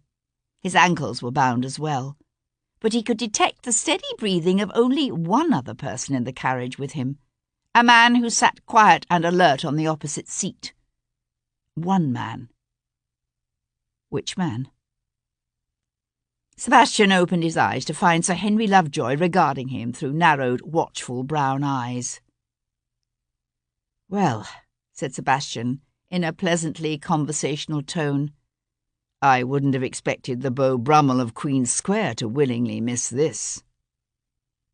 "If you are referring to Senior Constable Maitland, he is currently otherwise occupied, conveying 2 of his fellow constables to the surgeon, to be precise." Fighting down a fresh wave of nauseous dizziness, Sebastian shifted his weight slightly and discovered that in addition to being tied together, his wrists were also tethered to a ring bolted to the carriage floor. He tightened his jaw against a violent upswelling of rage, but some hint of his feelings must have shown on Sebastian's face, because he noticed the magistrate sink back farther into his corner, his eyes wide and watchful. Sebastian showed his teeth in a smile. "You aren't afraid I'll murder you between here and the public office? Cut off your head and take a bath in your blood and do all manner of other ungodly things to your person?" Lovejoy was not amused. "I think not." Sebastian glanced out the window as the carriage swung around a corner. The foggy void of the night swirled about them. "And the boy?" he asked casually. "If you mean that appallingly foul-mouthed urchin who was taken up in your company, he slipped out of my grip and darted off as we were leaving the inn." It was a crumb of comfort, pitifully small. There were too many things that could go wrong. Hendon could refuse to see the boy, or simply refuse to believe him. And even if the Earl did believe the boy's tale, what then? Whether Hendon sent a party of constables to the wharf or went himself, the result would be disastrous. Martin Wilcox might be a murderer, but he was no fool, and he knew what was at stake. The trap he had laid for Sebastian would be cleverly, carefully planned and orchestrated, so that, whatever the outcome, Kat would die. Wilcox couldn't afford to let her live to tell the tale. Sebastian fixed Sir Henry Lovejoy with an intense stare. "You must let me go." The little magistrate thrust his hands into his pockets and settled deeper into his overcoat as if bothered by the cold that seeped up from the straw-strewn floorboards and whistled in with the wind through the cracked windows. "It might be some consolation for you to know that I have reason to believe that you are indeed innocent of the deaths of those two women, Rachel York and Mary Grant. However, once the formalities are satisfied—" "You don't understand," said Sebastian, his voice low and earnest. "You need to let me go now. The man who killed those women has taken another one, Kat Boleyn. If I don't get to her in time, he'll kill her too." The carriage lurched suddenly, slowing to a crawl, as a thickening press of bodies engulfed them. At first, Sebastian thought it another bread riot. Then he heard a cry, "Huzzah for Florizel!" and saw the laughter and bright expectation in the swell of upturned faces shining in the golden light of the carriage lamps, and he understood. This was not a mob, but a crowd of revellers celebrating the installation of the prince as regent, which was to take place in the morning. They genuinely believed their hard-pressed, desperate lives were finally going to take a turn for the better. They didn't understand that nothing would really change, that they were simply replacing an earnest but mad old king with a vain, pleasure-loving, self-indulgent prince who gave far more thought to the cut of his coats than to the spiralling cost of bread, who had never heard the wail of a child starving in the cold, never seen those stacks of pitifully small white-shrouded bodies waiting for the quicklime of the poor-hole. "There is still the matter of Constable Simplot," said Sir Henry. "While I can understand—" "God damn it!" Sebastian swore, coming half upright only to be thrown off balance by his bound ankles. "I didn't attack your bloody constable. Why would I? Did you not hear what I said? A woman is going to die, tonight." A string of firecrackers went off next to the carriage, startling the horses and bringing a roar of excitement from the crowd. "If that is true," said Lovejoy, his nervous gaze darting to the window, "then tell me where this man is keeping her. I'll send constables after them." Sebastian let out a harsh laugh. "She's bait, in a trap, set for me. If your constables go charging in there, she'll die." "I think you underestimate the capabilities of my constables." "Do I? This man, the one you say is killing these women, who is he?" "My brother-in-law, Lord Wilcox."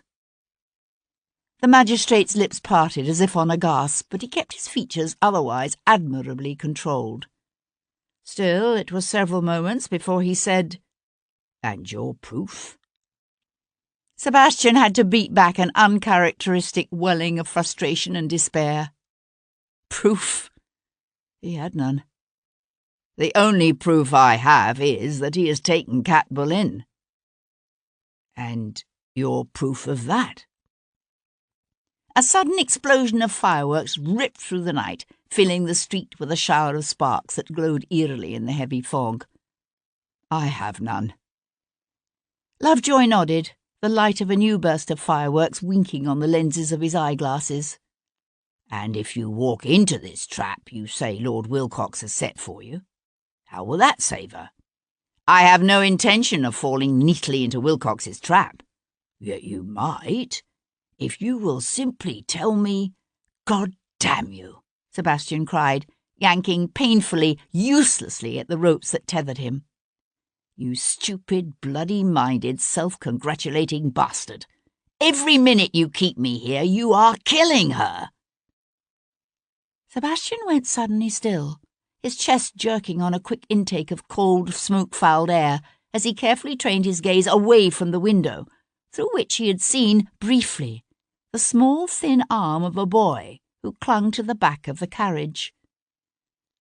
I understand your frustration, said Sir Henry, with a plodding calm that made Sebastian want to scream. But the law... He broke off as the hackney's near door jerked open and a small, roughly dressed body appeared on the step. I say, he began, then broke off again when Tom swung up into the carriage. The flaring glow from an explosion of fireworks gleamed bright and dangerous on the blade he held gripped tightly in one fist. Make a sound or move a whisker, said the boy fiercely, and I'll slit your gullet. Heaven preserve us, said Sir Henry, one hand groping for the strap as the carriage gave a sudden lurch. I know I didn't do what you done told me, Tom said as he leapt to slice through the ropes at Sebastian's wrists. Thank God for that. Sebastian flung aside the remnants of the ropes while the boy crouched to cut the bindings at his ankles. Careful to keep one eye on the white-faced magistrate, Sebastian gripped Tom's shoulder, his hand tightening in a spasm of wordless gratitude as the boy rose to his feet. But do it now, lad, quickly, and this time don't look back. Tom's head jerked, his face settling into stubborn lines. I'm coming with you. Sebastian urged him toward the door. No, you have your instructions. I expect you to follow them, but... The need for haste welled up within Sebastian, so fierce and white-hot it burned in his chest as he swallowed down the impulse to scream at the boy. Something might go wrong, said Sebastian, struggling to keep his voice calm and steady, while every fibre of his being hummed with desperate impatience. If it does, I'm counting on you to see this bastard brought to justice. Conscious of the magistrate's wrathful presence, Sebastian chose his words carefully. You know what I need you to do. Can you do it? Can you? The boy hesitated, his throat working as he swallowed hard. Then he ducked his head and nodded. Aye, Governor. I'll do it. He pressed the handle of his knife into Sebastian's fist. Here, you might be needing this, he said, and without looking back, slipped off the step into the crowd.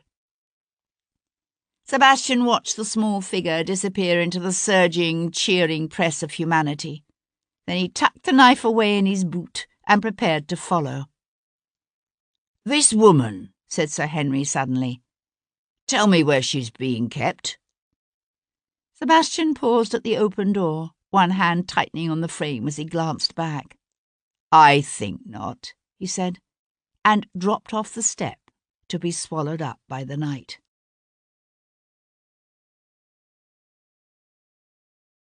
Chapter 60. The Prosperity Trading Company's warehouse fronted one of the basins lying just below Parsons Stairs and the Hermitage Dock. Sebastian took a hackney as far as Burr Street, then worked his way on foot toward the river. Crowded by day with seamen and stevedores, the wharves after dark were a dangerous labyrinth patrolled by the river police and private guards hired by ship owners and trading companies, desperate to control the swarms of thieves who could empty a warehouse or a ship's hold in a night, and slit a man's throat for the coat on his back. But tonight, Sebastian seemed to have the riverfront to himself, moving through fog foul with the stench of salt and river sludge, mingling with the odours of the nearby tanneries and soap factories. He could hear the slap of the incoming tide and the occasional muffled boom of distant fireworks from Tower Hill and the bridge, but the thickness of the fog brought its own special hush to the world, magnifying the sound of his breathing until it grated loud and harsh in his ears. The warehouse he sought lay midway down a row that loomed before him from out of the gloom. 2 stories high, and built of rough stone, it butted to the south against another warehouse, while to the left, an alley just wide enough for a cart separated it from the next row of buildings, ancient relics of soot-darkened brick.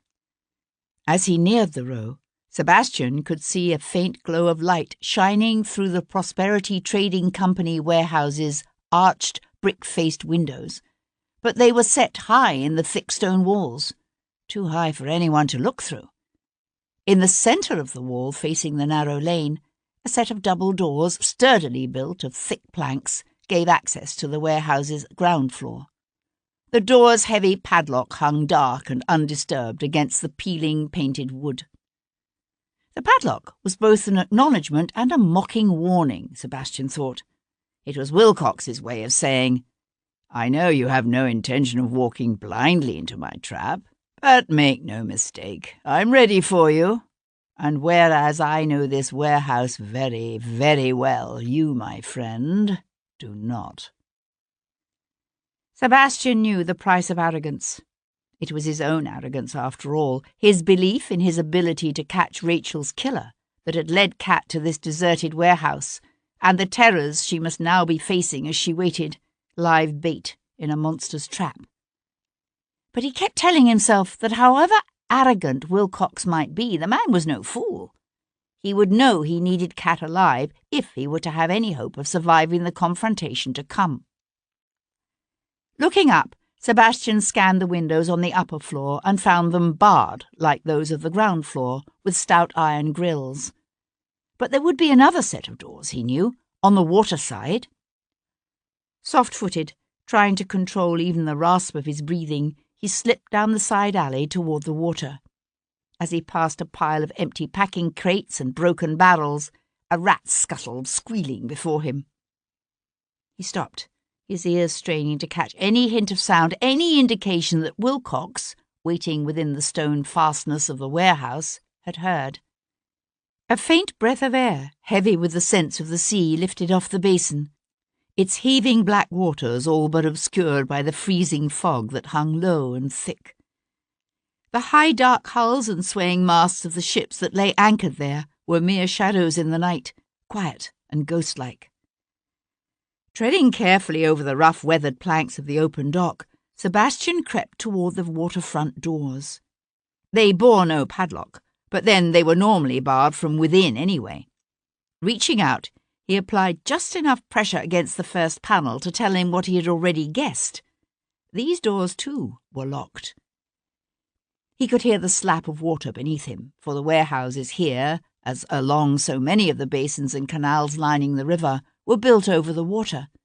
There would be a trapdoor in the planked floor of the warehouse to give direct access to lighters and barges. A way of entry, perhaps, but one which would give too much of the advantage to the man waiting within. Sebastian needed to find some approach that would give him a visual advantage. He needed to come in from above. A second set of loading doors opened from the dock to the upper floor, where a stout beam thrusting out from the wall could be used to hoist goods. But the beam was bare now of both winch and pulley, and Sebastian had no rope to climb up to it. A nearby pile of crates virtually blocked the wharf ahead of him, but they were neither near enough to the door nor high enough to enable him to reach it. He had to find another way in. Retracing his steps to the front of the warehouse, he scanned the building's flat roofline.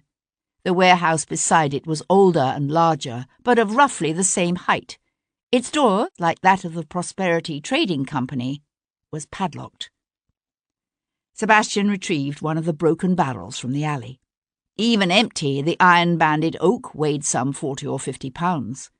Heaving it over his head, he brought the iron edge down on the padlock once and then again, smiling grimly as he felt the lock shear away from the door, hasp and all. In the stillness of the fog-shrouded night, the resultant clatter sounded unnaturally loud. Sebastian paused, his breath coming in pants as he listened to the slosh of the incoming tide against the wharfs. Slipping between the heavy doors, he paused again, waiting for his eyes to adjust to the gloom. It was true he could cope better than most men with the darkness of the night, but his eyes still needed some light to see, and the dense fog obliterated all hint of moon and stars, even the reflected lights of the city around them. He inched his way across a floor crowded with crates and barrels that perfumed the air with the heavy scents of their contents. Tea from India, sables from Russia, baled cotton from the Carolinas. A faint glow showed him a central well some 8 to 10 feet square, faintly lit from above by a grimy skylight and edged along one side by a steep, straight stair. He climbed the steps in a light-footed rush that brought him to an upper floor, crowded, like the one below, with packing cases and bales. Overhead, the skylight showed only as a dark grey square against the black of the ceiling. There would be tools, he knew, kept here on the upper floor by the warehouse crew. Precious minutes ticked by as he searched first at the top of the steps, then along the unrailed edge. He found them at last in a wooden crate left near the front wall. Tossing aside hammers, lengths of chain, and a coil of rope, he grasped a small pry-bar, which he thrust into the waistband of his breeches. Then, by shifting some of the crates, he was able to climb within an arm's reach of the skylight. Set into a large raised wooden frame, the skylight was made up of some half-dozen sections hinged so that they could be raised for ventilation. Feeling along the edge, Sebastian located the clasp of the section above his head and carefully eased it open. Thick with the smell of sulphur and coal smoke and the scents of the sea, the night swirled in around him. Grasping the edge of the frame, Sebastian levered himself up through the small square opening and onto the roof. He lay still for a moment, his breath showing white as he listened to the distant boom of fireworks lost in the night. Slowly, he rolled to his feet and crossed the slate expanse to drop lightly down onto the roof of the adjoining warehouse.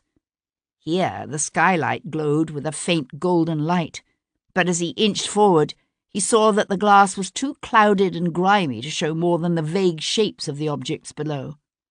There was always a chance, he knew, that Wilcox awaited him here on the upper floor, but most men feared the dark, and the source of light from within the building obviously came from the ground floor, site of the warehouse's 2 main entrances, and the water door. Slipping the pry-bar beneath the skylight's frame and base, Sebastian applied a gentle pressure and felt a slight give as the inner catch began to loosen. He tried again, increasing the pressure, and heard the rending timbers whine in protest. He immediately eased up on the bar, the night air cold against his sweat-dampened face. Sitting back on his heels, he considered his options. Impossible to break the skylight's frame or shatter the glass without announcing his arrival. But besides the trapdoor leading up from the water, there remained only one other entrance to the warehouse, the dockside doors to the upper floor. His gaze focused on the crumbling chimney of the fireplace used to warm the warehouse's small counting office. He stared at it for a moment, then retraced his steps to the adjacent roof. Dropping lightly through the open skylight, he retrieved one of the coils of rope he had seen there, along with a stout length of iron. He was conscious again of the relentless passage of time. Lashing one end of the rope to the chimney, Sebastian wound the other end around his waist and lowered himself carefully over the warehouse's back wall, the rough planks of the dock some 20 feet below lost in the mists swirling in from the water. Straightening his legs as a brace, he levered away from the wall and walked crabwise down the rough stone until he came to the double doors that gave access to the upper floor. A stout lintel ran just below the door, forming a ledge against which he was able to brace his weight while he applied subtle pressure to the doors. The panels gave for about an inch, then stopped. These doors, too, were secured from the inside by a bar. Shifting his weight, Sebastian retrieved the pry bar from his waistband and thrust its end between the two doors, wedging them open far enough that he was able to slip the length of iron rod in between the pivot bar and lever it up. He felt it catch for a moment, then drop away with a clatter that had him cursing silently into the night. The near door swung open to a gentle nudge that drew no shriek of protest from the hinges. He eased himself inside, deftly closing the doors behind him against any sliver of light or sudden draught of cold air that might betray his presence, if the clatter of the falling bar hadn't already done that. The atmosphere here was redolent with the warm, exotic scent of coffee. Surrounded by towering stacks of bulging burlap bags, Sebastian crept toward the golden pool of light that was the central opening. The well was large, some 8 to 10 feet across, and configured much like that of the adjoining warehouse, with a straight flight of stairs running up one side. He could see a huge overhead beam to which was mounted a stout pulley wound with a thick rope. One end of the rope ran down diagonally out of Sebastian's line of vision, but the other hung straight and tautly weighted. As he watched, it quivered slightly, as if the weight suspended from it had moved.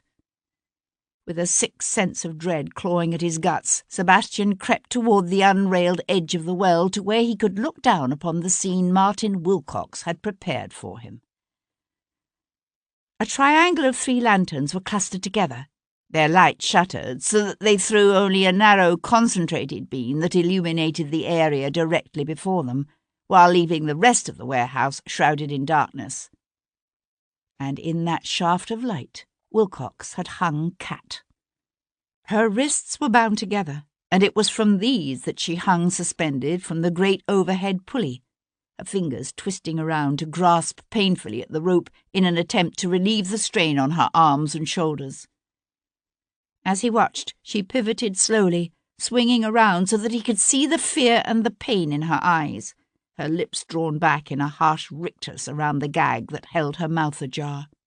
Her ankles had been tied too, with more rope wound around her legs, pinning the torn cloth of her velvet riding habit tightly against her. She hung suspended some 3 or 4 feet above where the floor should have been, except that Wilcox had positioned her directly above the trapdoor to the basin, and the trapdoor was now open. Through it, Sebastian could see the shimmering blackness of lapping waves as the tide rose with the night. It was a diabolical trap, delicately baited. Whether Sebastian had entered the warehouse through one of the 2 ground-floor entrances, or whether he came up through the trapdoor or down the stairs, he couldn't reach Kat without being caught in the light. Yet because of the way the lanterns were set up, Wilcox kept for himself the protective cover of darkness. He also controlled the rope by which Kat Boleyn hung suspended. The only way Sebastian could free her would be to cut her loose. Yet, bound as she was, even if he were to plunge with her into the dark, icy waters below, she would in all probability drown before he could get her to shore. There was only one move Sebastian could make. He acted swiftly, calculating the position of the lamps and the distance to the rope. Quietly hefting one of the large bags of coffee beans, he eased it over to the edge of the well. He was just stepping back when a board creaked betrayingly beneath his foot.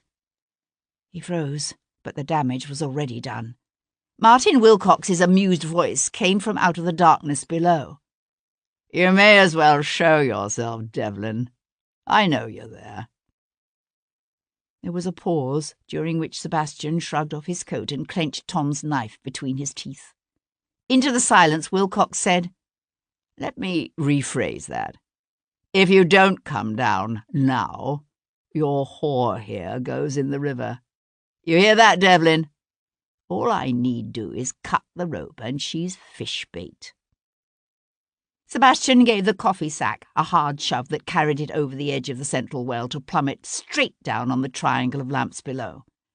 It landed with a shattering crash that plunged the warehouse into darkness just as Sebastian leapt from the well's edge. One hand clutched only air, cold and empty, but his right hand caught the rope and closed on it, his arm wrenching in his shoulder as it took all his weight. The impact of the sideways lunge set the rope to swinging, but the movement was slight, too slight. He kicked his legs to make it swing farther, the fibres of the rope burning his hand through the leather of his glove as he slid down to Kat. He could hear the frightened strain of her breathing. Still gripping the rope with one hand, he closed his free arm around her in a swift, fierce embrace that drew her shivering body back against his chest as he kicked again, swinging them back and forth on the end of the rope like a pendulum. Then, wrapping one leg around her hips to keep them together, he slipped the knife from his teeth, and when the arc of their swing neared its apogee, he reached up and sliced through the rope. Gritting his teeth, Sebastian hacked at the heavy fibres, the last strands unravelling as he prayed that he hadn't miscalculated the angle of the arc, that the rope wouldn't give way at the precise moment they were over the open trap to plunge them into the freezing black waters below. With a half-catching jerk, the rope unravelled and snapped, hurtling them downward just as a blunderbuss exploded in a deafening roar of fire and smoke.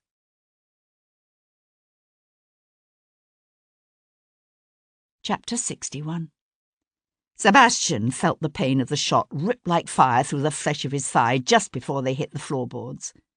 At the last instant, he managed to twist so that Kat fell half on top of him and he absorbed most of the impact himself. He rolled, shifting her weight so that she lay within the protective curve of his body. He could hear the rasp of her breathing open-mouthed behind the gag, but he had no way of knowing if she had taken any of the shot herself. Bringing his lips close to her ear, he whispered softly, "Lie still."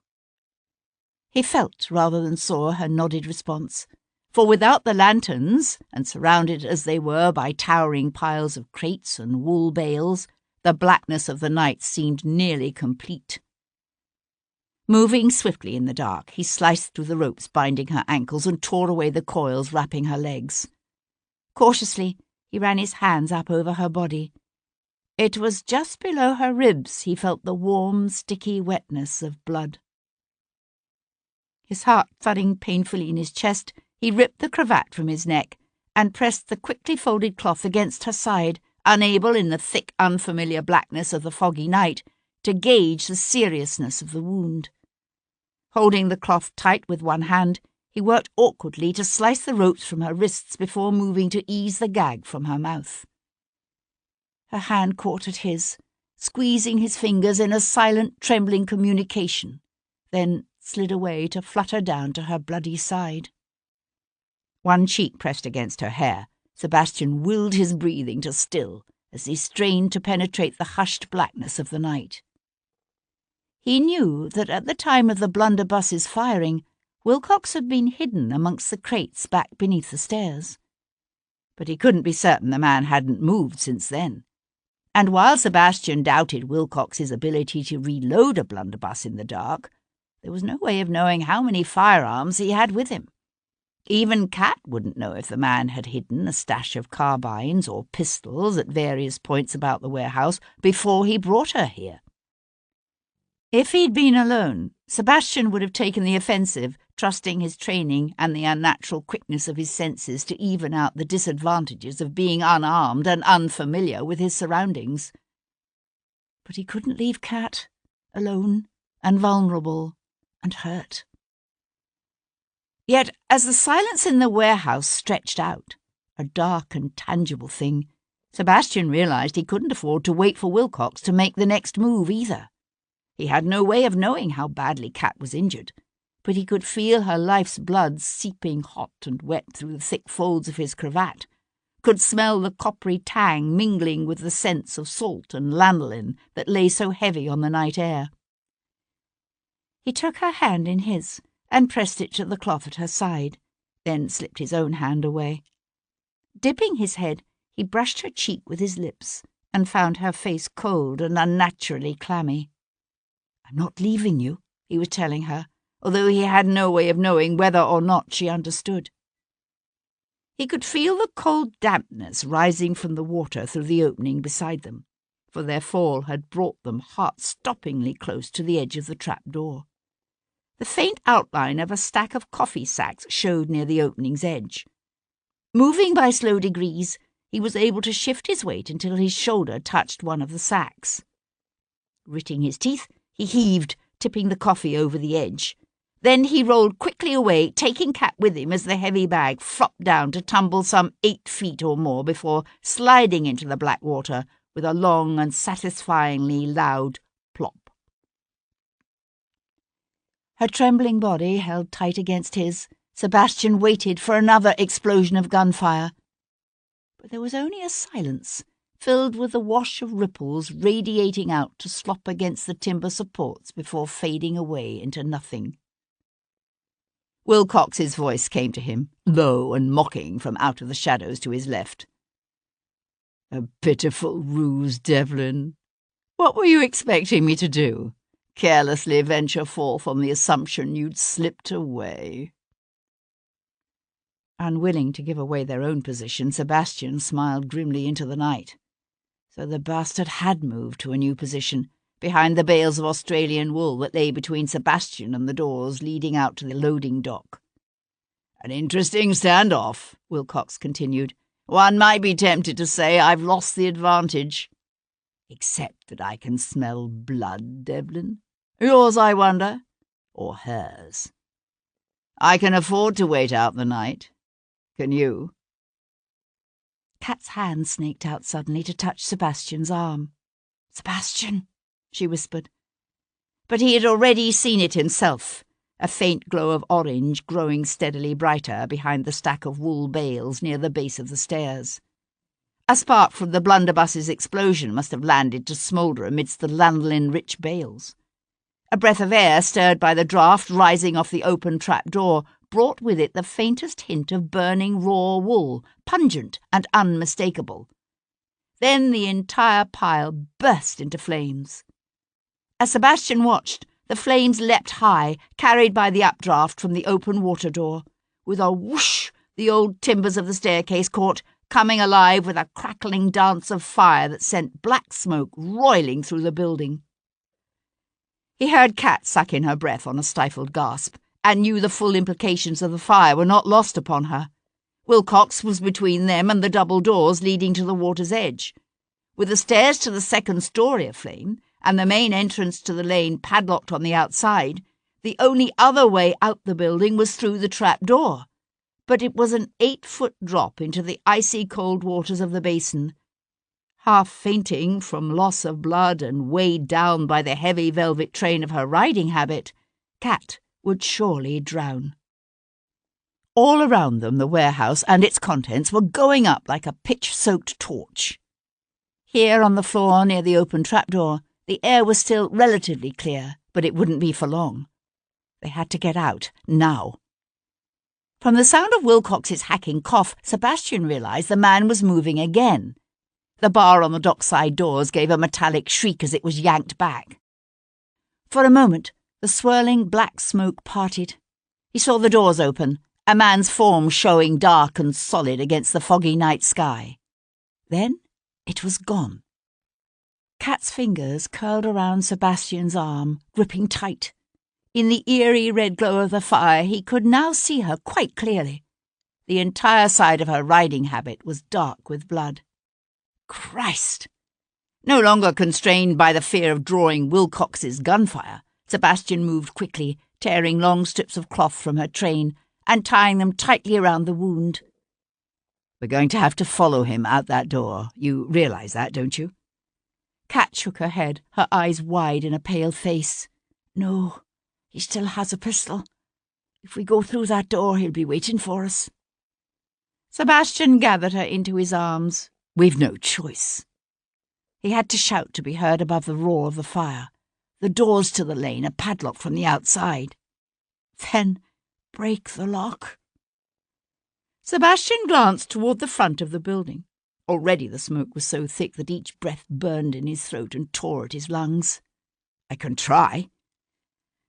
Coughing badly, he carried her to where she could catch a breath of the fresh air flowing in from the gap beneath the 2 front doors. Casting about in the thickening smoke, he found a heavy sea chest bound with brass, but small enough that he could grasp it with both hands.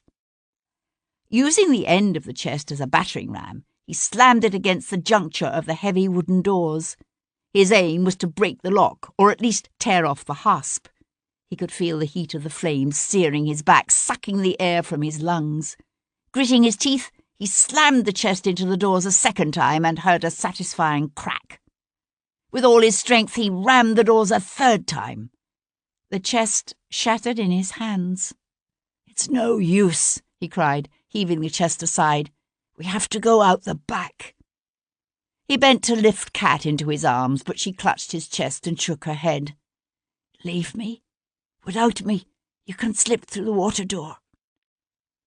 He met her gaze, his chest jerking for breath beneath her spread fingers. "I'm not leaving you. So you may as well give over trying to be so bloody noble and simply accept that it's my turn." There was an instant silence. Then he heard her answering laugh, faint but true. With a tearing roar, the great overhanging beam from the central well collapsed in a violent shower of sparks. "Bloody hell," Sebastian swore. Clutching Kat to him, dodging fiery bales and falling debris, he sprinted across the warehouse floor. For one wretched moment he thought he'd become disoriented and lost his way in the thickening smoke. Then he saw the open doorway framing a rectangle of grey mist beyond, and he burst through into the cool, life-giving air of the night. He'd expected to find Wilcox there on the dock, beside the basin, but the dock stretched out, empty, before them. "He must have heard you trying to break through the front doors and gone around," said Kat, coughing badly. "Maybe." Sebastian's own voice was a pained rasp. Or maybe Wilcox was simply waiting for them at the end of that long, dark alleyway that ran along the north side of the warehouse. "Set me down. I can walk," she said. "Are you certain?" "Yes." She pushed away from him so that her feet slid to the ground. Then she said, "Sorry, a miscalculation," and fainted dead away. Swinging her up into his arms again, Sebastian turned south, away from the alley and the dangers that might lurk there. He'd thought the pile of crates at the juncture of the 2 buildings only partially obscured the dock, but he saw now that he was wrong, that the way was blocked completely. He had no choice but to go north. By now the flames were shooting from the warehouse's upper story. One by one the windows began to shatter, the night filling with the sound of breaking glass as the splintered shards rained down around them. Sheltering Kat with his own body, broken glass crunching beneath his boots, Sebastian ran. As he ducked past the mouth of the alleyway, he saw it filled with smoke and leaping flames from the burning building beside it. If Wilcox had been there, waiting, the heat and breaking glass would have driven him back. The fire roaring behind him, Sebastian kept to the strip of narrow dock running along the edge of the basin. Passing the row of ancient brick warehouses, he worked his way north. The black waters of the basin reflected the leaping flames, while the fog caught the glow of savage orange until it seemed that the very night around him was afire. He could see another passageway ahead, leading off to the left, that he hoped would take him inland. Then his heel caught on an uneven plank and he stumbled, going down as his wounded leg gave way beneath him in a spasm of pain, white-hot and nearly blinding. He sank to his knees, Kat still held, insensible, in his arms. He was aware of the distant heat of the fire and the ache in his seared lungs as he struggled to suck in air. Gathering his strength, he was about to push up again when he heard the click of a pistol's hammer being drawn back, and Wilcox's voice saying, "Bad choice, Devlin."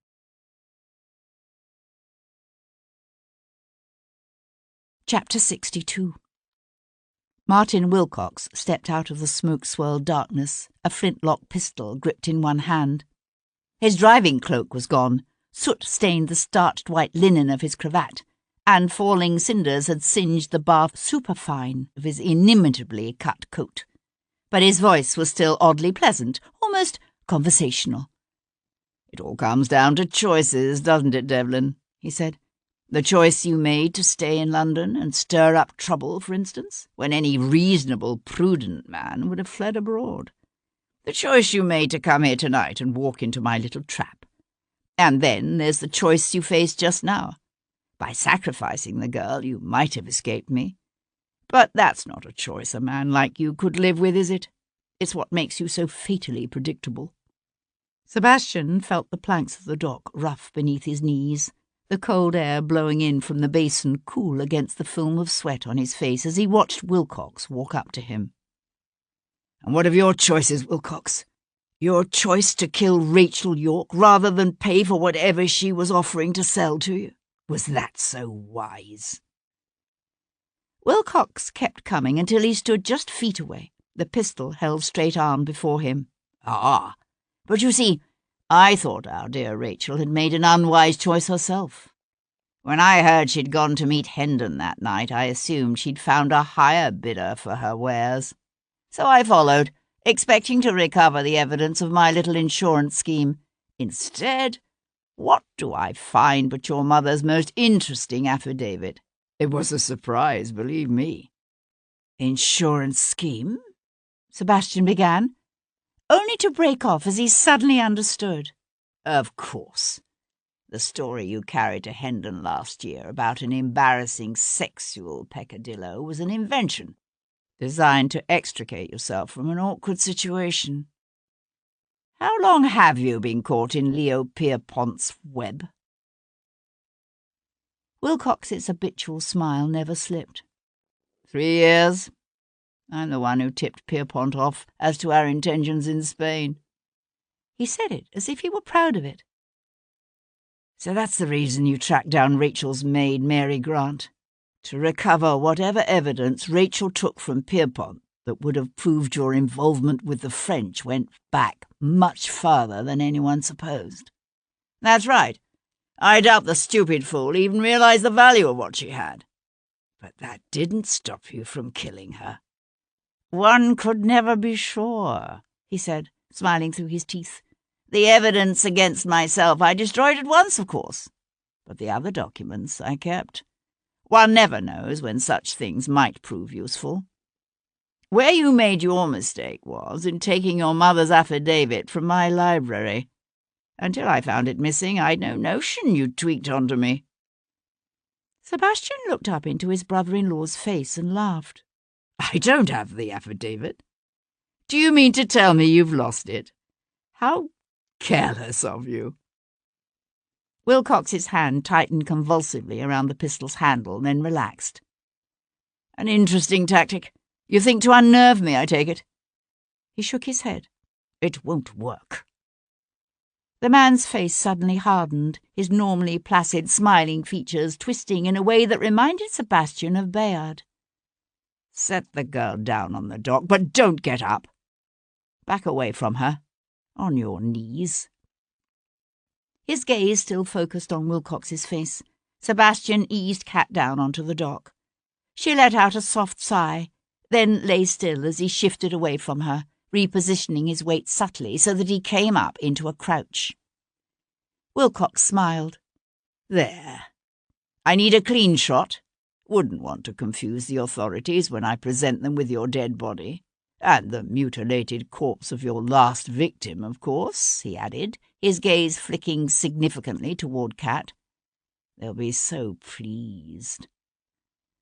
Sebastian had his good leg under him, his muscles tensed, ready to spring as he watched Wilcox's eyes. "No one actually cares who killed those women. You understand that, don't you? No fire burns within the collective metropolitan bosom to see justice done.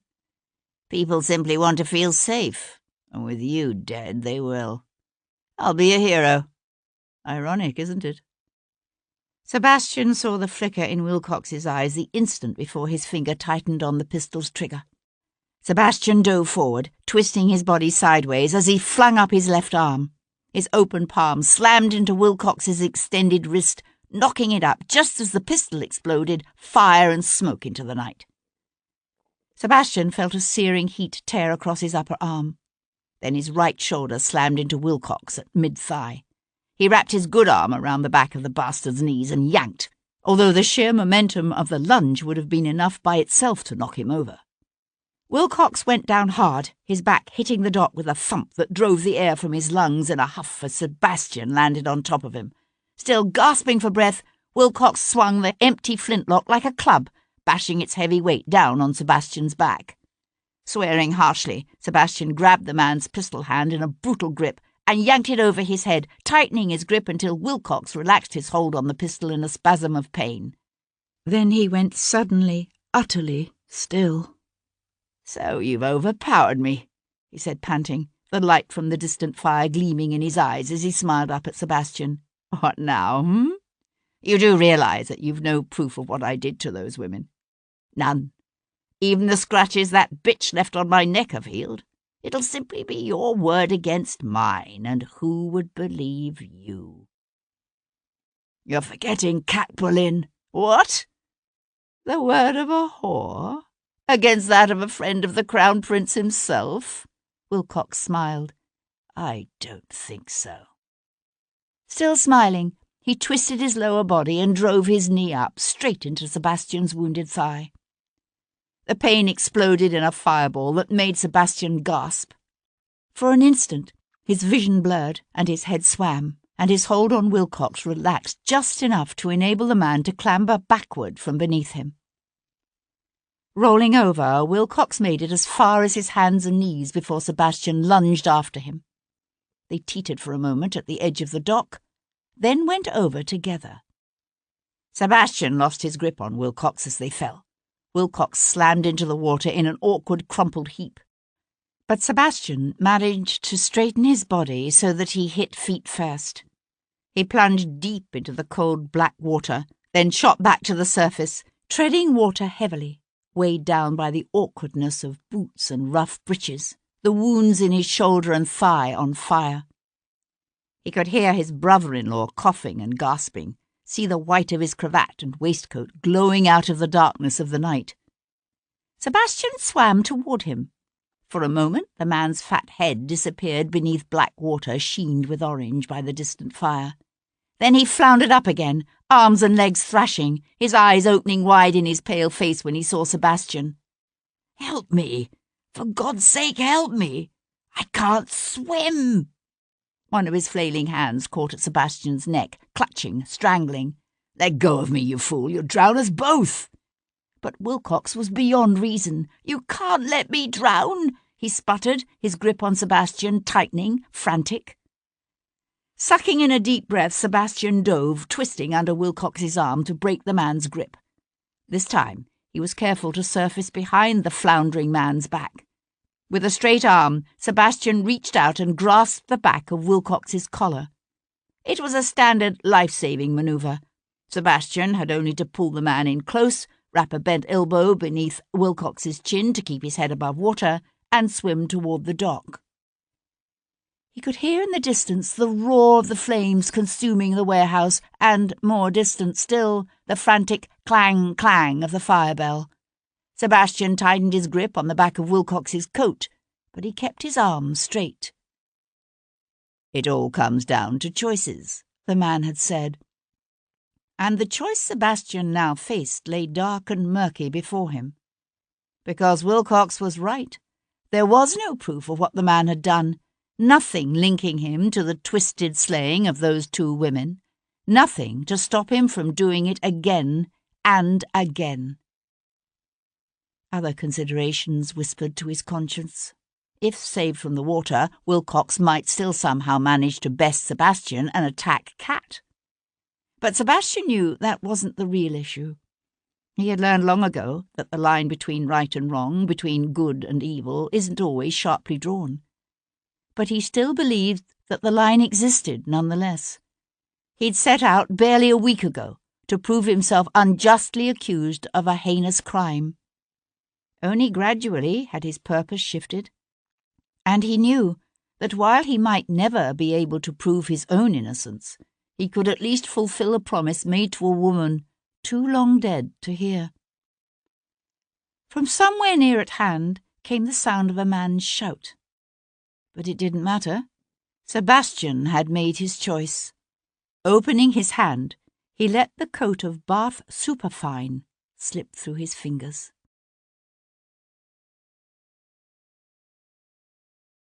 Chapter 63. From where he stood at the edge of the dock, Sir Henry Lovejoy watched the Viscount climb the rough ladder from the water below. As he reached the top, Devlin looked up, his uncanny eyes gleaming yellow in the reflected fire's light. The two men stared at each other, Devlin's breath coming so hard and fast that the coarse cloth of his water-soaked, blood-stained shirt shuddered with each lifting of his chest. It was Devlin who spoke first. "The boy. Tom? Where is he?" "Quite safe. I intercepted him just outside your father's house in Grosvenor Square. That's right," he added, when Devlin's eyebrows twitched together.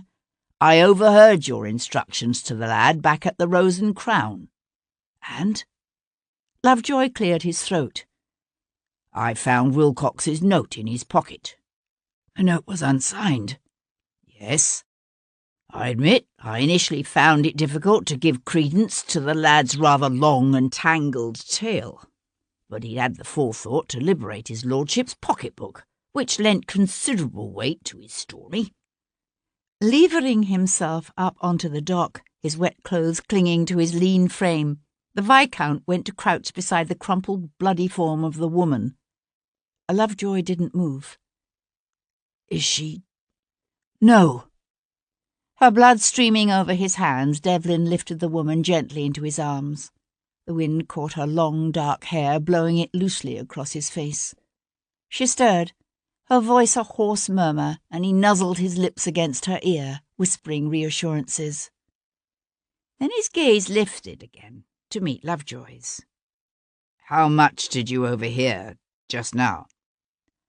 And Sir Henry Lovejoy, that hard-headed stickler for the processes of the law and the sanctity of truth, who had arrived at the basin's edge only in time to watch Wilcox's head first disappear beneath the black waters, smiled tightly and said, "Enough."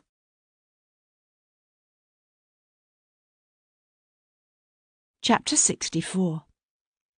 Sebastian watched Kat breathe, watched the gentle rise and fall of her breasts beneath lace-trimmed sheets, watched the flicker of golden candlelight over the pale skin of her eyelids, closed now in gentle sleep. He stood beside the bed, his dressing gown thrown casually over his shoulders. Around them, the Brook Street house settled into the hush of the night. It seemed oddly strange to be here again in his own house, to be wearing freshly laundered linen and fine silk. He was here and safe, and yet the coiled sense of alertness, the driving restlessness remained. "She's going to be fine, Sebastian," said Paul Gibson, coming to stand beside him. "I'll stay with her. But you need to get some rest. You've lost a fair amount of blood yourself." Sebastian nodded. Beneath the bandages, his shoulder and leg throbbed with a fiery ache that seemed to radiate out and blend with every cut and bruise he'd acquired over the past week. He felt as if he hadn't slept in a lifetime. "Call me if she wakes." "Of course." Turning toward his room, Sebastian became aware of the sound of a man's loud, angry voice drifting up from the hall below. "Damn your impudence," swore the Earl of Hendon, "and to hell with your instructions. I want to see my son." Sebastian paused at the top of the stairs. "Father?" Hendon looked up, a succession of emotions chasing one another across the features of his white, anguished face as he watched Sebastian limp down the stairs toward him. But all he said was, "I'd heard you were hurt." "It's nothing," said Sebastian, and led the way into the drawing-room. Hendon closed the door carefully behind him. "I've had a meeting with Lord Jarvis and Sir Henry Lovejoy concerning these recent revelations about Wilcox. The situation is delicate, particularly with the Prince's installation as regent to take place tomorrow. For an intimate of the Prince to be implicated in such heinous crimes at this time. Devilish inconvenient. So what is Jarvis proposing?" I'm confident he's come up with some solution." At the levity in Sebastian's tone, the Earl's features settled into a deep frown. "As a matter of fact, the suggestion was mine. The murders of Rachel York and Mary Grant will be attributed to the Frenchman, Leo Pierpont." "Of course. Cooperative of him to have fled the country." Sebastian went to stand before the hearth, his gaze on the fire. "And Wilcox's death?" "The work of the cutthroats and thieves who set fire to the warehouse. The river front can be a dangerous place at night." "Amanda will be pleased. No opprobrium attached to the family name to interfere with Stephanie's come-out next year." Sebastian glanced around. "You do realise that Amanda knew?" "What?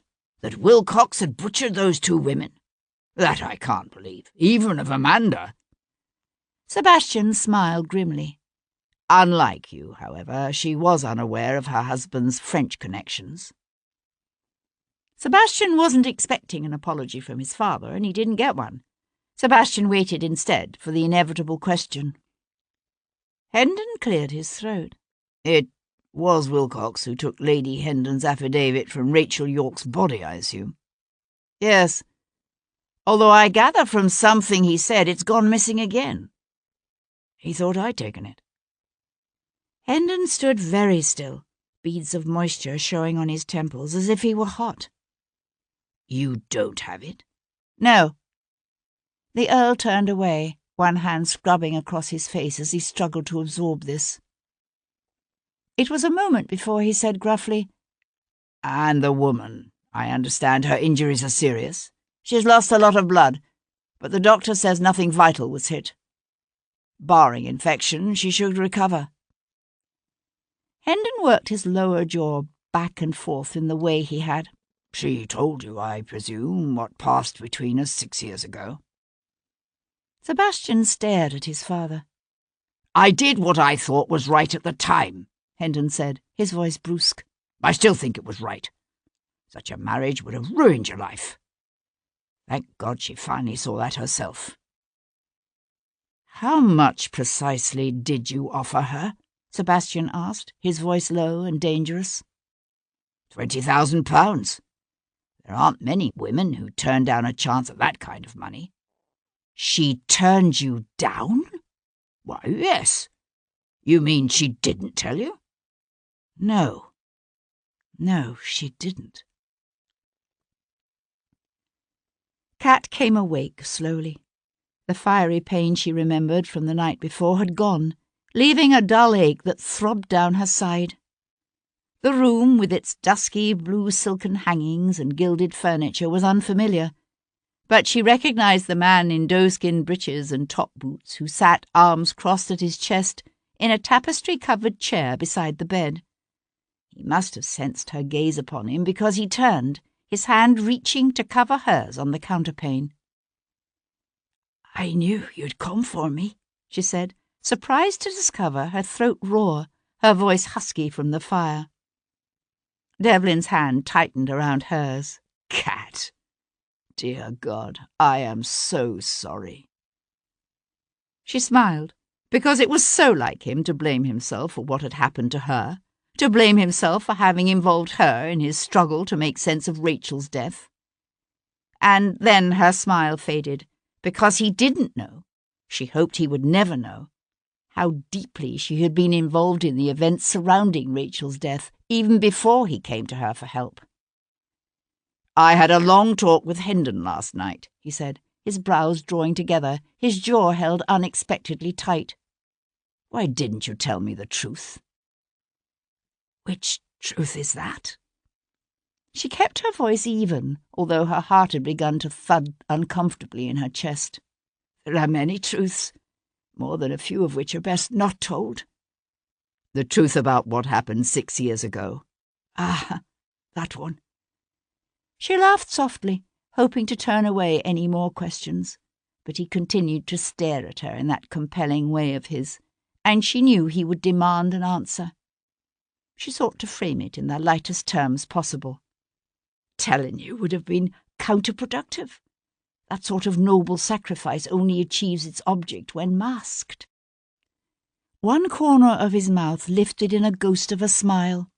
You need to curb this unfortunate predilection of yours for martyrdom. Her hand twisted beneath his, held him tight. He was right, you know, your father. He said if I really loved you, I wouldn't marry you. His eyes had always fascinated her. Wild and fiercely intelligent, they glittered now with anger and hurt. And so you lied to me for my own good? Yes. Damn you. He pushed up from the chair and swung away, only to turn again, nostrils flaring, chest jerking with the passion of his breathing. I would have made you my wife.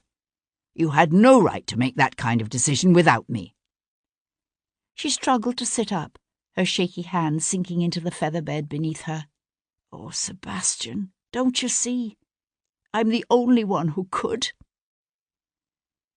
A silence fell between them, taut and sad. She could hear the cry of a vendor hawking his wares in the street outside, and nearer, the soft fall of ash on the hearth.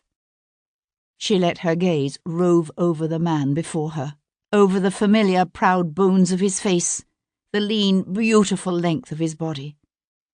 And because she loved him so much, because she would always love him, she forced herself to say what needed to be said, although the words tore open every old bleeding wound she'd hidden away so deep within her. "And I would do it again," she whispered, "because you are who you are, while I am what I am." His head jerked back, his lips pulling into a thin, hard line. "I can change what you are." "By making me the future Lady Hendon." Kat shook her head.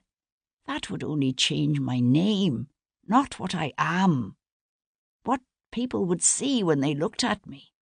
"You think I give a damn about other people?" "No, but I care. I care what other people think of you. Nothing you can do would ever raise me up to your level, Sebastian.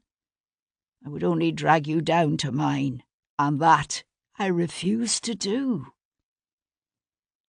He stared at her, his strange yellow eyes fierce and hard. Then he sucked in a quick breath, and for a moment she saw a flash of his soul, a hint of the vulnerability she knew he kept hidden deep within him, and it ripped at her heart. "You could have said that 6 years ago, instead of driving me away with a lie."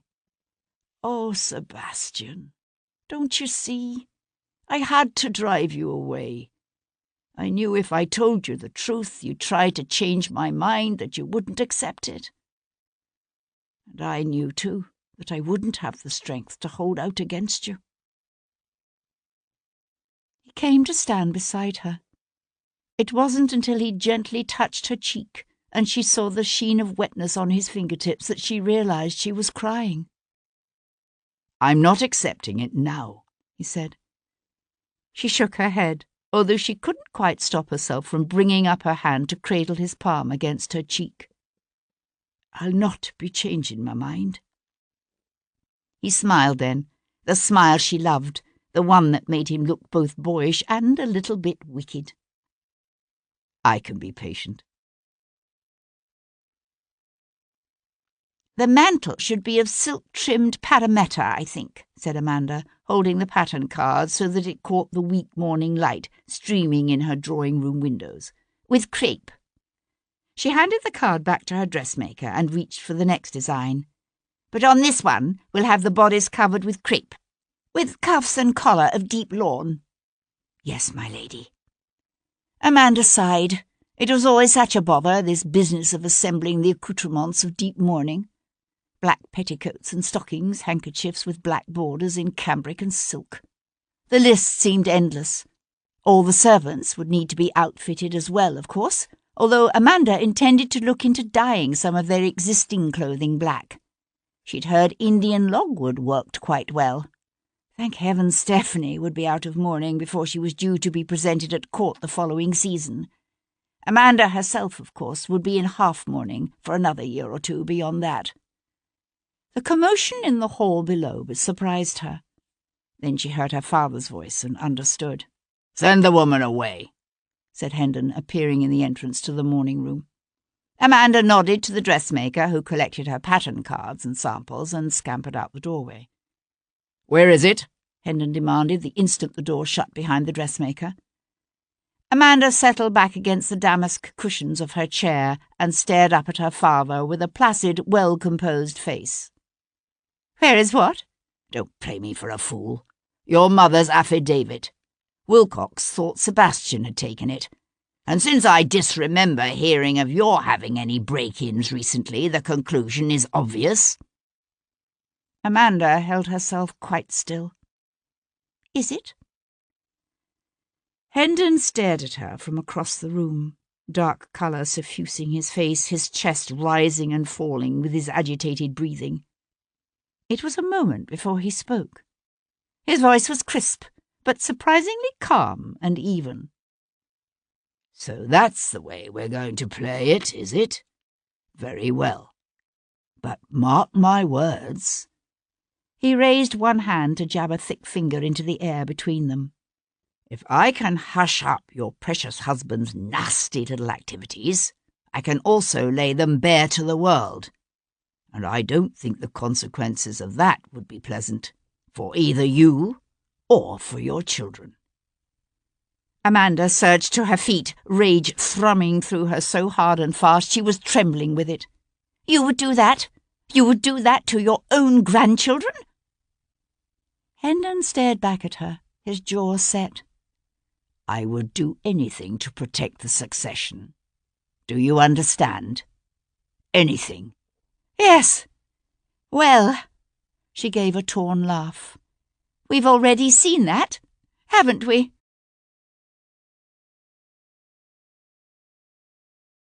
Chapter 65.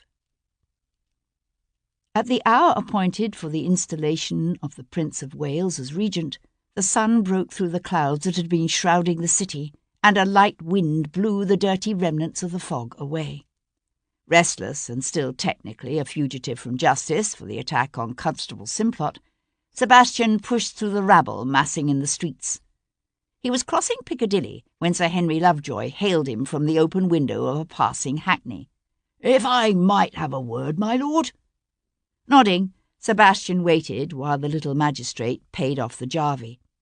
Together they entered the park and turned toward the lagoon to walk along in silence until the crowds thinned around them. Lovejoy said, "I thought you should know that Constable Simplot regained consciousness last night. His fever has broken, and the doctors say the prognosis for his recovery is quite promising." "The man must have the constitution of an ox." An unexpected smile played about the magistrate's thin lips. "That is roughly the opinion of his doctors." The smile faded. "He told us what happened that afternoon on Brook Street. Needless to say, Chief Constable Maitland has been dismissed from his duties." Sebastian nodded. He supposed he should feel relieved that the young constable had survived to give witness to the truth. Perhaps in time, Sebastian thought, he would feel relief. But at the moment he simply felt numb, as if it had all happened long ago in someone else's lifetime. "I was most impressed," Sir Henry was saying, "by the way you went about the task of discovering the true identity of the killer. Your investigative abilities are quite remarkable, my lord. If you weren't a nobleman, you'd make a fine detective." Sebastian laughed. "Some cases, of course, are more difficult for our office to deal with than others," said Lovejoy, "particularly those cases involving the royal family or members of the nobility." He cleared his throat uncomfortably and squinted off into the distance. "I was wondering, given your talents and abilities, if you might be interested in occasionally cooperating with our office on such exceptional cases. On a purely unofficial basis, of course." "No," said Sebastian baldly. Lovejoy nodded, his chin held tight against his chest. "Yes, of course, I understand. It's a passion not many feel, that driving need to see justice done in this world, to stand on the side of the weak and disadvantaged against the influential and powerful and fight to right a terrible wrong. It's such a pervasive, grinding thing, injustice, and unfortunately all too common. I suppose the only way most people can tolerate it is by simply shrugging their shoulders and ignoring it and going on living their own lives. Unless, of course, the injustice falls on them or those they love. I know what you're trying to do, said Sebastian, but you're wrong about me. What I did was motivated by self-interest, nothing more. Of course. They had reached the lagoon now. Lovejoy paused, his eyes narrowing as he stared out over the wind-ruffled water. I looked into the records of your service in Portugal, he said after a moment. I know why you sold out. Beside them, a drake lifted off the water. Sebastian narrowed his eyes, watching it rise up, its outstretched wings beating against the blue winter sky. You read too much into that. Do I? Sebastian swung his head to look at the man beside him. I killed him. You know that, don't you? They both understood it was Wilcox of whom they now spoke. You let him die? There is a difference. We are taught that to take another life is wrong, yet the state does it and calls it justice. Soldiers on the battlefield kill and are named heroes. The little magistrate turned up his collar against the cold wind blowing off the sunlit waters. What you did was wrong, but it's a sin we both share, and a choice that I, for one, am glad you made. Choices, the man had said. It all comes down to choices. In the distance, a cannon boomed, and another. Then they heard a roar as tens of thousands of voices raised together in a cheer. So, said Sir Henry Lovejoy, the Regency begins. No, wait. George, Prince of Wales and soon-to-be Prince Regent, sucked in a desperate gasp of air and flung out one fat, beringed hand to grasp the red lacquered back of a nearby chair. I can't go out there yet. I can't breathe. Oh, God, do you think it's my heart? I feel a series of palpitations coming on. Where is Dr. Heberton? Charles, Lord Jarvis, wrenched the stopper from a vial of smelling salts and waved the pungent concoction back and forth beneath his prince's pale nostrils. Here, here, your Royal Highness, you'll be fine. An understandable attack of nerves, that's all, he said soothingly, then whispered in an urgent undertone to one of the prince's gentlemen, Loosen his corset. From his position near the door, the Earl of Hendon slipped a watch from his waistcoat pocket and frowned. The Privy Council had already been kept waiting for an hour, but then everyone at court was accustomed to waiting for the prince. There was no reason to expect his installation as regent to be any different. The prince was breathing better now, but Jarvis shook his head at the Earl of Hendon and pressed a glass of wine into the prince's trembling hands. It hadn't been an easy thing, shepherding the prince toward his new position as regent, while simultaneously manoeuvring to keep the Whigs out of government. That girl's murder, coupled with the apparent involvement of Hendon's son, had come perilously close to scuttling the entire scheme. But in the end, all had come off as planned. The Whigs had been discredited, Perceval and the Tories would remain in power, and the war would continue until the French were finally, irrevocably, crushed.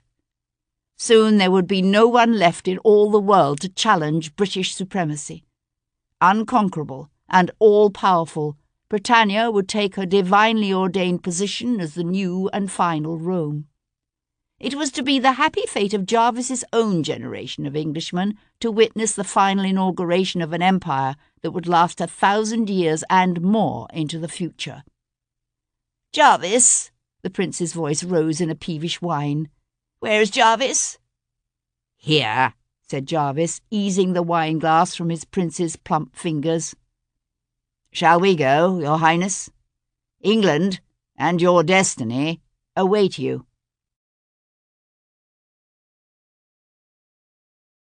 The End. This is Davina Porter. We hope you have enjoyed this production of What Angels Fear by C.S. Harris. Recorded Books offers a wide selection of bestsellers, classics, histories, and more. So look for us at your public library or on download sites online. And thank you for being a Recorded Books reader.